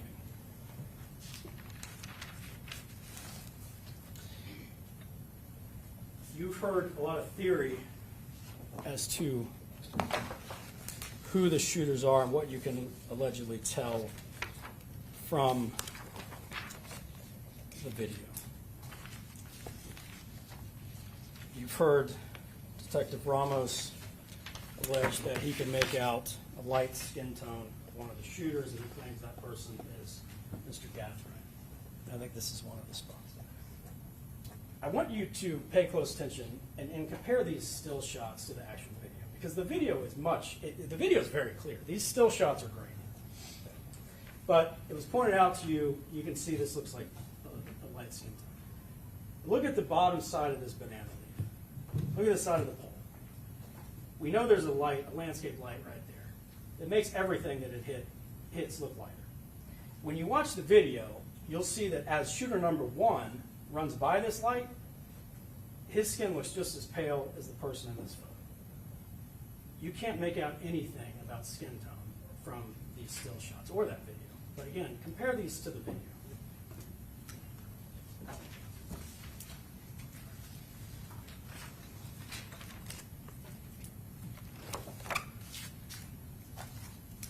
What else are we able to see from the video? You get a very good look at the firearm that shooter 2 is holding in the video.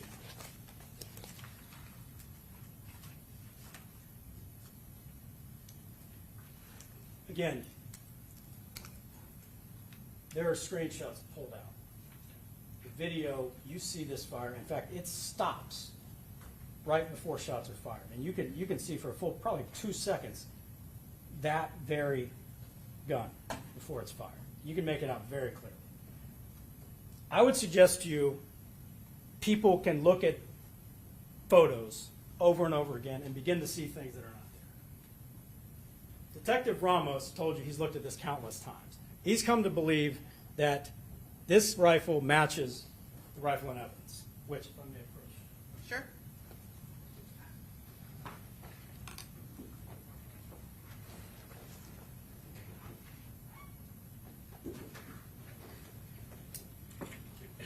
Showing you the actual rifle that Mr. Gathright is alleged to be holding in that photo, 56 feet. You'll have all this back there. If you recall, Deputy DeJesus, he was the alleged firearms expert. One of the instructions you're going to get tomorrow, by the way, is on weighing the evidence and different factors you can and should consider. One of them was the witness honest and straightforward in answering the defendant's or the lawyer's questions. I would suggest Detective Jesus was not very straightforward in answering my questions, but one thing he was really straightforward about is that this sight is fixed. This is not something you can flip down. Okay? And this is a pretty big, you'll have this back there to look at. This is a pretty significant piece of metal, the front sight. It is not on the rifle that is being held there. Okay. And you really can see it when you look. I'll flip through a couple more screenshots, but you really can see that when you watch the video.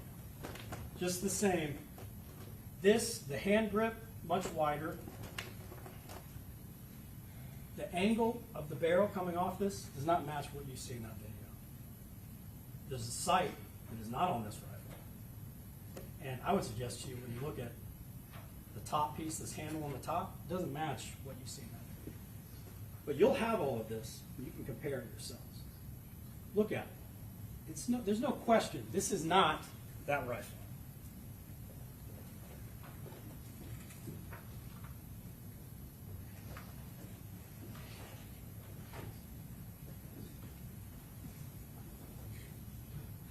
That, by the way, the one I was showing you is 139 in. There's quite a few still shots where you can see this, but again, the video shows it better than anything. 139S, again, can't make out the sight. Does not match the shape of that rifle we just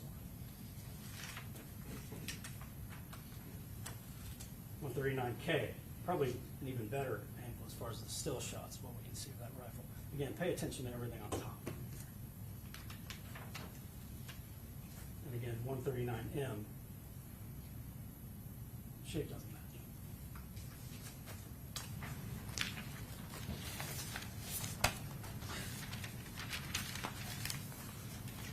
Now, what have we heard about the day after the shooting as it relates to Mr. Gathright? The next afternoon, I think it's at 3:11, he is going in the Airbnb. And he's by himself. Everyone else, I'm not sure if they've left yet at that point, but everyone else leaves and goes to Jacksonville. Mr. Gathright is there by himself in Tampa. And he's asking for the code to be let in. Now, the state, again, has had a theory of who has gone into that Airbnb, the one that is north of USF.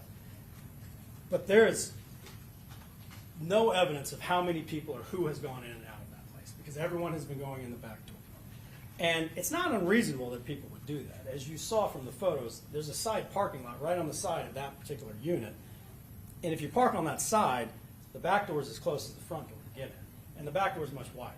And if multiple people are going in and out over the course of a weekend, the back door can be left open while the front door cannot. Because as you heard, the front door requires a code to get in. So the state has a theory as to how many people had stayed in that Airbnb, but there's no evidence to suggest how many people could have gone in and out during that night. But what we also know, aside from that, Mr. Gathright goes on to his grandmother's house in Polk County. And then he goes on to his sister's party in Orlando. And that had been his plan the entire weekend.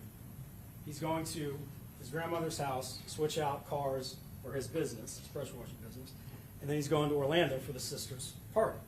And unfortunately, he came to Tampa on the way, apparently with his friend Isaiah Chance, without any idea what was going to be happening in Tampa. But this alleged tampering with physical evidence charge, which is count 6, is alleged to have taken place when he goes to Polk County. And as you heard, one of the elements that you're going to be asked to decide is whether Sean Gathright altered, destroyed, concealed, removed any item with the purpose to impair its availability in a basically criminal proceeding. There is nothing that he does to conceal, remove, destroy any evidence. Again, there's a theory that apparently he is wiping down the inner door handles, and by doing that, and then by leaving the car with his grandmother, he has now tampered with physical evidence. But again, step back and look at the big picture. The car is owned by his mother. No question about that. Clearly that's going to trace back to him. And he's leaving it with his grandmother. It doesn't take Sherlock Holmes to find out where that car may be if they're looking at Sean Gathright. So there's nothing concealing about leaving it at the grandmother's house. And as you heard, the grandmother's driving. It's not like it's being hit inside the garage, never to be seen again. The next day, very next day, law enforcement finds it. And to suggest that Mr. Gathright is tampering with the car by wiping down the door handles makes no sense. If he is trying to wipe off fingerprints or DNA, why only do the inner door handles? People get inside a car, don't touch just the interior door handle. The steering wheel is probably the most touched, at least by the driver. That's never wiped down. And in fact, as you saw from the evidence, after the door handle's been wiped down on the inside, or the interior door's been wiped down, Mr. Gathright gets back in it and moves the car. So he's clearly leaving any evidence of himself within the car. And if he's trying to get rid of evidence of who's been sitting in the car, wiping off the doors is not going to help. Because clearly, people are going to be touching many, many areas inside the car. And even though, if you would suggest, well, why do that? I'd suggest why is because he's cleaning for his grandmother. But if you're trying to get rid of evidence, why do you leave the rag right there in the garage? As you heard, law enforcement collected that very rag. So while it could have, I guess, wiped off fingerprints, number one, it would still leave fingerprints in many areas. But if it's DNA, the rag's right there to test. So to suggest that is altering, destroying, concealing, and removing evidence is a major stretch that the law does not support.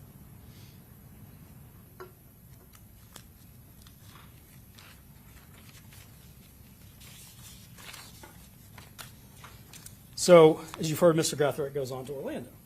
Now, again, he's by himself in Orlando. None of the people who have been in Tampa are with him in Orlando. In fact, they have gone back to Jacksonville, and at least one of them has actually gone inside his house, by the way, while he's in Orlando.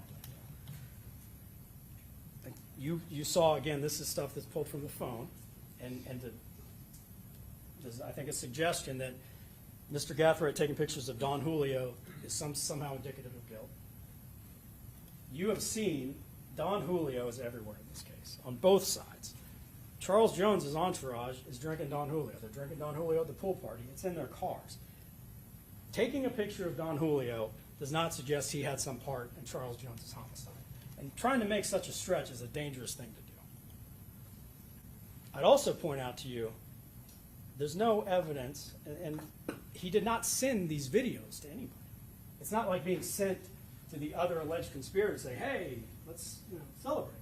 These are videos that are just in his phone that he apparently took, or someone took from his phone. The other thing that's in the phone that I would suggest to you that's important is this allegation that he is making a gang sign. And you have heard all about gang signs during these last few weeks. The one thing you have consistently heard, though, is Mr. Gathright was not known to any of these gang detectives in Jacksonville. He's never been documented as a member of the gang, and none of the Jacksonville detectives ever even knew who he was until Tampa contacts them. Now, you heard, and you will have the video back there, and I'd suggest to you, the video of this alleged gang sign is being thrown up is literally so fast if you blink you miss it. You'll have it back there to watch. But in any event, as Detective Ramos confirmed, the alleged gang sign has Mr. Gathright putting his ring finger down. Well, in Mr. Foolio's teasers flyer, he's making the very same sign, and he's clearly not a member of 1200, because that's been the whole theme of this trial. If you also noticed, every witness who told you about the 1200 sign, initially, every witness said the 1200 sign is putting the middle finger down. Every one of them said that until I brought up with Ramos, Detective Ramos, that Mr. Gathright has the ring finger down. And then you hear Detective Griffin say, oh, no, it can be the ring finger or the middle finger. Every other alleged expert, every other alleged gang member said, no, it's the middle finger, until I said ring. Now it can be both. I want to show you, just briefly, 84A, that chart of the alleged 1,200 members. Every one of them has the middle finger down.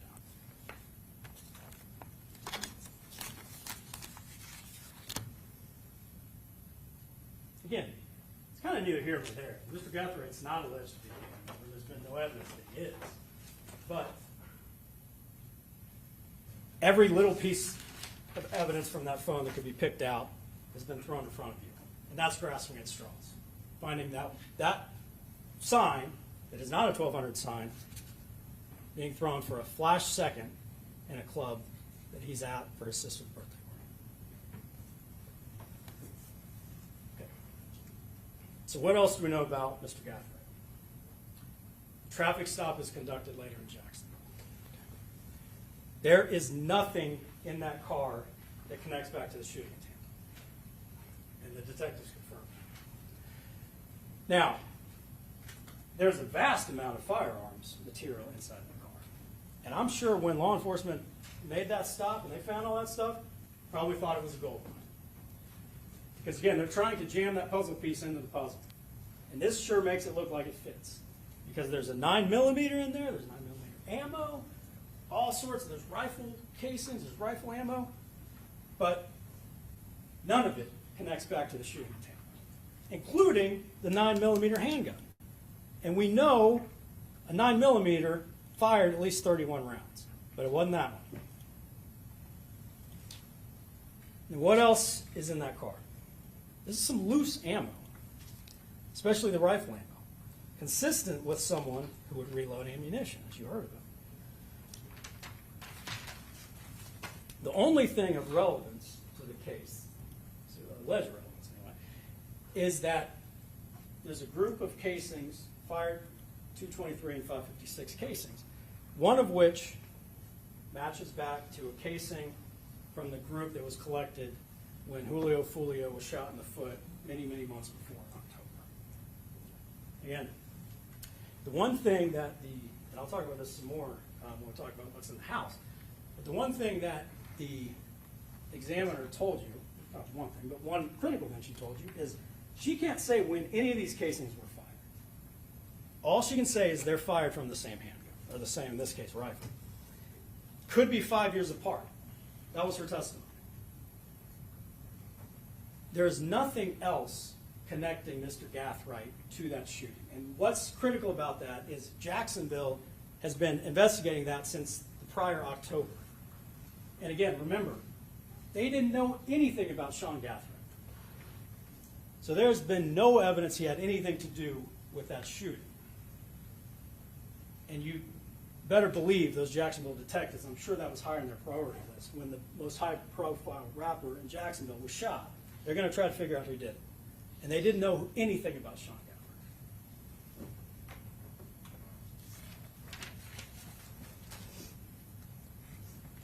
So move ahead to the search of the house, which happened shortly thereafter. And again, this is a house Mr. Gathright shares with his mother, the retired Marine, who I'd suggest she was an avid shooter based on the evidence. But the plethora of firearms and firearms material are found within that house. And again, and by this point, by the way, law enforcement doesn't have any forensic testing back from what's found in the car. They probably think they are continuing down this trail and that this gold mine is just getting deeper and deeper. Because there is a massive amount of firearms material in the house. None of it's illegal to own, by the way. But I'm sure law enforcement thinks, man, this puzzle piece is really looking right. When all this is tested, again, it doesn't fit. You heard about this cardboard in the sink, and I think there was some suggestion that Mr. Gathright, or someone is trying to get rid of things that were used in the homicide. But you heard from the technician who pulled all that out. She dried it off, tried to find any labels she could. She basically figured out what all those boxes corresponded to. But none of them connect back to anything used in the shooting. There's a drum magazine, I think a couple drum magazines even. Clearly, none of the rifles or handguns used in the homicide have a drum magazine, because you would be able to see that clear as day. there's a Glock chassis, which is apparently something that can convert a Glock into like a rifle. There's no evidence of that being used. There's a red dot sight box, no evidence of that being used. So whatever's in the sink, again, probably at first glance looks like, oh man, they must be trying to get rid of evidence. But when you actually look at what's in there, none of that matches back to Tampa. Same thing with what's in the safe. There's a 9mm again in the safe. Doesn't connect back to this shooting.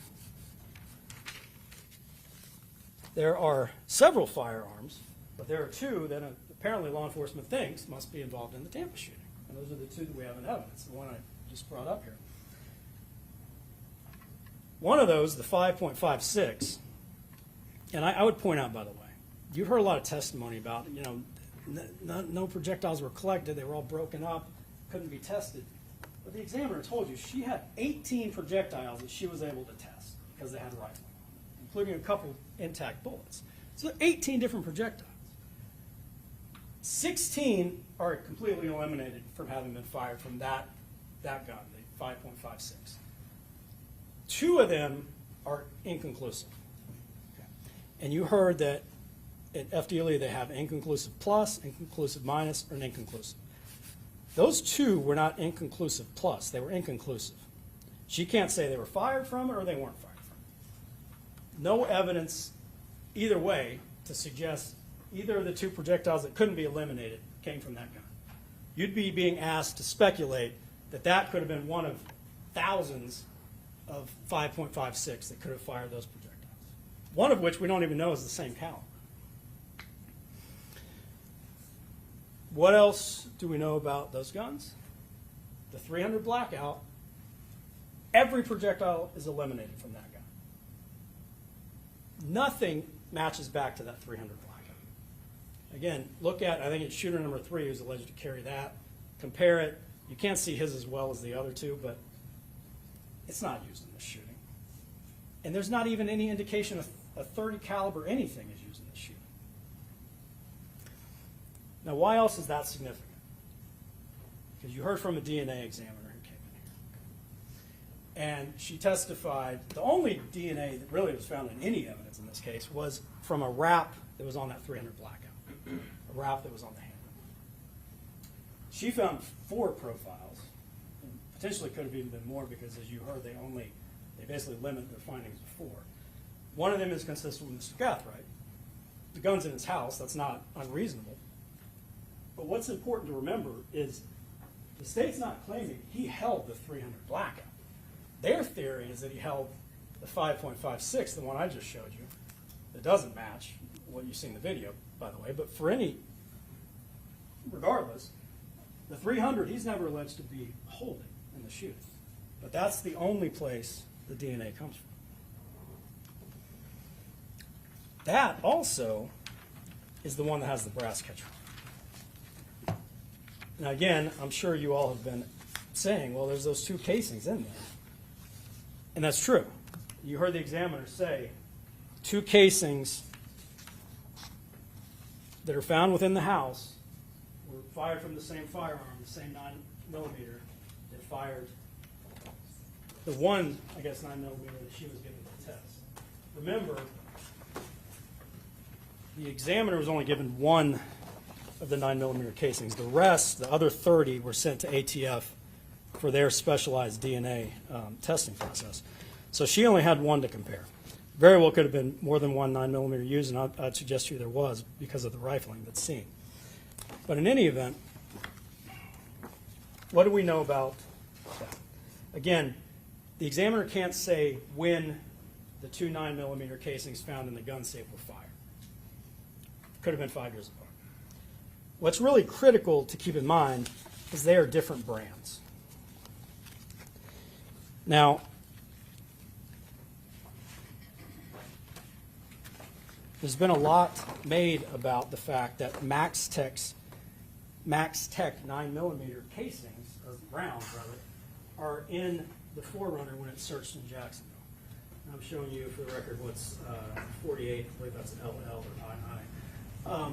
But again, that's the 2 boxes of MaxTech 9mm ammo that's found within before running.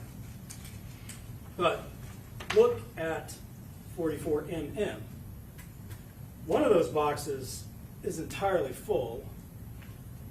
The other one has all but 2 shells out of it. Now these wouldn't be, and you're probably saying, well, there's 2 found in the case. Right, but they're not max tech. The ones found in the gun safe are federal rounds, which clearly is further indication those were not fired at the same time. But I'll get back to that in a moment. Another thing Detective DeJesus, I would suggest, was actually straightforward with me about is that Max Tech is a pretty common brand of ammo. And it's pretty common because it's one of the cheaper brands. So to suggest that Mr. Gathright must have been connected to the Tampa shooting because he has Max Tech 9mm boxes in his car makes no sense, especially when they're almost completely full and there are 31 fired casings back at the scene.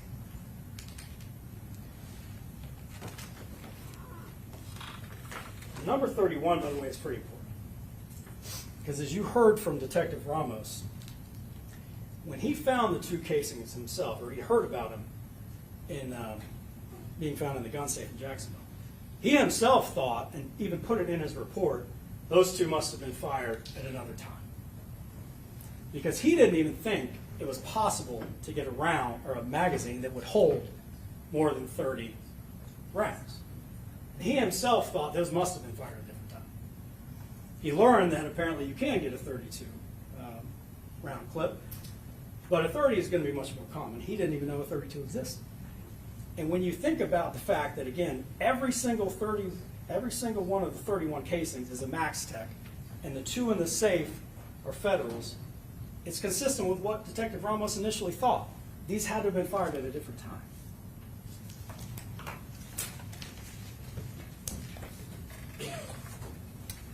Another reason that makes sense is hypothetically, and I think you heard a theory that the 9mm must have flown into the brass catcher at some point. That doesn't make a lot of sense. When you look at, for instance, 8C, and these are markings of where most of those casings are found, they're all up here by the entrance to Home to Suites. I'll show you 8G, same thing, it's down from another angle. And when you compare this to the video, you see that the shooter with a 9mm, or with a handgun, presumably 9mm, is standing right about here. Maybe moves up a little bit.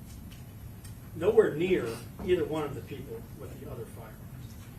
So, based on that alone, it makes no sense that firing the 9mm would have incidentally just shot 2 of the casings into the brass catcher in one of the rounds.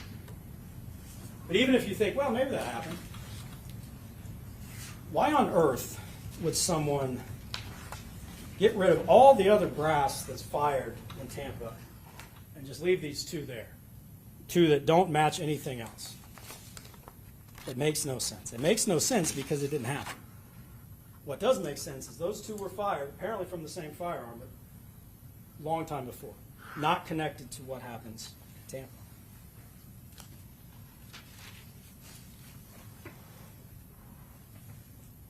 And another thing that's not been explained is what happens when the people in the Uber get to Jacksonville. Well, Sean Gathright is in the plane. I don't know. But we know people are going into that house. You see it on the video.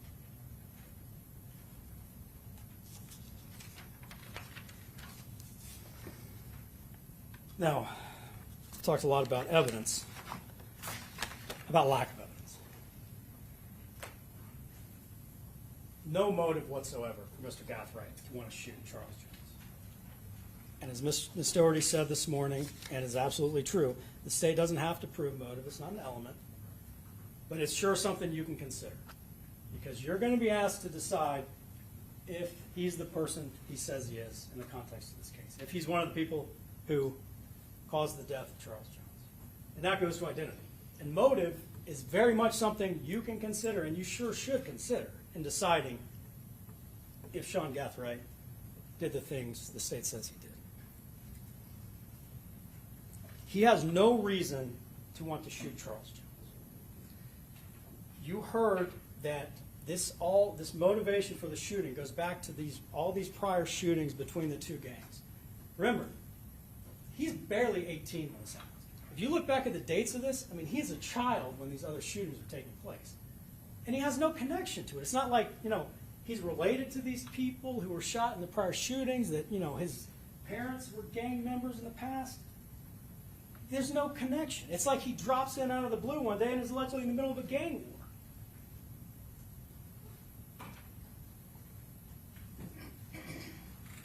He's not part of the drill rap scene. There's no evidence Charles Jones even knows who he is, let alone anybody else who's in that entourage. It makes no sense. The puzzle piece doesn't fit.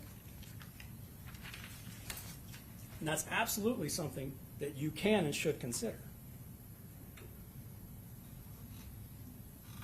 What else is lacking in evidence? The guns, none of the guns are found that are used in the shooting. I mean, there's a stretch to suggest maybe that 5.56 over here was used. I think I've shown that it wasn't. 9mm, surely not. There's no connection to the 300.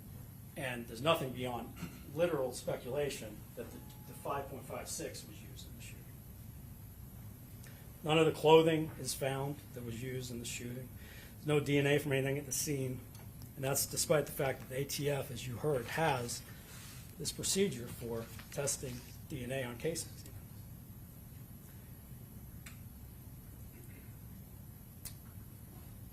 One thing I want to point out before I move on to some other topics briefly is that Mr. Gathright is charged with 3 counts of attempted first-degree murder, just like both of the Murphys are. And those counts correspond to an alleged attempted murder of Xavier Edwards, Gino Norris, and Camilla Bentley. It's an allegation that it's first-degree premeditated murder, which means whoever is allegedly committing the attempted first-degree murder has to intend to try to murder these people, not Charles Jones. Even if, hypothetically, whoever sets out to shoot Charles Jones, there's no evidence there's an intent to want to kill Xavier Edwards, Gino Norris, or Camilla Bentley. You haven't even heard from Xavier Edwards, by the way. But in any event, an incidental shooting, as occurred with these 3 unfortunate individuals, cannot be premeditated. If someone tries to shoot Charles Jones and a couple of other people are incidentally hit, that is a crime, but it's not first-degree premeditated murder because the people did not intend to shoot the 3 people who were shot. That's premeditation. You'll get instructions on what that is. We talked about it, and I'm not going to belabor the point because really, as it pertains to Mr. Gathright, it's neither here nor there because he's not one of the shooters. But in any event, keep that in mind. They're charged with attempted premeditated murder as to those 3. One thing I added in my notepad when Ms. Doherty was arguing is, in discussing the attempts, you talked about this being and it was an eloquent argument, by the way, but the suggestion that this is so well planned out and these people are well trained. Take a look at the video. It is amazing those shooters did not shoot each other. Because you've got shooter number 2 under the tree. Right across from that, you have shooter number 3 in the car line as Charles Jones's car is driving between them, and they're both shooting back at each other. Meanwhile, shooter number 1 is presumably running back into the gunfire. To suggest that was some well-planned out offense is kind of a wild theory. And again, it's kind of amazing none of the shooters shot themselves or shot each other.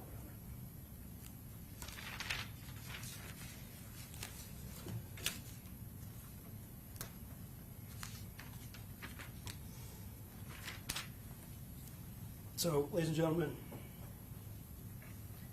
the evidence, when you peel it back and look, Sean Gathright is a young man who got himself caught up in something in Tampa. Probably didn't realize the extent of it until afterwards. Something that made no sense for him to be connected to. There was no connection between him and all of this that's taking place here in Tampa. I'm going to take my seat in just a moment, and to echo something Mr. Gonzalez said again, whether Ms. Doherty, Ms. Ismer, or Mr. Harmon, one of them will be able to get up and give a rebuttal argument after we've all argued. I can't get back up. As you heard, those are the rules. Again, this will probably go on for another 5 weeks if we didn't make the attorney stops. But I want to leave you with a thought, and it goes back again to the reasonable doubt instruction. I want you to follow that instruction. Carefully consider, compare, and weigh all the evidence. Look at the context of the evidence you're being shown to suggest Sean Gathright had anything to do with these shootings. Compare it all and weigh it all. You will see Sean Gathright is a puzzle piece that doesn't fit in that puzzle. You might look at first glance, and again, I bet law enforcement, when they searched that house, they searched that car, they thought, man, we got that puzzle piece. But look at all the evidence. It doesn't fit. And it makes no sense that he would have involved himself in this shooting. It makes no sense because he's not guilty. He's not guilty of any of these charges, and certainly not guilty of tampering with any evidence. With that, ladies and gentlemen, I'll take my seat. Mr. Gathright, it's in your hands. Thank you. Mr. Petridis, on behalf of Defendant Isaiah Chance, you may proceed.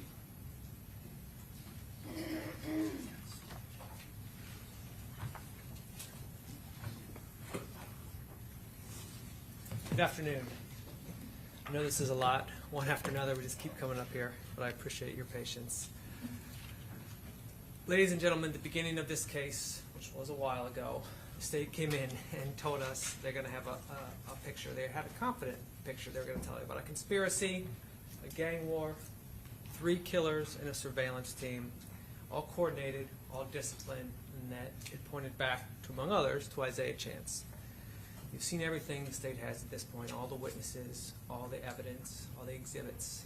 I'm going to ask you to ask yourself a question during my closing, during the state's closing, and when you're back in the room deliberating. Did the state prove, beyond a reasonable doubt, with actual evidence, not speculation, that Isaiah Chance knew murder was being planned, agreed to participate in it, and took some act in furtherance of that murder? Or do they want you to speculate your way to a guilty verdict? Because that's what the case comes down to. Not whether a murder occurred, because sadly one did, but what Isaiah Chance's involvement in that murder was, if any. On any one of those questions the state has given you, I would submit speculation, not evidence. The court has instructed you on the burden of proof. It is a very high burden. The state must prove every element of every charge, every fact that is necessary to prove those elements beyond a reasonable doubt. They must rule out everything, every reasonable doubt, and all those elements and all the facts necessary to prove that charge. That, again, Isaiah knew of a specific plan, intentionally agreed to participate in the plan, and did some act in furtherance. You cannot stack inferences on top of inferences, speculations on top of speculations. They need to be rooted in actual evidence. I submit the state has not done that. Let's talk about some of the speculations and inferences the state wants you to go on. That the Spaces chat was not banter between 2 people, but had to be proof of murderous intent. That being in Tampa could only be purposeful participation in a murder plot. That Mr. Chance booked the Airbnb with specific advanced knowledge of the plan to kill Charles Jones. That Mr. Chance, not Alicia Andrews, was using her phone all night. That a single phone call that night from Mr. Chance could only have been passing murderous knowledge from one person to another. Could be for no other reason. They cannot rule out any other reason. That Mr. Chance knew what was in the bags being placed into the Impala. That Mr. Chance knew what the Impala was planning that night. That any photos posted after the homicide could only be celebration photos for no other reason. That Mr. Chance was driving the car that entire night. Not possibly, probably, Miss Andrews. And this was all done in furtherance of a street gang. Criminal gang, excuse me. 12 inferences. I would argue each of those inferences, any of those inferences standing alone is reasonable doubt, and they have all of those inferences. Let's start with the first. Did Isaiah Chance know a murder was planned? It starts with the Spaces chat. I'm not going to play the Spaces chat. You can play it to yourself. But you heard what Detective Draybeck said. He said it didn't sound angry. You have them going back and forth. Mr. Jones actually says, I don't believe the allegations against you. You have Mr. Chance say, how's your foot? The state says that's him goading him. Mr. Jones doesn't seem to take it that way. He says, my foot's good. And Mr. Jones is the one that says, you got bigger fish to fry. And Chance, kind of in a juvenile fashion, says, you got bigger fish to fry. And that's basically the chat. Not angry. Mr. Jones isn't taunting him. Mr. Jones isn't making fun of him. Isaiah Chance doesn't seem angry at anyone. But they tell you that has to be murderous intent. They also claim that Mr. Jones is Isaiah Chance's arch rival and mortal enemy. And I would ask you to look at one piece of evidence in this case that remotely proves any of that. This is all speculation by the Jacksonville Sheriff's Office that Isaiah Chance apparently hatred of Charles Jones. No proof of that. The only time we know them talking to each other is that Spaces chat, and I submit that doesn't remotely prove that. Then they talk about what Mr. Gathright and Rashad Murphy were talking about possibly that chat, but Sean Gathright or Rashad Murphy mentions Instagram as well, so they might not even be talking about that Spaces chat. But we have no idea if they ever talked to Isaiah Chance after their conversation with each other. Then we look at the Instagram post that happened prior to the murder by Mr. Chance. Again, Detective Draybeck initially says, Detective Ramos initially say, when we first saw him, we didn't think anything of them. It's only after they have Isaiah Chance as a suspect that they say, okay, now we look at him, now they're proof of intent for murder. That's not investigation, that's confirmation bias. Isaiah Chance was upset at something. He was upset at apparently the rumors that he was being called homosexual. That upset him. However, again, Mr. Jones said he didn't believe those rumors, and there was no indication from those Instagram posts from Mr. Chance prior to the murder that he was upset at Charles Jones. He was upset at someone. It is not clear who he was upset at. Again, there's no recorded conversation, no text, no call, no witness that says Isaiah Chance was mad at Charles Jones. And that would be required for him to have the intent to kill him. Even if you believe Isaiah Chance knew something was going to happen, and I submit you don't know that, again, you need to prove he specifically intended his death. The state also points to his anger about Antonio Tilley, but again has no proof that he blames Charles Jones for the death of Antonio Tilley. Antonio Tilley was allegedly involved, possibly, over a personal dispute involving a female, and the person who shot him was not in the gang. So again, that's a leap to get from that to specifically blaming Charles Jones as being behind Tilley's murder. Then we get to what did Isaiah Chance do as an act in furtherance of this alleged plan that he was involved in, that they can't prove that he ever made a deal to be involved in. The state says that he was in the cruise, he was on the surveillance team, is what they call it, providing real-time surveillance information of Charles Jones. Let's go along the way. We do know that he drove to Teasers. That we know. That's on the video. You can see that yourself. However, the cruise leaves Teasers when Charles Jones is still inside. Then goes to multiple places around Hillsborough Avenue, 13th, 15th, I think 19th, I can't remember exactly. You have it all back there. Detective Ramos isn't exactly sure. He knows he goes to multiple places. Again, he follows up on Fizzle in Jacksonville very well. It suggests they didn't really follow up on where Isaiah Chance and Alicia Andrews went on Hillsborough quite as well. Didn't get any video from there, didn't check up on that. However, we know he goes other places. He's not following Charles Jones at this point. And we also know the Impala then gets to Teasers the minute, or within a minute, of Charles Jones leaving. But the cruise is no longer there. How did the Impala know to get there? Couldn't have been from the cruise. And then we go to Truth. Now, at this point, we have no idea who's driving the cruise. From the point where they leave Teasers, we have no idea who's driving the cruise. They get to Truth. We have the photo from Alicia Andrews' phone.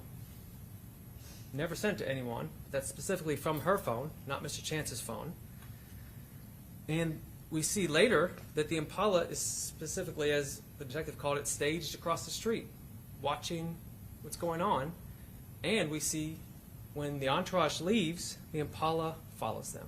The cruise is not needed for any of that. Now, we go to the home 2 suites. This is on the way to Airbnb, as Detective Ramos says. The cruise is following it. This is where the state will suggest that Alicia Andrews gives her location information, which brings the Impala to the home 2 suites. Except it doesn't work like that, because when you share your location, it's your actual location. And when you see the order of the cars, the cruise does not go into the home 2 suites until after the Impala goes to the home 2 suites. So if they were truly following the location, the Impala would not have went to the home 2 suites, because the cruise goes right in east on Fowler and comes back around west, then across the street into USF Embassy Suites. So if they were following the location, they would have followed them there. They didn't do that. They went directly, the Impala went directly into the home 2 suites. How did they know to go there? Were they getting information from a different source? Were they off camera and followed them? The state can't rule that out. Detective Ramos says the cruise was staged across the street, but there's no video evidence of that. That's just a speculation. We do not know how they found out to go into the home 2 suites. Again, the state and Detective Ramos says it must be these other apps. This must be this other apps. But as Mr. Wise said, there's no evidence of that. And as Mr. Wise also said, they're going back and forth between apps that they know they can hide and apps that they can't. It doesn't make any sense. And again, must have is not evidence. It is definitely not beyond a reasonable doubt. And the Impala, having been staged across the street at Truth, would have seen where Mr. Jones got into the car. It wouldn't need any further information about where he was sitting. And at the home 2 suites, where the cruise does go in, there's no indication there was any communication between the 2 cars at that point. The state wants you to assume that they talked to each other without any proof. The state even says no one can be identified in this case. They were talking about the shooters, but it truly could mean anyone, because they cannot identify who's driving that cruise outside of one time in the beginning of the night. They also can't prove who was using Miss Andrews' phone all night. They keep saying that every time they put a picture up of a conversation, it always had Alicia Andrews beside a picture of Isaiah Chance. But it was based on something coming from Miss Andrews' phone. Now, we know Miss Andrews used her phone a lot. We know, for instance, this is her texting about an Airbnb in Tampa. No suggestion from the state or Detective Ramos. This wasn't her, so they assume this is her using her phone. This is her on her phone. She looked up a picture of the victim, Charles Jones. Again, no indication from Detective Ramos. I don't believe that that's not her using her phone. It's her using her phone then, but later they want you to believe Isaiah Chance is using her phone despite having his own phone and using his own phone. Again, she tries to book the Airbnb. Here's the Airbnb, and if, again, above it, here's where tempted to book the Aloft Tampa. I would submit that is the beginning of the word Midtown. Aloft being Midtown, being nowhere near Teasers or that area. The state said they were using Alicia Andrews to blend in, or Isaiah was using Alicia Andrews to blend in at Teasers and Truth. Speculation, no proof of that. There's plenty of single men, multiple men, and there's no indication that that was the reason for that, that she wasn't simply just involved. So the attorney says Sean Gathright and Alicia Andrews were using their phones, but then wants you to believe by that she means Isaiah Chance. But when Sean Gathright's texts come in, they want you to assume it's from Sean Gathright. But when Alicia Andrews' texts come in, they want you to believe it's Isaiah Chance. I would argue it doesn't work that way. The state said they didn't want to use gang members. Except at the time, Rashad Murphy was not a gang member. He wasn't documented until after his homicide. So that doesn't make sense. And they said they wouldn't have let anyone else into this. Well, they allegedly let Alicia Andrews in. She's not in a gang. They let Sean Gathright in. They allegedly let Isaiah Chance in. They would be what the detectives called, I think, creative players. So they're letting whoever they want in, I would argue. Now let's, again, what do the state, they cannot rule out that Alicia Andrews wasn't driving the cruise at those locations. They cannot rule out that she wasn't using her phone all night.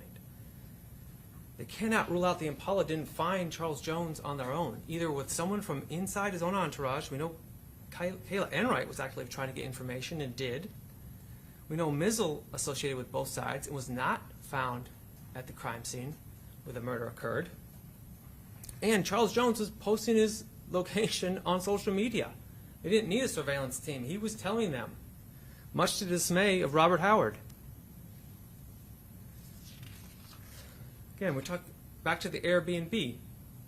We know someone went in that wasn't caught on camera. The state can't rule out that was Isaiah Chance at the very beginning, and he wasn't hiding. He just didn't caught on camera. We know that happened. They want to convict Isaiah Chance on association, not evidence. And I want to talk about J. Breezy and Young and Ace very quickly. One of the things the detective used to show that Isaiah Chance was involved in this was getting paid from J. Breezy. So that transaction was a piece of evidence that they think connects Isaiah Chance to this. So J. Breezy pays him, then J. Breezy brags about paying for a murder in a song. And then not only does he brag about it, they have the actual payment. They say. Is he investigated, arrested, or indicted? No. Is that because they don't believe songs? Well, they have evidence in this case. Or is it because they don't believe the evidence says what they think it says? Now, we heard from Robert Howard and Mr. Gonzalez talk about him, so I'm not going to rehash him very much, but I will say that what he told us about Isaiah Chance is all his conversations were friendly. Talked about music. They talked about just Jacksonville in general, that he was never a threat. Like I said, always friendly.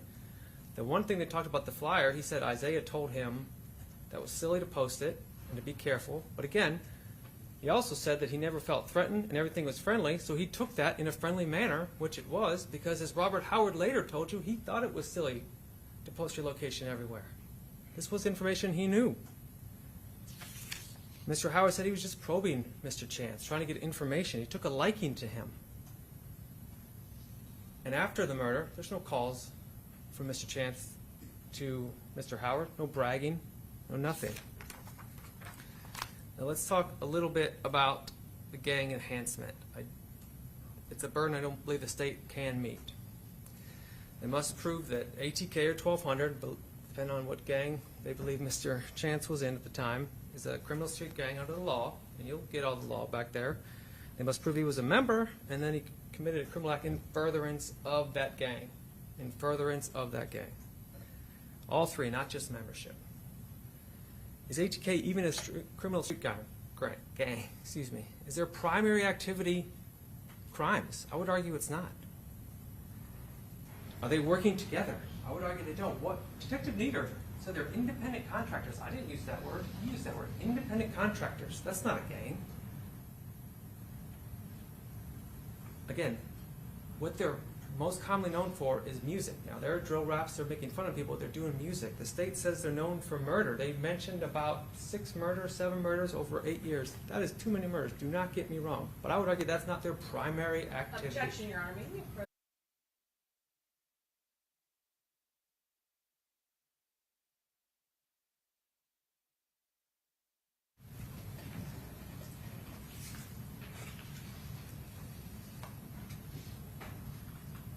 Majority of those murders, of all the murders for all these years, are unsolved. Cannot be, I would argue, remotely attributed to a gang or to a gang war, specifically to ATK. What crimes are committed for the benefit of the group? I would argue the detectives have not been able to show us any crimes for the benefit of the group. We talked about it in general. They say they do a crime, they then do a drill rap about it and they make money off it, I would argue that is not for the benefit of the group. And again, if these were songs were proof of criminal conduct, J.Breezy would at least be investigated. Again, they don't have structure, they don't have hierarchy. Now let's talk about the documentation of Isaiah Chance. The first one is the number 23 chain. Again, it's a very common number. Detective Nieder gets to decide that it means gang and only gang. It only means Royale Smith. It cannot mean anything else. It cannot mean LeBron James. It cannot mean Michael Jordan. Has to mean gang. We know ATK members wear chains. You've seen an ATK member wear a chain on that screen at least once. Detective Nieder, Isaiah Chance has never worn an ATK chain. Then other criteria were from his social media. Multiple pictures, some used for multiple criteria, but there were a lot of pictures. But let's look at some of those pictures. Again, multiple detectives said, and witnesses, Isaiah Chance is a rapper. He's not a diss rapper. You make your decision yourself. To me, this looks like a photo shoot. And I think there's a couple things I'd like you to look at here. One is, what song they have here? Kenny Caps. Robert Howard, allegedly from the Ops. They're playing this song. And what's in the background? This gentleman, Isaiah Chance, allegedly ATK 1200. Gentleman, right above my finger. Again, look at it yourself. This is 126C. Given the alleged 1200 side down, which would mean disrespect to 1200, if that's where we're to believe that that is in fact only the 1200 side, despite the fact that Robert Howard says that sign is used by all people all over not all people, but a lot of people all over Jacksonville for a lot of different reasons. And there are multiple pictures, so I'm only going to highlight two. And the only reason I highlight this one is Detective Nieder says he can tell that's Isaiah Chance. I don't know if that's Isaiah Chance or not, and I would argue that no one can tell you that that's Isaiah Chance, besides if that is Isaiah Chance himself. He used that to document him, one of his many reasons. He also said he can print out an Instagram post like that, and it's considered physical evidence in his mind. I would argue that is not accurate, and that is not what the law intends. But this has to be your decision. Now, when Dr. Leek was testifying, the state made a big deal to say that she didn't check if he had gang tattoos. One of, and you're going to get this law back there, the ways to meet gang criteria is to have a gang tattoo. And you also saw, when Davion Murphy was arrested, they checked and see if he had gang tattoos. You heard from Detective Nieder, who documented Isaiah Chance, did not document as a gang tattoo. And you heard from the person who arrested him, Detective Ramos, nothing about a gang tattoo. He doesn't have a gang tattoo.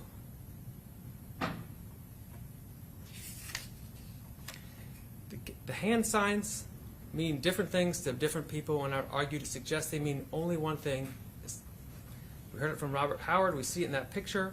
There's a post that you're going to get back there that Charles Jones does, where he does the thumbs down emoji, allegedly against his own gang or associate gang or whatever they want to call it. Again, there's no evidence that Isaiah Chance did anything to benefit himself through the gang.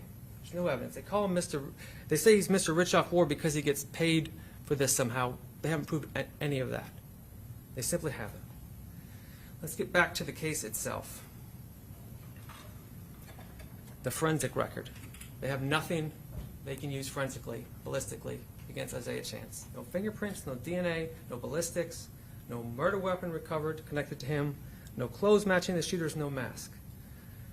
In the Vivint video, this is what Officer DeJesus said, that he can look at these pictures and not only can he tell you that that's a gun, but he can tell you, I believe he said, the kind of gun, and that it has an extended mag. Now, I'm not here to tell you that's not a gun. That's your decision. I'm telling you that Officer DeJesus is reaching when he says he can say that, and I think it's not unreasonable to suggest that his testimony was reaching, because as Mr. Wise stated, he was a different witness on direct as he was cross. On direct, he answered every question. He was an expert. On cross, he wanted to fight with Mr. Wise, and all of a sudden couldn't agree. I don't know if he would agree the sky was blue. He also agreed on the theory that two of the bullets from the 9mm flew out of the 9mm and into the brass catcher. He said this was possible. This is after he stated that he couldn't think of one reason that anyone would use a brass catcher. He said two bullets flew into the brass catcher. That was possible from two people moving, despite the fact that for that to have happened, that the person who then unloaded the brass catcher would have to unload all the shells and put the two 9mm back, because that's how it was found. Doesn't make any sense. Then we talk about the DNA. There was some DNA, and the state will tell you Mr. Chance could not be excluded. But truly, he could not be included. We heard they use big numbers when they can, 700 billion, but they couldn't even give us a number, anything, on Mr. Chance. They could not produce a meaningful result. It was I submit it's FDLE's way in saying we cannot include him. And the state doesn't get the benefit of the doubt. They don't get to say, well, we couldn't exclude him either. They have to prove that he touched that gun. They cannot do that. Let's look at what the state chose not to investigate. Again, we know Mr. Chance is at some point in the cruise with Miss Andrews. We don't know who's driving. And we know that the LPR readers and other things are going off in the area of 15th and Hillsborough. We have no video from that area. They didn't try to get video. They didn't investigate that area. They went to the places they wanted to investigate. They didn't investigate the cruise's infotainment system, which would have shown GPS data, browsing history when they had the car. Ramos did not do that. Could have shown us a lot of what the cruise was doing that night. We don't have that. They didn't get Robert Howard's phone. Could have backed up or undercut his testimony. It's in federal custody. They gave an explanation for that, but Detective Ramos simply, I would argue, didn't follow up on that because he got the answer he wanted. The search of Mr. Chance's house produced nothing connected to this murder. The gun was excluded from being involved in this murder, and as Detective Ramos said, he even said, I don't know if that's a gun necessarily, but if it does, it looks similar to the one found. He was at least honest about that in Mr. Chance's house, the one that was excluded. I'd actually look at those pictures too from Mr. Chance's house. There are bags in those pictures that I would submit look very similar to the bags that he was loading into the car at Mr. Gathright's house, bags that have clothes in them in Mr. Chance's house. Mr. Chance's interview. Mr. Chance sat down for, I don't remember the exact time, around 2 hours with Detective Ramos.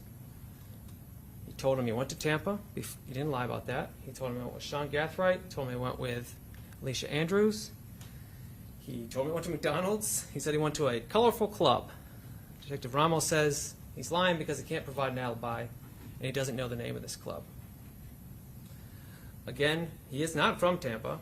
There is indication that he went to clubs all around 15th and Hillsborough. In fact, he doesn't know a name for a club, which he even said, Detective Ramos, I wasn't there, I didn't go in, talked to a bouncer and left, I would argue is not evidence of lying.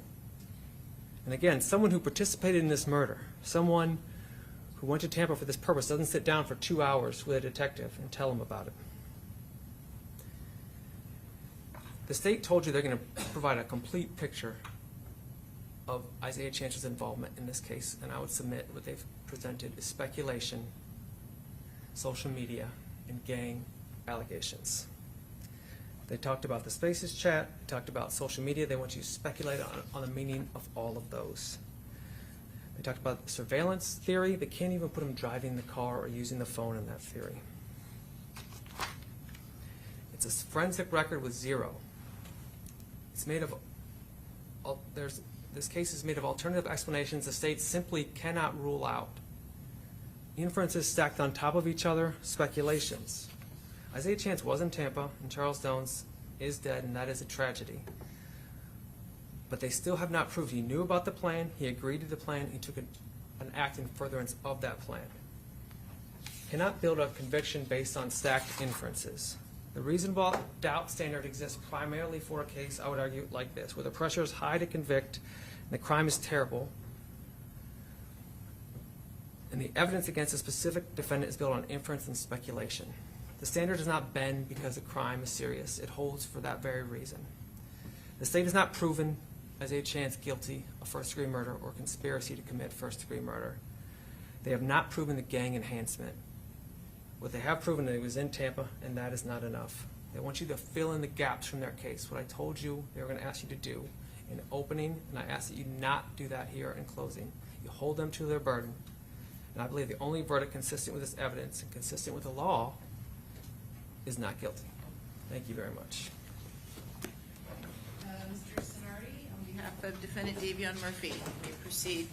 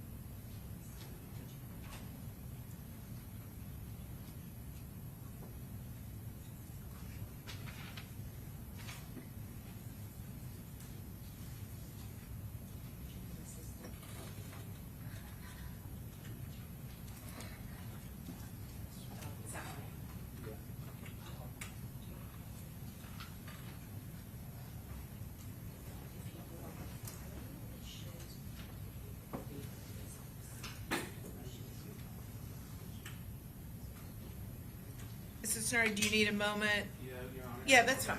No worries. Okay, we'll take one more quick break, and then that'll be it until we're done. Okay.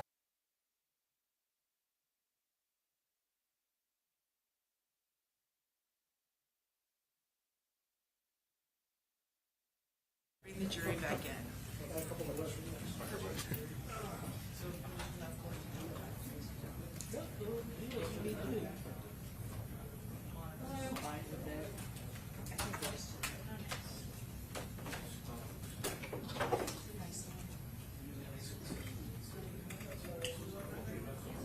All rise.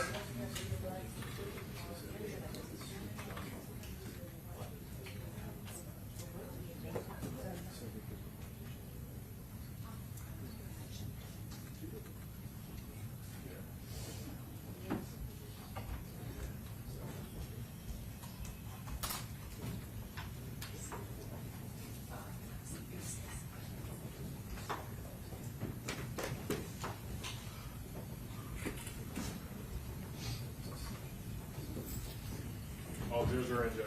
Okay, very good.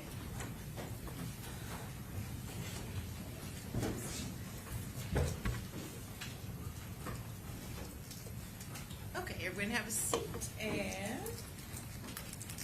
Mr. Sonardi, you may proceed. Good afternoon, ladies and gentlemen of the jury. I know it's been a strenuous past 5 weeks, and I'm thankful for you all bearing with us. On behalf of myself, Attorney Nick Sonardi, Ms. Deborah Toomey, Katie Rayner, and private investigator who's not here, and more importantly, Davion Murphy, we want to thank you for filling your civil service duty as a juror these past few weeks.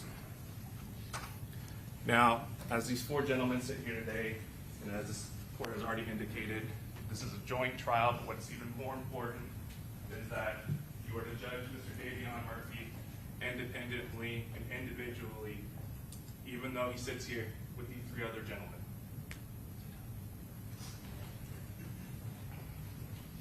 And the reason why I bring that to your attention is because as you sat here these past few weeks, you had viewed over hundreds of exhibits, and out of those hundreds of exhibits, only a select few will apply to Mr. Davion Murphy.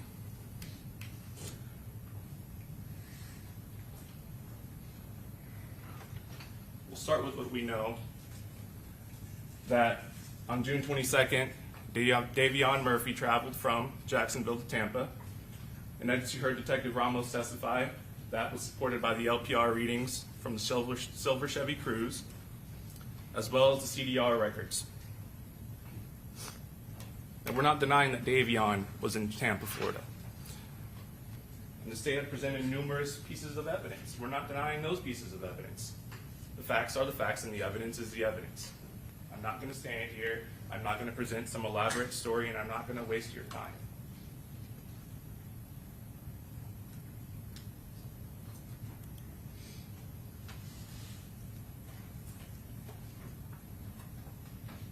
Again, this is just a showing of the LPR hits from Jacksonville to Tampa, which tracked the Chevy Cruze, which was ultimately linked to Davion Murphy.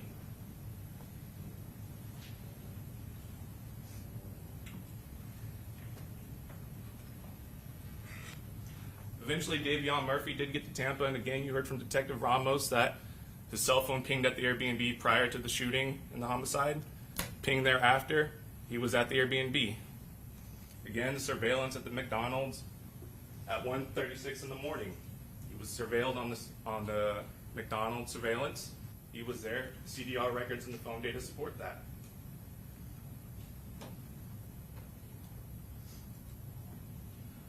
At 1:54 in the morning on June 23rd, what we saw on the CDR records was an outgoing call to Rashad Murphy's cell phone. That number ending in 0925. Now, you had heard from Detective Ramos that he had testified that Rashad Murphy had left his phone in Jacksonville with his fiancee and the mother of his children, Charmaine Steiger. Rashad Murphy didn't come to Tampa with his cell phone. He didn't have a cell phone. Why is this important? Because you also heard Detective Ramos testify there was no relationship between Davion Murphy and Charmaine Steiger. There wouldn't be a reason for Davion to call Charmaine Steiger. Based on that, would lead you to conclude that Rashad Murphy had called Charmaine Steiger at 1:54 in the morning on June 23rd for a 26-minute phone call. At 5:03 in the morning, there's an incoming call again from that same number linked to Rashad Murphy and Charmaine Steiger. Again, at the Airbnb, similar to the last call. That was for 7 minutes.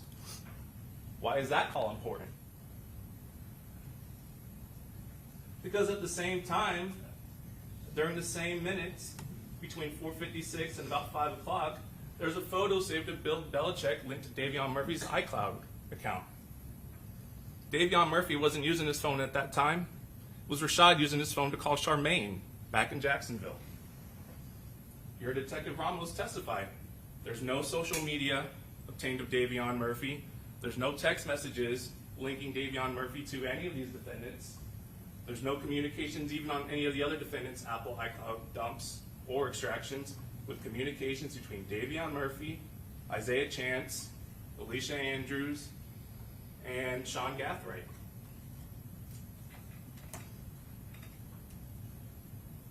We saw the Bill Belichick photo. It was favorited, but that was favorited by Rashad Murphy.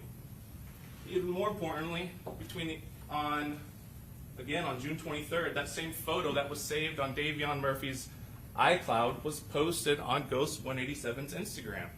Again, Davion Murphy didn't have social media.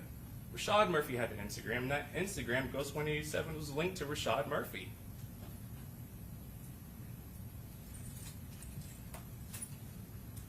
Again, this is just showing you the CDR records. You heard Detective Ramos testify that CDR records aren't always going to be accurate. There's going to be bits and pieces of gaps missing. It's not going to track continuously over time. Same thing with timing advance. There's going to be bits and pieces of information missing. It's not continuous tracking of information. But nonetheless, he was active in Tampa, and he was present at the Airbnb. This is seen on June 23rd, right before Davion Murphy left in the Chevy Cruze, heading back to Jacksonville. He's seen on the ring camera footage. The state made a big deal about this because they said, that's the only time he's ever seen on the ring camera footage. Well, we heard from Detective Ramos and others that Rashad Murphy was present at the Airbnb, and he was never seen on the ring camera at all. It was his own testimony that he was there. In fact, Ramos even testified that there was someone inside the Airbnb already when Alicia Andrews arrived, and they weren't able to conclude who that person was. I submit to you that simply being seen once is not indicative of some consciousness of guilt to attempt to conceal or hide oneself. Again, this is a mapping of the Chevy Cruze that Davion Murphy was in by himself, heading back to Jacksonville. At no point from the time that he leaves Jacksonville to the time that he's heading to Tampa to the time that he leaves Tampa, heads back to Jacksonville, or rather while he was in Tampa, do we ever see Davion Murphy in the Impala? Never. And why? That wasn't his family's car. It wasn't his cousin's car. He had no ties to that Impala. Just like he doesn't have any ties to Sean Gathright, Isaiah Chance, or Alicia Andrews. The only thing linking Davion Murphy to this is his cousin Rashad Murphy, who he came down here with on the weekend of the 22nd. Now, what hasn't really been indicated in detail, clearly, but I'll get to it in a second, is that during the interrogation, we see Davion Murphy imitating holding a firearm. What's important about that is that Mr. Davion Murphy is left-handed. And so when you see him writing and signing the Miranda form, he's signing with his left hand. When he's holding and mimicking that imaginary firearm, he's discharging it with his left hand. The shooter, clipped from the Tesla video, is right-handed. Shooter number 3, who they believe is Davion Murphy. He's shooting with his right hand. The state may make an argument that there's no way that a person could shoot with the left hand with the assault rifle based on the testimony from DeJesus, because the cartridges would come out and hit you. The shooter didn't have to worry about that. There was brass catchers on that firearm. No casings would have hit a shooter holding it with the left hand on the trigger.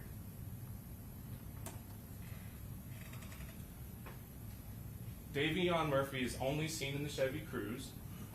His phone doesn't ever show him leaving the Airbnb during the time of the shooting. He's never seen with any weapons. There's no DNA evidence linking Davion Murphy to any firearms, to any crime scene, nothing.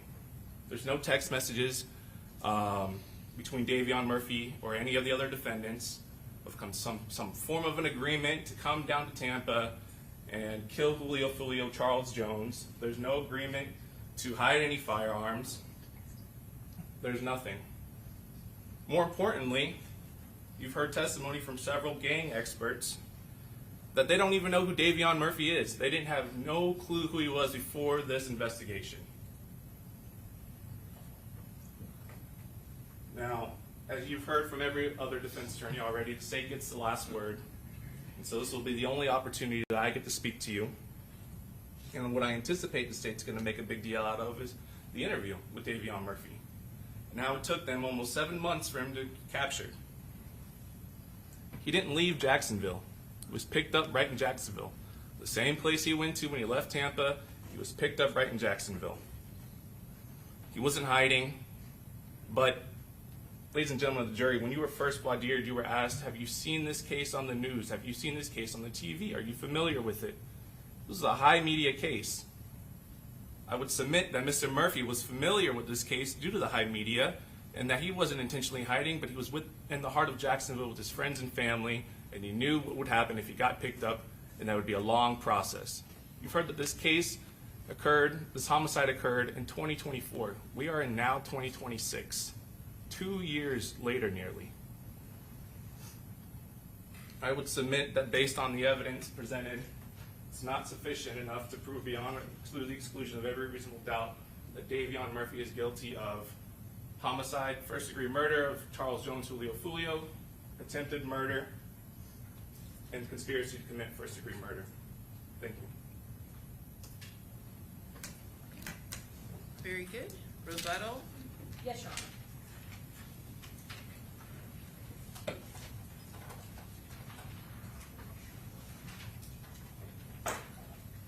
Then close out Mr. Sonardi's demonstrative. Yes, we will.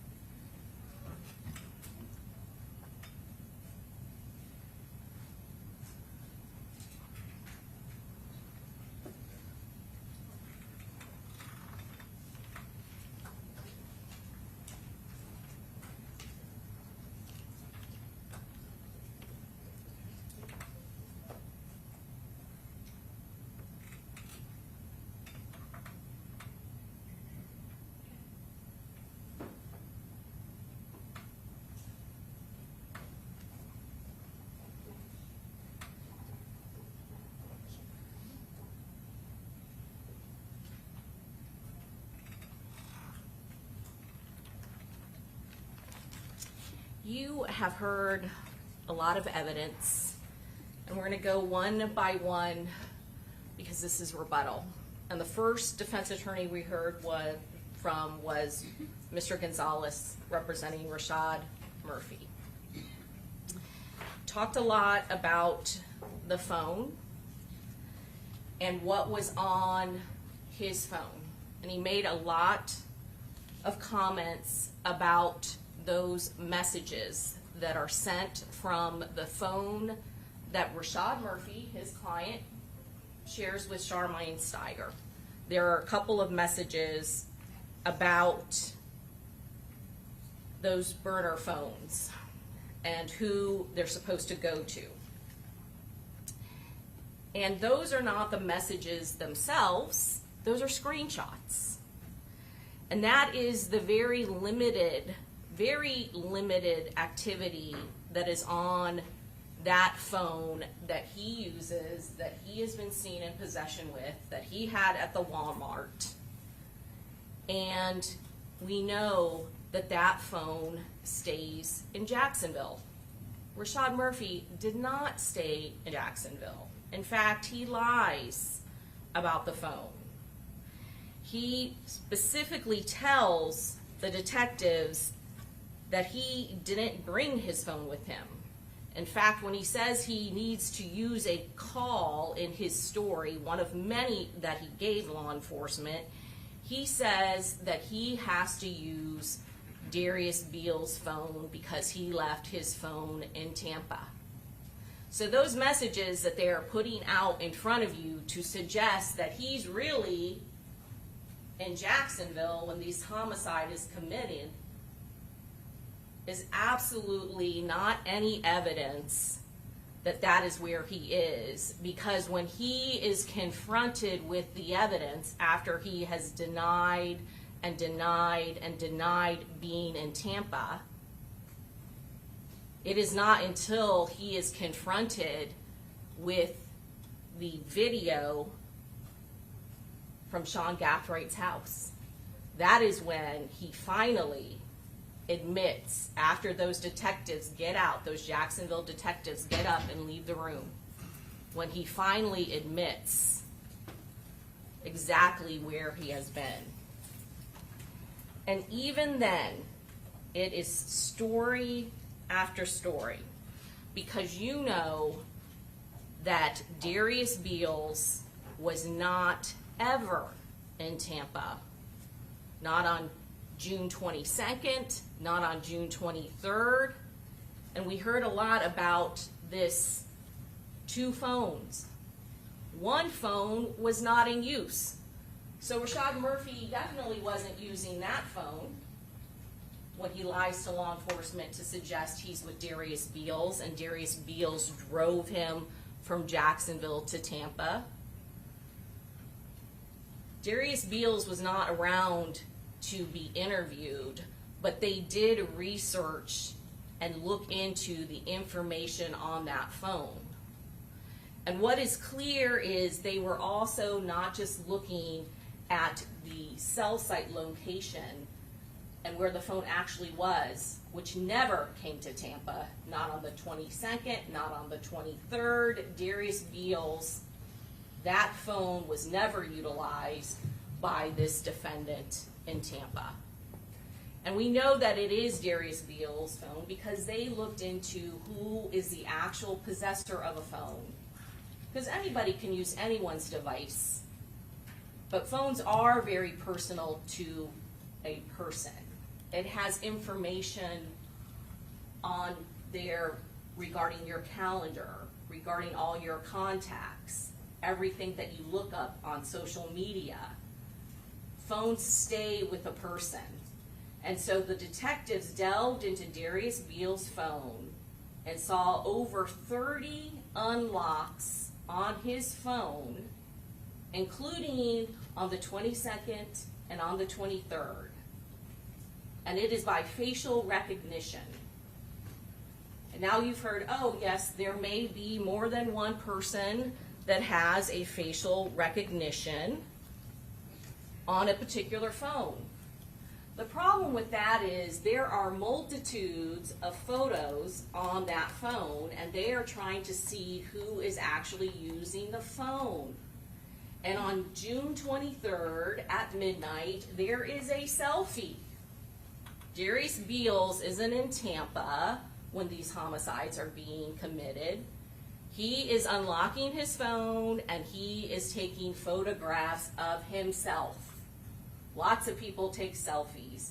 And the selfies that they found during the time when this homicide is occurring is of Darius Beals. And it should come as no surprise.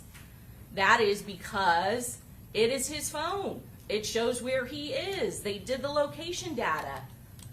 It shows that he is in the vicinity of his home, where he is taking photos of himself occasionally during that time period. It is another lie because they are confronted with evidence. And you heard about consciousness of guilt.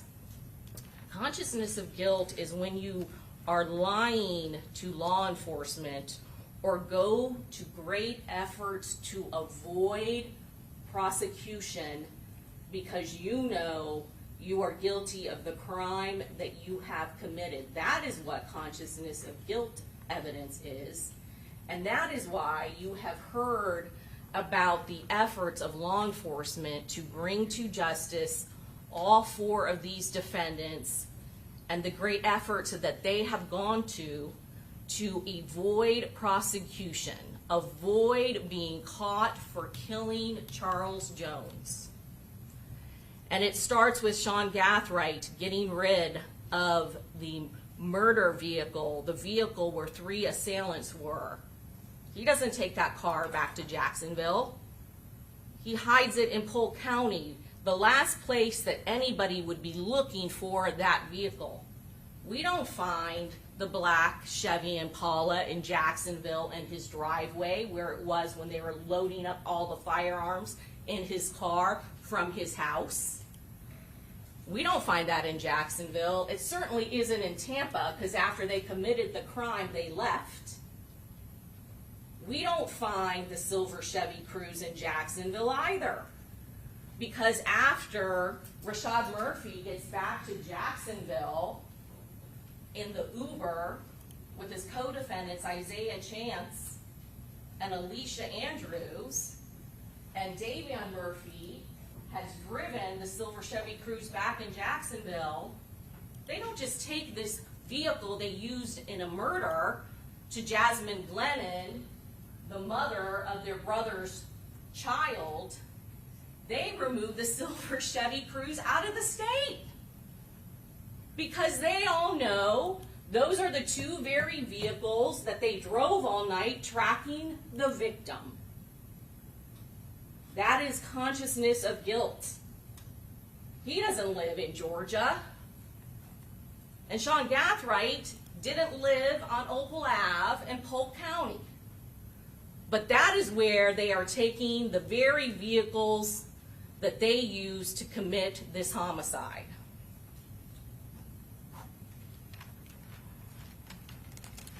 Mr. Gonzalez showed you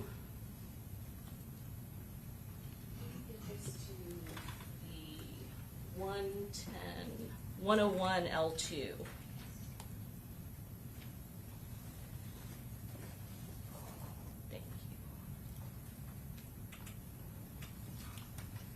Showed you this photograph, evidence of proof of the phones, and that message, which we both know was not sent by him, Rashad Murphy, in Jacksonville. Tries to look at what the shoes are, that it came from the phone. We know that this is what was bought in Walmart the day before. Talks about all the weaknesses of the case. What he's wearing. Anybody could be dressed in black. Anybody can be wearing combat boots. Anybody can be wearing a ski-type mask or hoodie or hat on your head.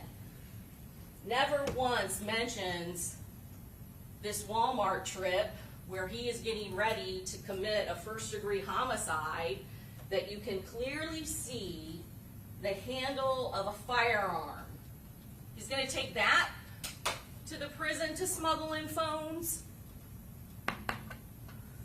He's not getting ready to smuggle phones. All of you know what the evidence in this case shows.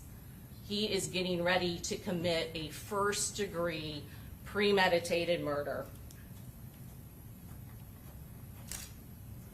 The Airbnb. Does it matter if he is the one that booked it himself or that he gave his ID to his co-defendant, Isaiah Chance, to book it for all of them? What is clear, whether or not he tries to say or distance himself by saying to law enforcement he doesn't want no part of Tampa. He never would have done it if it was in Tampa. Well, ask yourselves this. Why does it matter that the Airbnb is in Tampa as opposed to any other city that Isaiah Chance had to go visit? There's only one reason why he can't be associated to an Airbnb in Tampa, and that is because this Airbnb is in Tampa the very weekend that Charles Jones is murdered. There is no explanation why that even matters.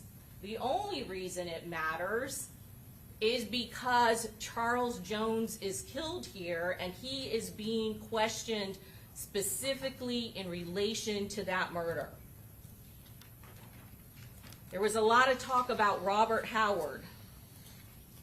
You should scrutinize everything that Robert Howard said. And you'll notice in our first close when we went over the mountain of evidence in this case that absolutely proves each and every player, each and every defendant in this case, there was no mention of Robert Howard. This case has been proven over and over and over again, with each piece of item being more compelling and making this case stronger than it is based on what you see with your own eyes.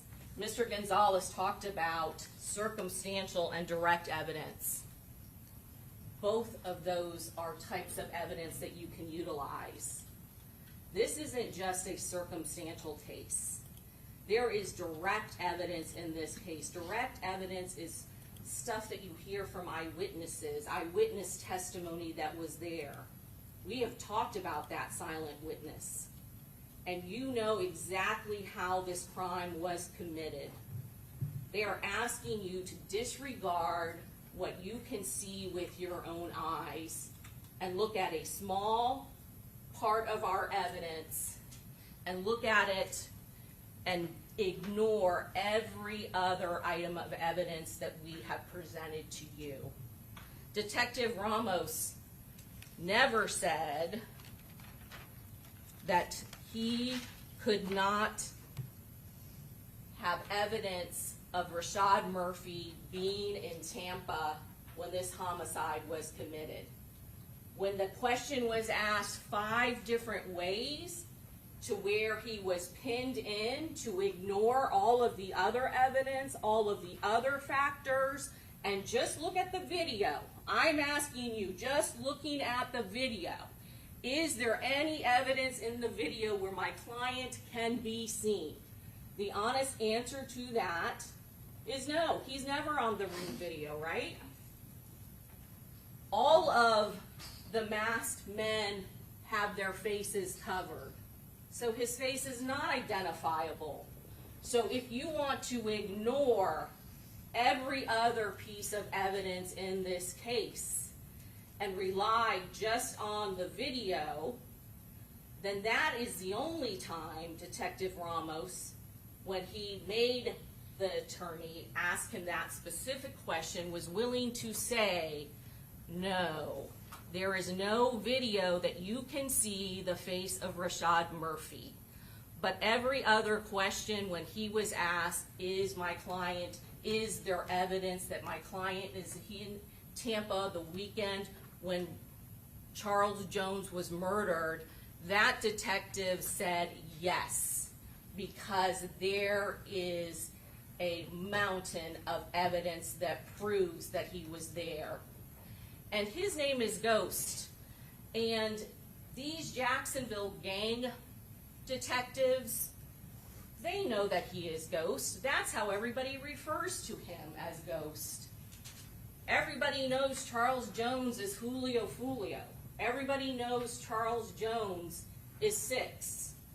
And everybody in Jacksonville knows that he's Ghost. But you don't have to rely on Detective Nieder for that. You don't have to rely on any of the detectives from Jacksonville.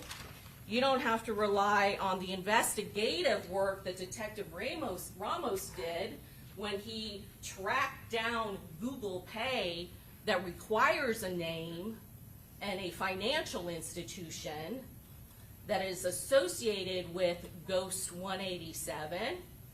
We can rely on Sean Gathright that this is Ghost.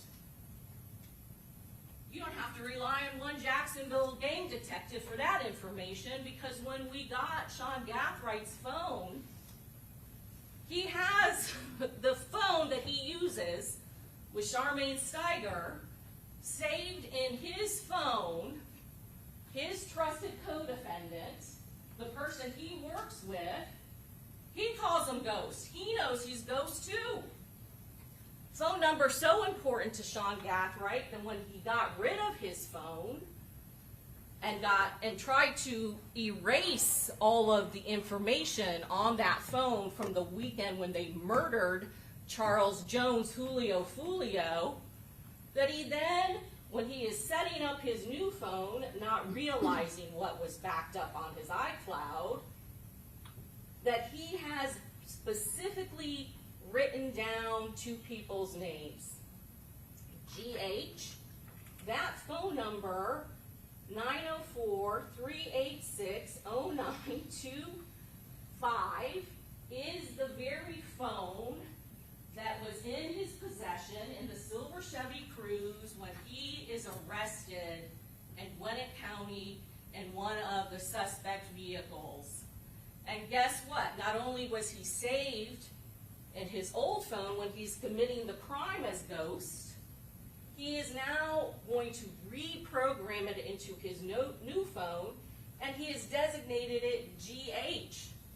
It's not RM, Rashad Murphy, it's GH, the first two letters of Ghost.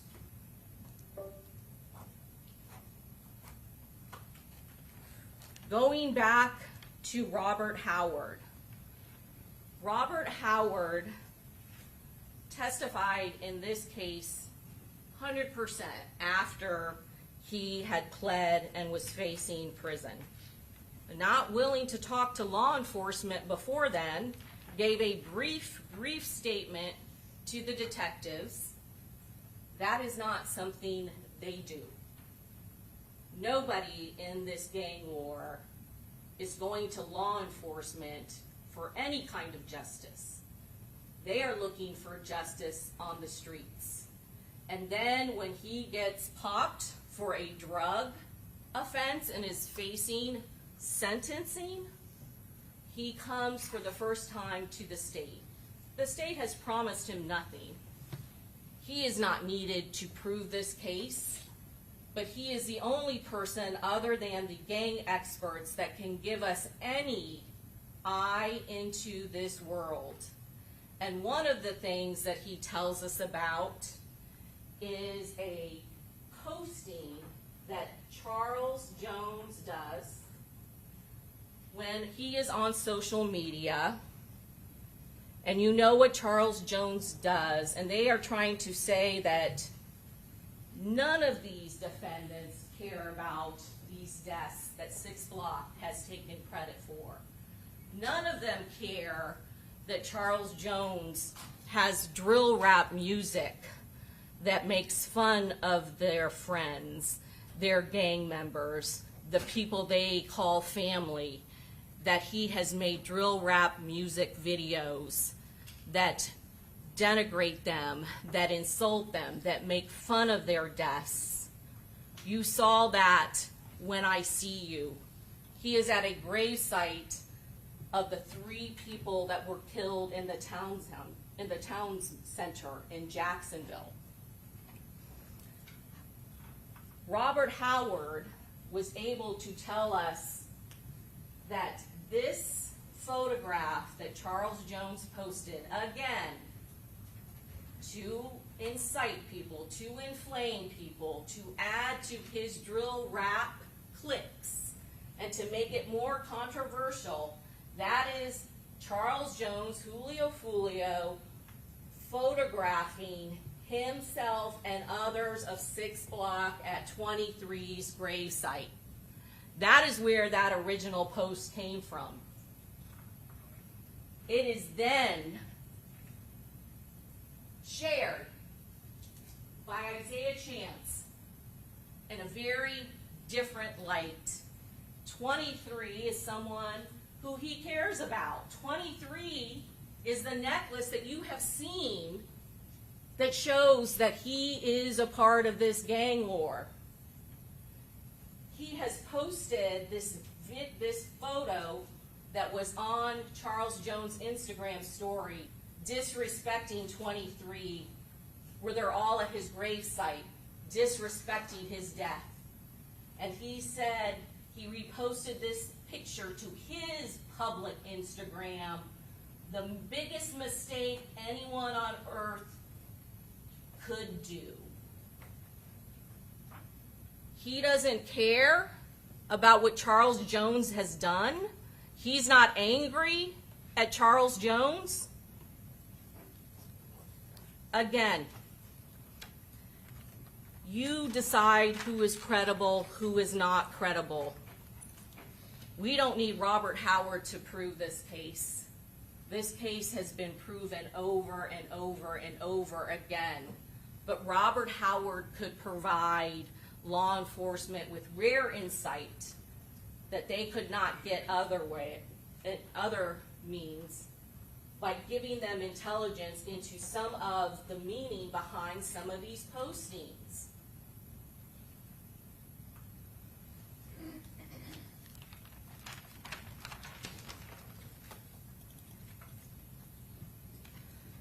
We're going to talk about Rashad Murphy's statement one last time. A statement that a defendant makes is only admissible against himself. It is not trustworthy with anybody else, because the reasoning is that if they are going to make some kind of implication or incriminating statement, it would only be true if they were truly making it about themselves. Because we expect people who commit crimes to point fingers. And so in the rare moments when they tell the truth about one single fact, it can help prove a case. And so nobody identified Rashad Murphy in any of those videos because their faces cannot be seen. But certainly Rashad Murphy identifies himself. And when confronted with the evidence, he had no other choice to then finally admit that he was in Tampa. So yes, we have the right person. He still lies and tries to maintain that he wasn't in Tampa until after the homicide. But it literally makes no sense, because at some point, I believe Mr. Gonzalez pointed out that he would not absolutely ever agree to an Airbnb in Tampa, yet miraculously the next day he's got to go to Tampa to check it out. And what is more preposterous about his story, because again, he is caught. He can't admit to what he has done. But what is most preposterous about this story is having no idea where the Airbnb is, having no idea where the address of the Airbnb is, that he magically shows up in Tampa at the address of that Airbnb, because we know he gets into the Uber, and that he doesn't ring the Ring doorbell like any other normal person checking out an Airbnb for the first time. They are trying to normalize going at a Airbnb, a place that you are vacationing or staying in temporarily, and going to a side parking lot of a place that you normally don't know and trudging through a dirt path to a wooden privacy fence to go through a sliding glass door. It is beyond belief. It is another lie because they have been caught. So identification of Rashad Murphy as one of the people in Tampa comes from his own mouth.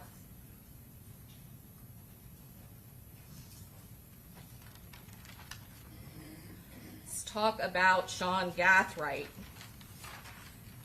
I don't know what world it is where you try to say that the evidence from the Toyota 4Runner that he is driving in Jacksonville is not a treasure trove of evidence. Really, nothing relevant from the Toyota 4Runner, a shell casing that matches the murder of the homicide victim is not a piece of evidence relevant to the Tampa homicide. That's not direct evidence of motive. They tried to kill him in October of 2023, was not successful. And evidence is found in their car. What more relevant tie directly linking Sean Gathright to this homicide do we need? So let's now go to his house.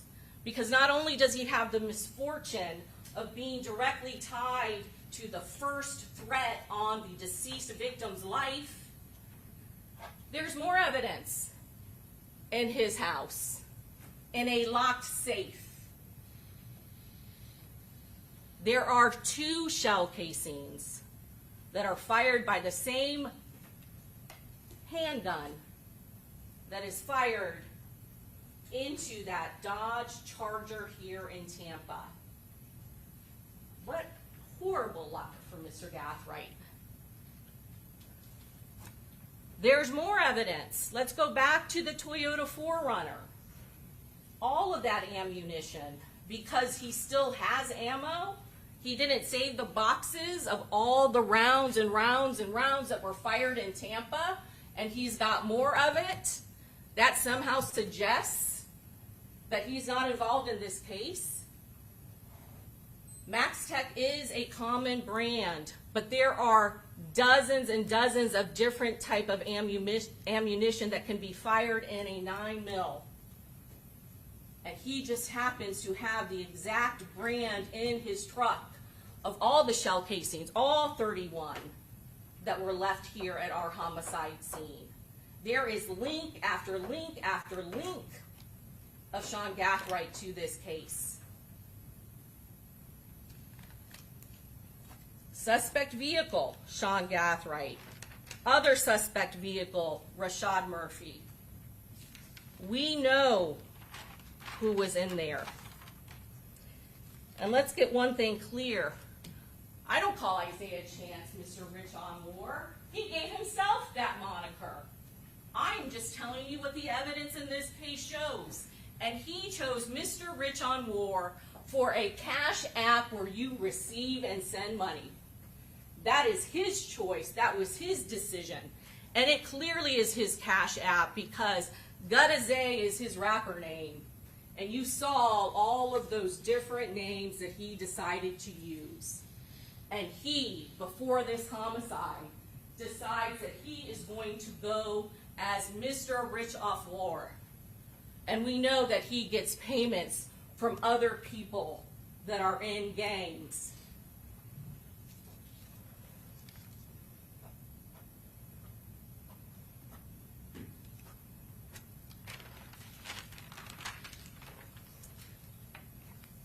This is a very real gang war. Was Rashad Murphy a gang member? You heard all of the evidence regarding Rashad Murphy from Detective Griffin. You saw a lot of videos. You saw videos where there are all kinds of drill raps. There were 3 of them. Is it a crime to hang out with your childhood friend Noah Williams? It's not.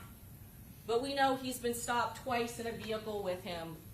And we know he's been in 3 different videos. And these aren't just rap videos. These are drill rap videos that you saw for yourself. You saw what type of music it was, that they were flashing signs. They also were flashing 6. We know who 6 is. And whether it's down or up, it certainly seems to be very disrespectful and very violent to be shooting what appears to be a gun towards it.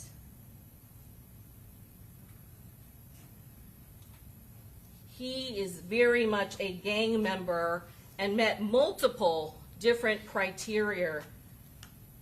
And most importantly, per statute, per law, not because he's casually hanging out with family or childhood friends, because he is committing a first-degree premeditated murder of the head of their rival gang with other members of the gang.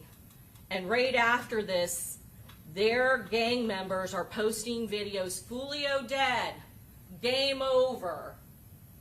You heard, it's for clicks and likes and money. It is monetized. The more likes, the more profane, the more shocking, the more likes, the more clicks, the more money. That isn't a benefit.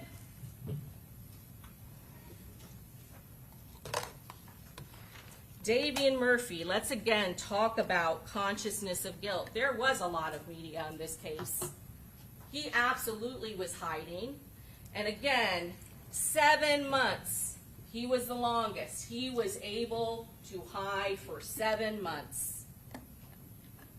They can try to characterize it any way they want, but you got to hear it for yourself because he said it multiple times. I'm hiding in plain sight. He's hiding everywhere. Airbnbs. He used some colorful language, what he's doing, how he's hiding, how he's frequenting women. But he clearly is hiding from law enforcement. So again, what we're talking about is evading prosecution, evading justice for the crime that you have committed. And he was friendly with those Jacksonville gang detectives, told them outright he was hiding from them, making them do their job, right? He absolutely was hiding from law enforcement. He's not staying with his family. Those are the first places that they went to.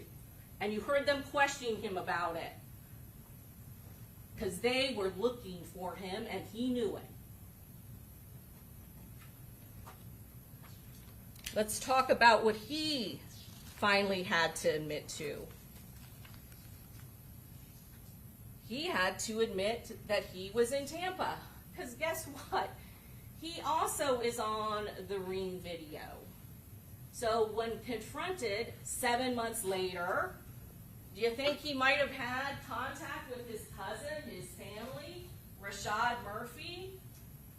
Any big coincidence that they're using the same type of alibi? And I know that they put up the photograph to show, I guess, to try to suggest that Davion Murphy isn't in Tampa, even though his phone is, because the phone is calling Rashad Murphy, Charmaine Steiger's phone, because it's in Jacksonville. And I actually do agree with the defense attorney on this, that most likely in both of those instances, Rashad Murphy is calling home to check on Charmaine Steiger both of those times. And he's able to use his cousin's phone, Davion Murphy, because they're in Florida together. So that explains all of the back and forth, the calls, because they can't refute that Davion Murphy's phone is in here in Tampa when the homicides are being committed, when the attempted homicides are being committed. He's just not the one using it to call Charmaine. He's letting his cousin call home because his cousin was smart enough to leave his phone in Jacksonville. And when we talk about him not using his phone during the murder, in this day and age, and all the attention that cell phones have been getting in the news, GPS tracking, geofence, you better believe they know their phones can be tracked. That is why they're using a girlfriend, a person who is not known to be in a gang, and why some of them think that just by turning it off, that will erase all of the evidence, or by throwing the phone away, not realizing that there are backups. And also, can we show the photo of Bill Belichick that was found at what time? I think it was 4:56.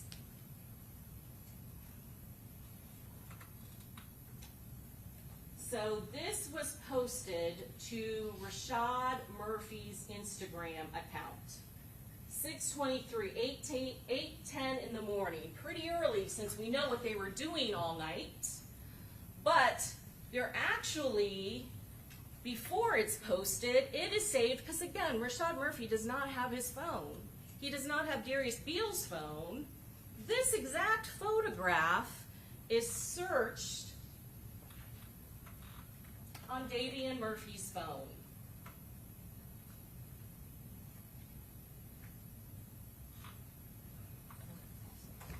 $4:56 a.m.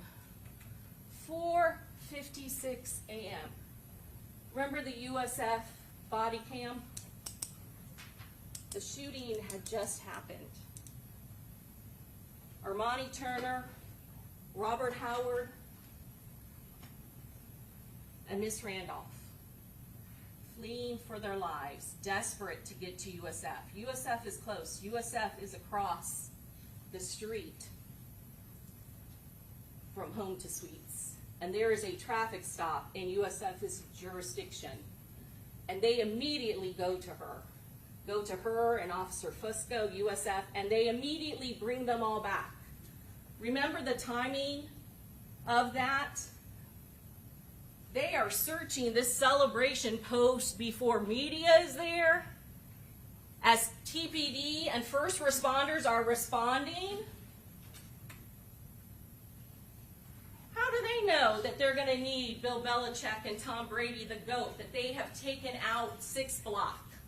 How do they know that they're going to need that at 4:56? And again, I agree Davion Murphy is not doing that. It's Rashad Murphy using his phone because he's getting ready to post to his ghost Instagram Bill Belichick and laughing emojis.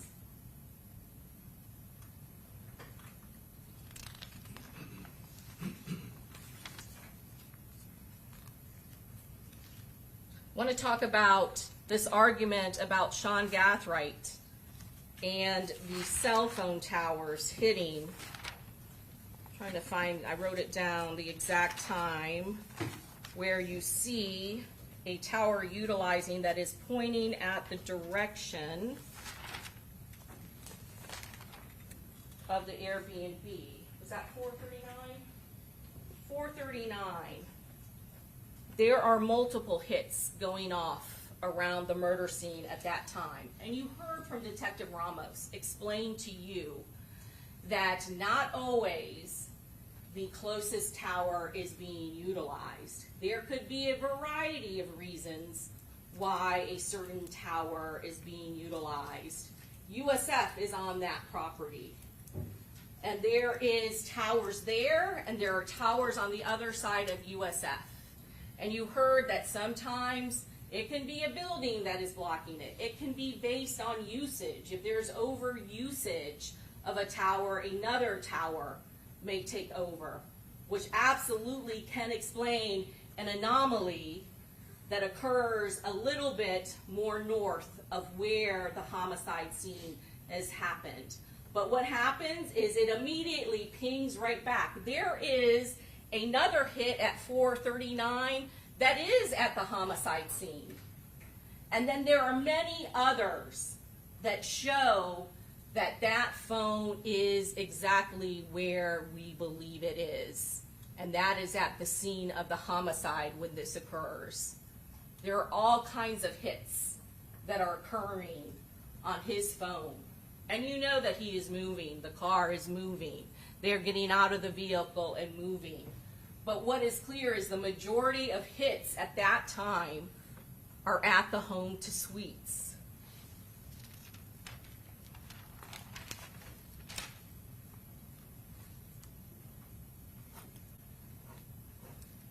We go to the social media post of Isaiah Chance.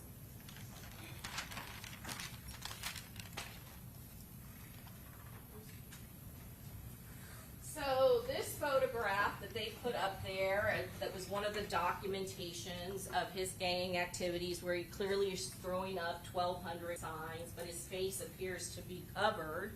Let's not forget that there was a search warrant done at Isaiah Chance's residence, and in the car during the execution of that search warrant is the very jacket that he's wearing in this photograph where he's throwing up 1,200.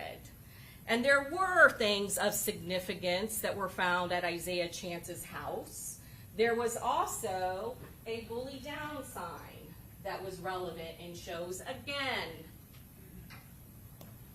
he hates 6 Block and the subset bully gang so much that he has made a homemade poster, or maybe been gifted with it. I don't know. I don't have to approve how he got it, who made it.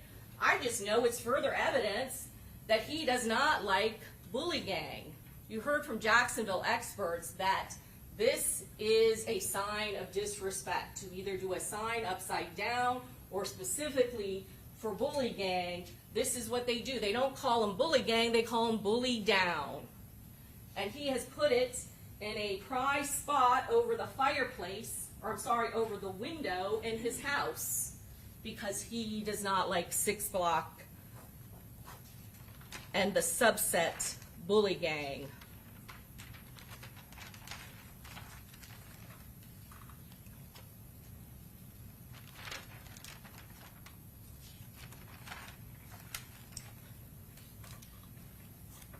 And let's talk about Isaiah Chance, because you already have heard, again, statements can only be used against the person that has made it. So Rashad Murphy has identified himself as being in Tampa, reluctantly to law enforcement and not completely truthful. Davion Murphy has admitted he is in Tampa because they are confronted with the evidence, photographic evidence that you all got to see as well, photographic evidence that they could no longer deny, but still not telling the truth. Isaiah Chance is also interviewed by law enforcement. And I think the characterization was that he was cooperative. The interview was 2 hours. He continued, although he said he was in Tampa, would not be able to specifically tell the detective where he was at. McDonald's, at some bar. They didn't go in because he talked to the bouncer. We know the 2 clubs that he was at, and there is no video evidence of him ever approaching a bouncer. But again, so we want to talk about identification. He has identified himself as being in Tampa, identified himself as being in the McDonald's. Guess what? That means he's in the silver Chevy Cruze. We have identified him as being in one of those suspect vehicles before they go to hunt and track him down. Some kind of argument from Mr. Gathright's attorney, why is it, or some that he, I guess, suggested it's evidence that he is somehow not trying to track Charles Jones down because he's looking for the Airbnb. Why would he do that if he already knows where he's going to be at teasers when he appears? Could it possibly be because they want to kill him sooner? Could it possibly be that they want to kill him in a less public place than a full parking lot of a club where Charles Jones is going to be appearing, so there will be less witnesses. What clearly that evidence shows all of you is how serious they were about finding him.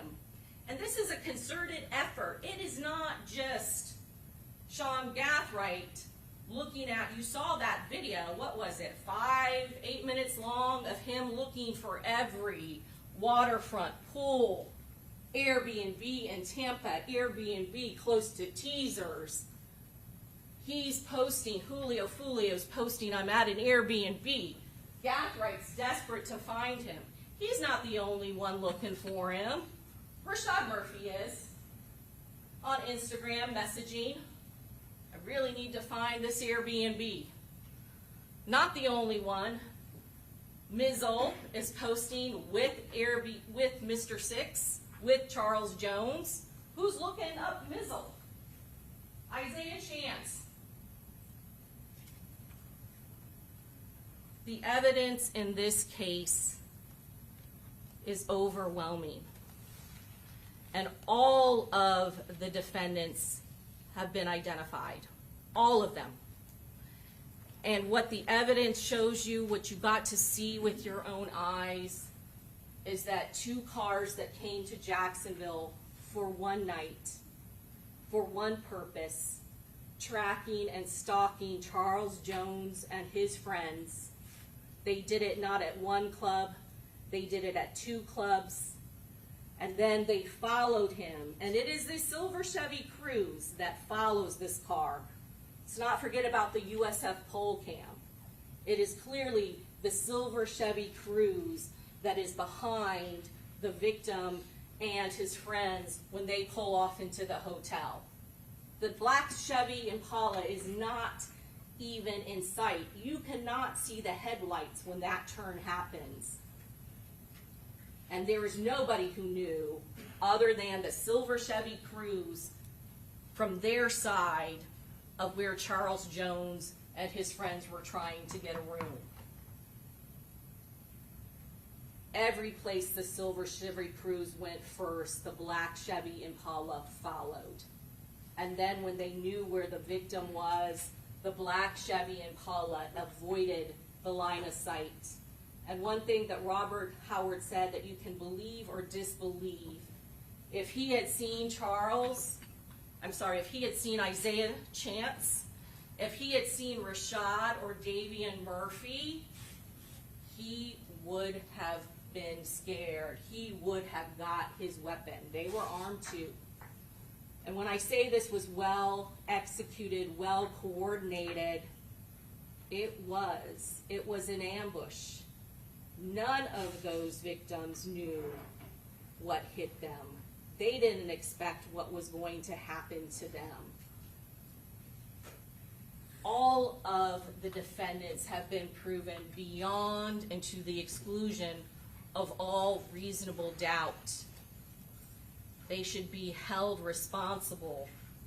They have been proven guilty of the only type of homicide that occurred. What separates a first-degree murder from a second-degree murder is premeditation. There can be no more premeditated murder than a hit that was organized in another city where they armed themselves, where they made arrangements for a second vehicle to stalk the victim, where they got masks, where they got enough ammunition to get the job done. This is first-degree premeditated murder. This is attempted murder for all of the people that they fired at and shot at, hoping to kill. Hold them responsible for each and everything that they did. And that means they're guilty as charged of every count, the top count that we have charged them with. Thank you for your time. All right, members of the jury, that's it for today. So just remember my previous and often repeated admonition on the overnight recess. Don't talk to anybody about anything related to this case. Don't read, watch, listen to any news accounts, or do any independent investigation. Tomorrow morning, you will return at 9 a.m. and I will give you the final instructions on the law, and once I read the law to you, and you all will then begin your deliberations, okay? So just bring with you an overnight bag. Doesn't have to be anything too complicated, but just whatever you might need, and bring it with you. We'll keep it in the jury room, okay? All right, yes, we have a...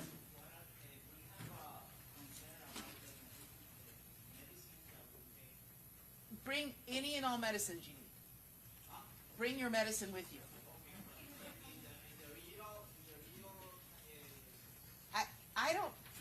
I don't know that anyone's going to be checking your medication. It's not, the deputies are not like the TSA, so, I think more than anything, if you do get sequestered, they're going to be looking more for things like if you bring a book, is it something that might be related to this case? But bring whatever you need to be comfortable overnight, all right? You're good. Okay, very good.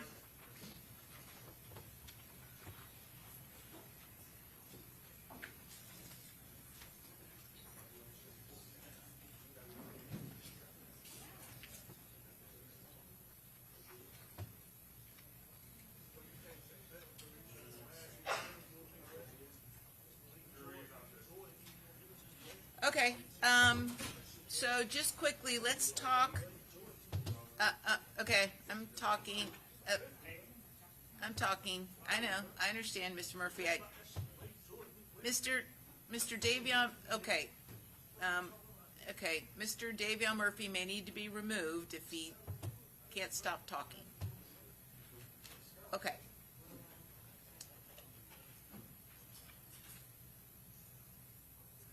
Okay. So, all right, Mr. Murphy, please stop, okay? You're not helping your situation. Okay.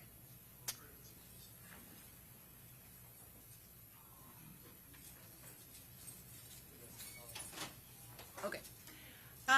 So after I read the instructions on the law, then I would discharge, at least for the weekend, the 3 alternates, right? And I don't, if we get to a penalty phase, I only think we need 1 alternate for penalty phase. I don't think we need to bring back all 3. So you all just need to think about that before tomorrow. And then, if it were me, the lineup would be, this is if we're going to bring 1 back, the next up alternate would be Juror 168, initials Mr. M.N. The second alternate would be Juror 213, Mr. initials J.M. And the third alternate would be Juror 220, initials K.C., Miss K.C. I would be open to, for only bringing back 1, if there's one among them that would like to volunteer, that doesn't have a job to get back to, that they really need to be attending, to let them pick a volunteer, but only if everyone agreed. Otherwise, I would bring back 1 alternate, and that'd be the alternate number 1 that I just mentioned.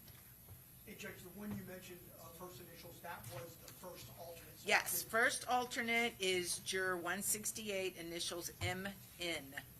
Second alternate is Juror 213, initials J.M. Those are 2 males. And then the third alternate is Juror 220, initials K.C. Your Honor, while we're discussing, we made it as far, we have all 3. I would propose we had the juror who made contact with Ms. Doherty. I don't think it was anything that, I don't think he had ill intentions, but I think it's a violation of the court's instructions. I would propose he be replaced with the first alternate. We don't necessarily have to discharge him, but I would suggest, given that contact that we had, as incidental as it may have been, I would suggest the first alternate should take the spot. Well, at this point, no one asked me to do anything, but I'm happy to bring him in and talk to him outside the presence of the others. Just have a discussion with him about what was said and just make sure it's not going to impact him in any way, okay? And then you can renew your motion, so depending upon what he says. And I'm happy to do that in the morning. So just be thinking about how we're going to handle the alternate situation. Judge, my inclination is to at least have 2, just in case there's any issue.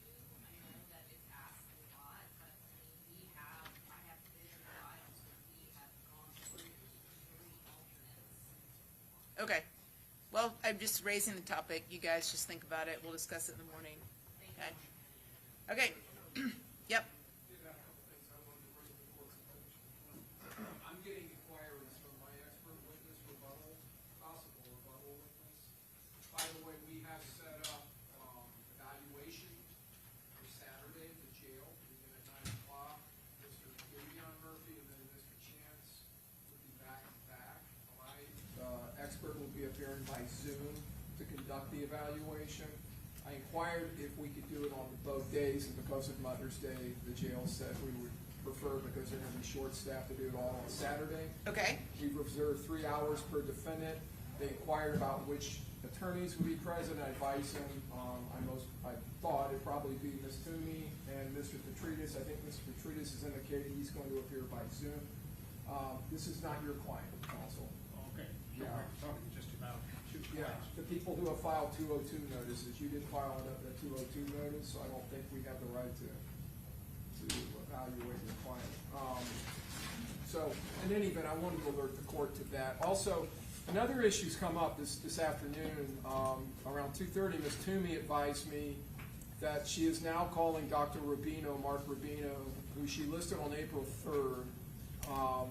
He's a neurologist, to testify to brain scans that have been taken of Mr. Murphy. So she sent me an email, I have it in front of me, on April 3rd, telling me he was being listed because he wrote prescriptions for those scans. When I talked to her, when I did return, and that April 3rd date was the Good Friday. I came down with COVID on Palm Sunday, so I was out those 2 weeks, not able to deal with that. When I did come back during debt qualification, jury selection, I spoke to her about it. She said he would only be testifying to the scripts. Am I right, Ms. Toomey? That was the intention if we had Dr. Brew available. Yeah. We do not. So Dr. Rubino is likely going to be taking the, So what happened to, who was your original expert to discuss the brain scans? Dr. who? Dr. Wu, but I didn't even listen because we hadn't gotten the scans done, and so I don't know what they say or don't say. I Now- still don't, Yeah. because we just got them. I'm hoping to get them today. So if get them today, my understanding is that we have, they've been overnighted, but then our expert will be able to look at them and be able to. Well, who's your determine whether expert, or not- who's your expert gonna be? Rubino, Mark Rubino. So I'm assuming you need to talk He's to, been listed. you need to talk to Dr. Rubino, I right? advised Ms. Toomey I'll need to take his depo, but I was not told he may be a possible substitute. She Right. had told me they were gonna attempt to get scans done, attempt to get Dr. Wu listed. I haven't seen any discovery. I think I asked counsel about it before the actual trial started. She advised they had not been able to get it done. She didn't know if it would be done. And now we're right here on the eve of the penalty phase, so I don't have a rebuttal expert. I'm trying to scramble now to find somebody. I was under and I don't even know what the scans are. Counsel apparently doesn't know what the scripts are for, the prescriptions, whether it's MRI or PET scans. That's what I've been told. Ms. Toomey, you know That what makes those a difference. prescriptions are for. They are for both. She knows. Okay, so that's the first time I'm hearing that. So, all right, that restricts which expert. I inquired of one expert who only does MRI. So he does not do PET scans, and so I did not retain him. I can't go out and retain a cluster of experts in anticipation of something I don't have, so in any event, we're dealing with that. Now, if she's saying she doesn't have the scans yet, and I depose him tomorrow, he probably will not have opinions about the scans, I'm assuming, because he doesn't have them. Is that right? Or That would be correct. And he's actually attending his, I think his son's graduation, so he's not there. Okay, so, okay. So it looks like Monday morning you would have to depose him, right? Assuming he's got the scans and he's ready to go, right? that's fine with the state judge. Okay. All right, well, that's what we're gonna have to do. It's less than ideal. So state, if we get to penalty phase, I can't imagine your presentation's gonna take all that long. It's not, Your Honor. We're going to potentially have victim impact, and then we have a rebuttal witness after the defense is presented. Okay. So what, Judge, may I ask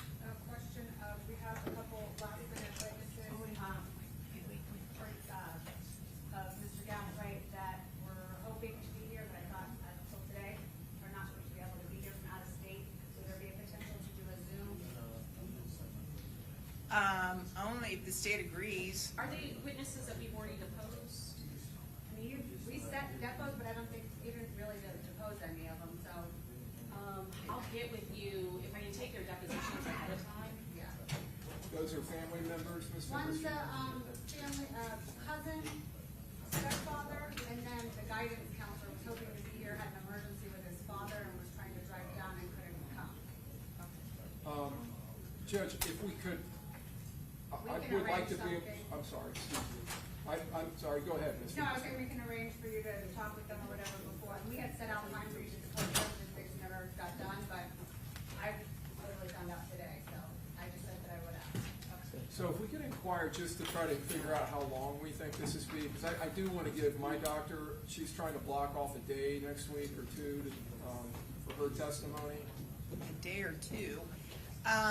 Okay, so I guess let's just start, Mr. Hernandez, Mr. Gonzalez, about how long do you think your presentation would take if we get the penalty phase? That I have some family members, there's actually one from the jail that was transported here, and I think he's actually testifying. I don't need to know who they are, just tell me how long. We have a doctor, so overall, I would think that 3 to 4 hours. Okay, all right, and then, Ms. Toomey, how long do you anticipate? I have 2 doctors, 2 family members, one of which is also affiliated with Zod. And one short, Okay, hours of that. all right, Ms. Finkelstein, what's your best estimate? I would say, 3 or 4 hours. We have mostly, friends, family, guidance counselors. We have one expert, he's a penal expert. That would be the longer Yeah, explanation, but nothing. okay, and Mr. Petrides? So 5 to 6 lay witnesses and an expert, doctor, so I would say 4 to 5 hours, maybe, maybe Yeah. 6 at the worst. So if we give you all Monday morning to wrap up whatever you need to do discovery-wise, and we begin in the afternoon, the opening statements, state's not gonna take that long, and then who's gonna go first? Have you all got a lineup for We penalty were phase? gonna go first, because we have an expert that needed to testify on Monday, so that was Okay, okay. that's fine. So I'm guessing probably plan on through close of business Wednesday to get through all of the defense witnesses, and then Thursday would be rebuttal for the state. Okay. And Judge, I didn't mean to suggest that our expert's gonna take 2 days. She needs to have a time period to block off on her calendar for when she may. I'd say Thursday. Doctor, I have a doctor that may have a conflict later in the week, so you're saying it would definitely be Monday, Tuesday, or Wednesday, right? Yes. Okay. Yep. Your Honor, if I could, just because we heard some witnesses, I believe Ms. Doherty had advised in the recitation of witnesses to the jury that we didn't recognize as previously being listed. Do you remember who that was that read those? I don't know, and Okay. I honestly can be mistaken, because I've gotten multiple different lists. Okay, so when you guys come back tomorrow morning, I'm gonna read the jury instructions. You'll all be together. I want everyone to give their final list for penalty phase witnesses, okay? Thank you. So you cannot leave this courtroom until you have given each other your final penalty phase witness list. And Judge, I have one other matter that I may need to continue, but Alicia Andrews is set for motion hearing and or possible sentencing Monday. Do you think I need to ask for a continuance of that, or What time is it set for? is it set for 8:30. I think it's 8:30. I don't know, because we're not, the way it's shaping out, we're not gonna start court till the afternoon. Okay. So only you know what you need to do in the morning for this case. So, okay? All right, I'll figure it out. Okey doke.